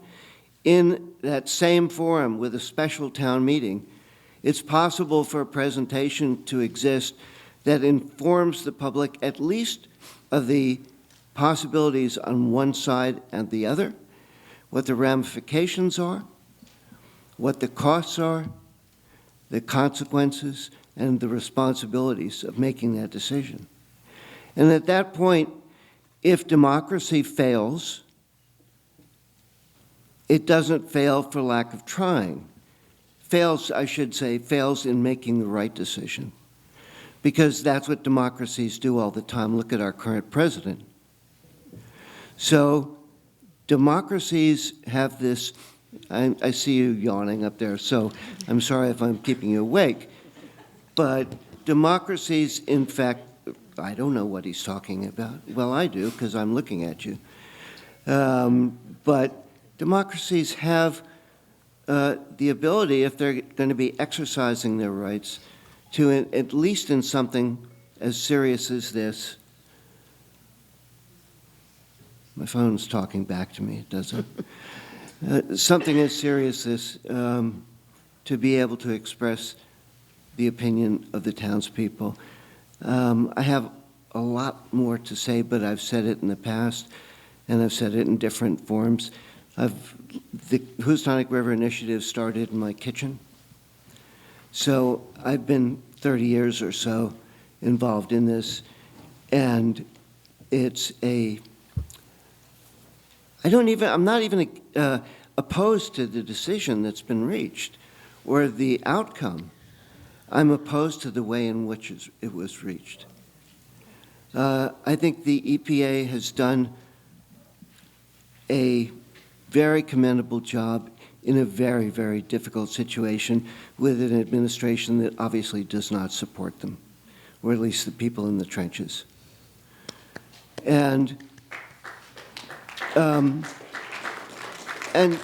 I also believe that up until the moment of signing, our elected representatives was trying to do the right thing and to educate themselves, because I know all of you didn't come into this process knowing a whole lot about PCBs or disposal of it. So you've tried to educate yourself, and that's all commendable. But the point is, this shouldn't have been a decision that was made before it was even announced, made in private, a fait accompli, decided upon by our representatives when the opportunity exists for democracy to work. Thank you. Thank you. Okay, I see we're down to our last speaker, and she's actually coming up for a second round. If anybody here would like to speak, even if you've spoken before, please come up to the mic, because this will be the last time. Claire. Okay, the only reason I'm coming up is because I think I'm the only person that was at every single public hearing where we had an opportunity to hear about this. I was at the very first public hearing at the Lenox High School when all the EPA was there, and maybe some of you people were there. How many of you were at that meeting? Way back. 2 years ago, when it was presented to the general public to see what they felt, and of course everybody stood up and said, we don't want to dump. And at that meeting, there was a mediator, Mr. Bickerman.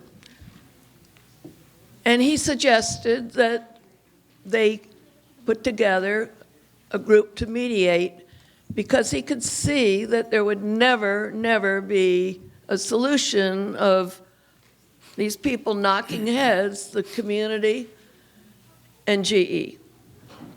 They felt the only way they could get this done is to do it without the emotional part of it.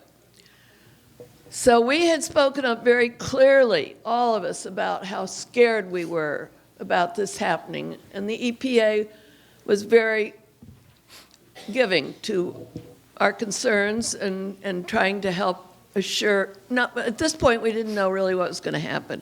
We just knew we wanted it shipped out, and GE was appealing that, and it was felt that they would it was said 50-50.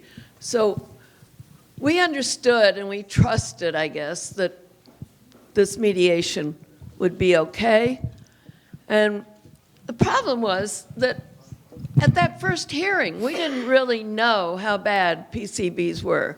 It wasn't, I had been living with them for years and working with Timmy down the street and talking about them, but it wasn't until like 2 years ago that we learned they were volatile and that they are in the soil and they could be several yards or miles back seeping into the banks. So we really didn't know that much. And we trusted that they could never come to a decision. How could anybody ever agree on this? And who are the 9 stakeholders? I need to have that reviewed. I know a bunch of them, but you got to help me. There were 9. There was a consortium of 5 towns: Lee, Lenox, Stockbridge, Great Barrington, and Sheffield, correct? They were 1 vote. There was the Audubon Society. There was the Housatonic Valley Association. There was the Housatonic River Initiative. That's one, Housatonic River Initiative, and then there's the Housatonic. There was HVA.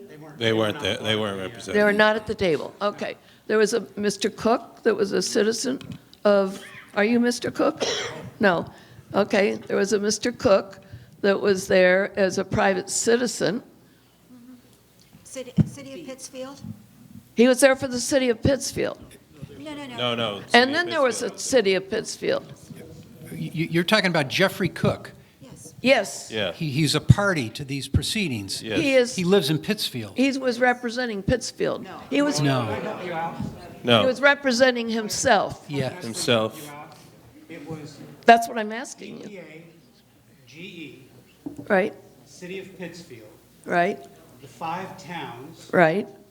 C. Jeffrey Cook representing landowners along the, Himself. well, himself and residents nearby. There was Audubon, there was BEAT, there was the state of Connecticut. And, okay, that's 8. And HRI. NHRI. Okay, so my point is, I don't know if I can get this out correctly, but they went into mediation and we really, and it was during all that we started getting a feeling that, no, I never thought that they would ever come to a decision. I just trusted that everybody was so against this, all those organizations, that it could never happen. The next chance to do anything was like a month ago, and I saw a little blurb in the paper like this that said there was an EPA public hearing at the Lenox Library. I went to that meeting. There was nobody from Lee there. There was not one selectman from any of the 5 towns at that meeting. And it made me start to wonder, how much had you guys learned? If you're not at a public hearing, how many meetings did you go to where you got educated and taught by the EPA or anybody else that came into, because when I went to that selectmen's meeting last night, I felt like I knew a heck of a lot more than you guys did, because I was asking you questions about certain things that I was worried about, and you said, oh, you'll have to ask tomorrow night. You didn't know. You guys weren't educated enough to make this decision. And most of you people that are sitting there now weren't even a part of that, as I asked before. The only ones that were Channing, Patty, you weren't. It was Channing. You guys weren't part of it. Who was your rep? Do you mean the group? The people representing the this. municipal committee? The people representing the towns plus the other stakeholders. It was I, it was Patty, it was Steve Schatz, it was Chris Rembold, Steve Schatz from Stockbridge, Chris Rembold from Great Barrington, and Renee Wood from Sheffield. So why are all these other people sitting here? Because they are representing select boards that voted on the settlement agreement. Yeah, we're depending on the representatives' input to this. I just feel like I was the only one there from Lee. I was not notified by my select person that there was a hearing. Nobody, I think that probably Renee Wood let people in Housatonic know because there was a huge contingent from Housatonic that spoke up, and they were very verbal. I was the only one that spoke up from Lee. And I don't know there weren't that many people in the room because they didn't know about it. And these people, when I finally heard that there was a decision coming up on Friday the 7th of February, this is a couple months after that hearing, and Timmy called and said, Bunny, I think something's happening, because he had dropped out because he could not go along with this process. He felt so bad about the fact that it was secret, and he stated that at that hearing, that he was very, very upset. When he dropped out, he didn't get any more, he was not involved at all, and I could understand that. Everything's confidential, so if somebody dropped out, they might go and speak out in the community. So he didn't get any more information until he got an email or a call saying that they were ready to connect people that had wells within 500 feet to town water. And he says, Bunny, I think something's being decided. And then within a little bit, he found out that the decision had been made to put it in lane construction, laying the sand pits. So the next day, Saturday and Sunday, Tim and I went out with a sign and knocked on doors in Lennoxdale. Nobody there had any idea of this. They were absolutely amazed. We went up into the town and we went around to businesses. We went to the bookstore, to all those businesses that you people represent up and down the street. We went and had a beer afterwards. We were celebrating that we got hold of everybody and that they were going to come to the press conference, which would be the first time that people would be aware of what was happening. The night before the press conference, at some point, first of all, the remuneration to everybody was going to be $53,000, 25 and 25 for Lennox and Lee, and 1.5 and 1.5 for the other 3 towns. And Pittsfield was going to receive 0.5, 1.5, something like that. It was only 0.5. By the time we got into that press conference the next day, Pittsfield was up to $8 million. And you guys signed that agreement on February 5th. So somewhere along the line, something was going on, and Pittsfield, in fact, Mayor Tyre said Pittsfield negotiated their own agreement. She said that at the press conference. And that, I think, was totally off the walls and I would think illegal in this whole proceeding. I just couldn't believe that happened. So we go in, and now we find out after everybody thought it was going to be in Lennoxdale, it's in our backyard. Our backyard! My backyard! I've hiked up there. I went up there Sunday. I had a panoramic shot of that site. I walked through all the got around all the big lakes thinking that's where it was going to be. No, it's down further. It's all up and downhill, and the sand goes how deep? Do you know how deep it goes? Has anybody been in there? I studied all those maps and the topography, and where I took my photo, it was the 2 big lakes, and then later on I saw the map and I see, oh, it's the corner of the second lake down, and then it's all just sand, but it's all over into the woods where I had to bushwhack out over vernal pools that luckily were frozen. So I was able to get out and came out right at the Hells Angels. They were having a party. I didn't go in. I should have had a beer. I hate to interrupt you, but could you come to a conclusion, The please? conclusion is that this was absolutely illegal, the whole way it was conducted. And it's been said at one point that the citizens are not stakeholders in this. I just think that and I know that HRI, because they did not agree, they do still have the right to contest this. So they already have a GoFundMe site up, and I think you guys should go back and just save us the time that it's going to take, because we all agree that it has to get out of there, but what we don't agree with is that it has to be right now before you've really finalized the site, because that sand pit is not the proper place. It's the most permeable place you could have, and the groundwater is right there. It's just not safe. Thank you. Thank you. I'd like to correct a few things that were said. First of all, the meeting that you have referred to was the CCC meeting, which is a group, Benno Friedman, who spoke earlier, is Sheffield's representative. And that is not a public hearing. It's a quarterly meeting that EPA has conducted for, I'm not sure how many years, but a long time. It's not a public meeting, and that's why many people here were not there, because we have representatives for each of the town. So first of all, it wasn't a public meeting, or we would have been there. Second of all, what?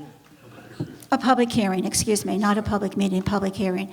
Second of all, everyone knew before they signed what everyone else in Mass Audubon, Pittsfield, Beat, everyone knew what everyone had gotten in the contract before anyone signed it. So the thought that we didn't know what Pittsfield was getting is not accurate. Pittsfield's dollar amount has been $8 million, and it's been that way when we saw the final agreement, and we all signed it. And saw it. So there wasn't any secret deals after some people had signed in February. I think that's all I'd like to say, but I did want to correct those things. We all also know that the citizens are stakeholders. We have said that several times tonight, and we have encouraged you to be involved in particularly the comment period going forward when the EPA issues its final permit. The other thing that hasn't been addressed here, and if you just would humor me for a few minutes, is why were these negotiations done in secret? So, no, I want to tell you why, and I wish we had not accepted the $55 million. I wish we had just said, no, we have gotten everything that we think we can get for our communities. We don't want any money, because it's going to be felt that we were bought off. So maybe we should just all give that back, okay? The other reason why this mediation was in secret is because prior to the time the 2016 permit was issued, GE asked the state of Massachusetts and they asked EPA to be involved in mediations. Those mediations were not confidential. Those mediations went on for 2 years, and those mediations basically produced nothing except, I want to let you know that these 5 communities were invited to that mediation, and we didn't think there was anything that we were going to get out of it, and we didn't think that it was worth our time, so we refused. What came out of that mediation, however, as I have understood, is when the permit in 2016 was issued, and GE immediately appealed it to the EAB, the Environmental Appeals Board, which is one level. It's the appeals board in the EPA. Lo and behold, testimony that, or I shouldn't say testimony, facts that had been revealed in that mediation showed up in documents before the EAB. So when we were approached, and they weren't, they were in GE's favor, words were used that had been said to GE's benefit. So when we were approached about the possibility of mediation, and for the first time ever to have these 5 communities have something to say about what was being done in their backyard, we said, yes, we will listen. But we spent almost 4 months and drove everybody nuts getting a confidentiality agreement that was so ironclad that we, if mediation ended, would never find our words, our statements, our concerns, and our beliefs used against us. So that is the reason why the mediation was confidential. And nobody here agreed to even start the conversations until that was signed by all the parties. Somebody got fooled once. We were not going to be fooled. So I just want to make you aware of that, because it's felt that somehow we were keeping this secret, or somehow we didn't want to talk about it. We were confidentially, as was everyone else in the mediation, bound to that agreement, and we didn't want our words used against us in court, which this may go to court again. I'm hearing people say, let the court settle it. I'm not for that. But I wanted you to know that piece of information that hasn't been previously shared. Okay, sir, this man has not had an opportunity to speak. Let me just take him first. Go ahead. The hour is late. Can we submit written questions? You can submit written questions, but if you want to take 3 minutes. No, I don't want to take 3 minutes. I want to watch the Villanova basketball game.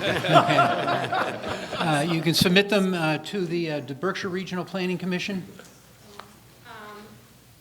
We could answer tomorrow night. Oh, yeah, there's another meeting tomorrow night at 7 o'clock, or 6 o'clock. I've had enough for this 2.5-hour jaunt. It's been interesting, and I appreciate all your patience. I just want to simply put in a piece of paper, say this is my comments, rather than spend another 10 minutes of everybody's time. We'll get them answered. Bob, you can give us the question. We'll take it. Yeah, we'll get them answered. Great, thank you. Sir. Sure. Yes, very quickly, to follow on what my neighbor, Mr. Friedman, said, I would hope that the group here doesn't, at the table, doesn't weaken under some of the pressures that you've been under tonight and alter your decisions, including the fact of you've been under a lot of pressure that in some way this ought to be voted on by perhaps the individual towns. I would rather not see that happen personally, because if, for example, one of the towns doesn't vote for it, you're going to have to go back and renegotiate again, because I don't know what's in the agreement to that level of detail, but I'd rather see the bird in the hand pursued as strongly and as quickly as we can. Thank you. Thank you. Sir? Thank you. Thank you for staying here late, taking questions. My name is Justin Green. I live in Lee. I just moved here from Ashley Falls, so I've been in the Berkshires for about 13 years. Maybe a bit of an odd question, but obviously we got to hear a bit about where you were all coming from, and obviously you got to hear some stories from here, from this side. I'm just curious, there's a lot of people on the table who have not spoken yet. I'm just curious if there's anything that you would like to say, either from your own side or in response to anything that has been shared. Thank you. Ma'am? Yeah, I'm sorry. Sorry, that's okay. I'm sorry. I'm sorry. Go ahead. It's Martin Mitzoff with the Town of Sheffield Select Board. I think I've been involved in business for over 30 years before I entered the public life. And in my experience, excuse me, when you enter into a mediation process with multiple parties and you agree terms of confidentiality, you have opened up opportunities for dialogue with parties who otherwise would show up in court and will raise their hackles and will back themselves against a wall where they will not negotiate in good faith. When you're talking freely with parties who are adversaries, let's assume, for example, that GE is an adversary in this case, you have an opportunity to get to the heart of the matter and help them understand what they're willing to be able to do for your benefit, and likewise, you're able to tell them what you can do for their benefit. It's an entirely mutual process that doesn't occur unless the parties are willing to do that. I've done some mediation myself in the private sector or in the public sector with a couple of families in Sheffield. The first thing I do when I start a mediation process, I said, everybody here who's agreed to come, leave your rights at the door. Let's not talk about rights. Let's talk about responsibilities as fellow citizens to try to solve the problem that we have. That's very similar to the process that was used here over the last number of years in the mediation process, where you could talk freely and you could throw ideas out. Sometimes there'd be kickback on, or a pushback from the 5 towns. Sometimes there'd be pushback from the EPA. Sometimes there'd be pushback from our other partners, Mass Audubon, et cetera. But ultimately, everybody knew that they were trying to negotiate in good faith, and that's where this agreement came to ultimately. All of the towns have elected their select boards. I know there's a lot of unhappiness with some of the select boards, possibly with the Sheffield Select Board, so be it. But you elected us to be able to negotiate in the best interests of our towns. This is a subject matter in which these 5 towns did that. That's all I have to say for tonight. Thank you, and the hour is late. I will be very brief and quick. Thank you so much for your remarks, your information, and just talking to us. We're in Lee, we're in our high school, and our 3 selectmen have been conveniently silent. I want, when people watch this, if they watch it to the end, I want them, the residents, to take note that we had to get our information and our dialogue from another town. Just a simple conversation or explanation is all people were looking for. So thank you very much for giving us that information, and I'm really sad that we didn't have a voice with our 3 people. I disagree. Okay. I think it's very important, and that is there any chance to negotiate with GE about the people that are losing their homes pretty much to this? Because there's been nothing said about them reimbursing some of the people who may have be losing value. And I don't think it should be coming out of the $25 million that the town is getting. That is not right. This should be separate. And the only other thing I just want to make a point of is that Aspen, Colorado was supposed to be overseen by the EPA for monitoring, and just actually about 6 years ago, their town got they were told that they had to locally continue with the monitoring. Is that correct? I don't know. Okay, it's an EPA Superfund site, and my son sent me all the literature on it to look out, because it could come down on your town. If they bag it and EPA can't come in, doesn't have the manpower, it could land on the shoulders of Lee. I think that $25 million should be saved for that time. Thank you for your time. Sir? Yeah, John Cody, I'm from the town of Lee, district rep. I just want to thank everybody that came out here tonight to try to give us information and, enlighten us on some of the facts of what the issue is.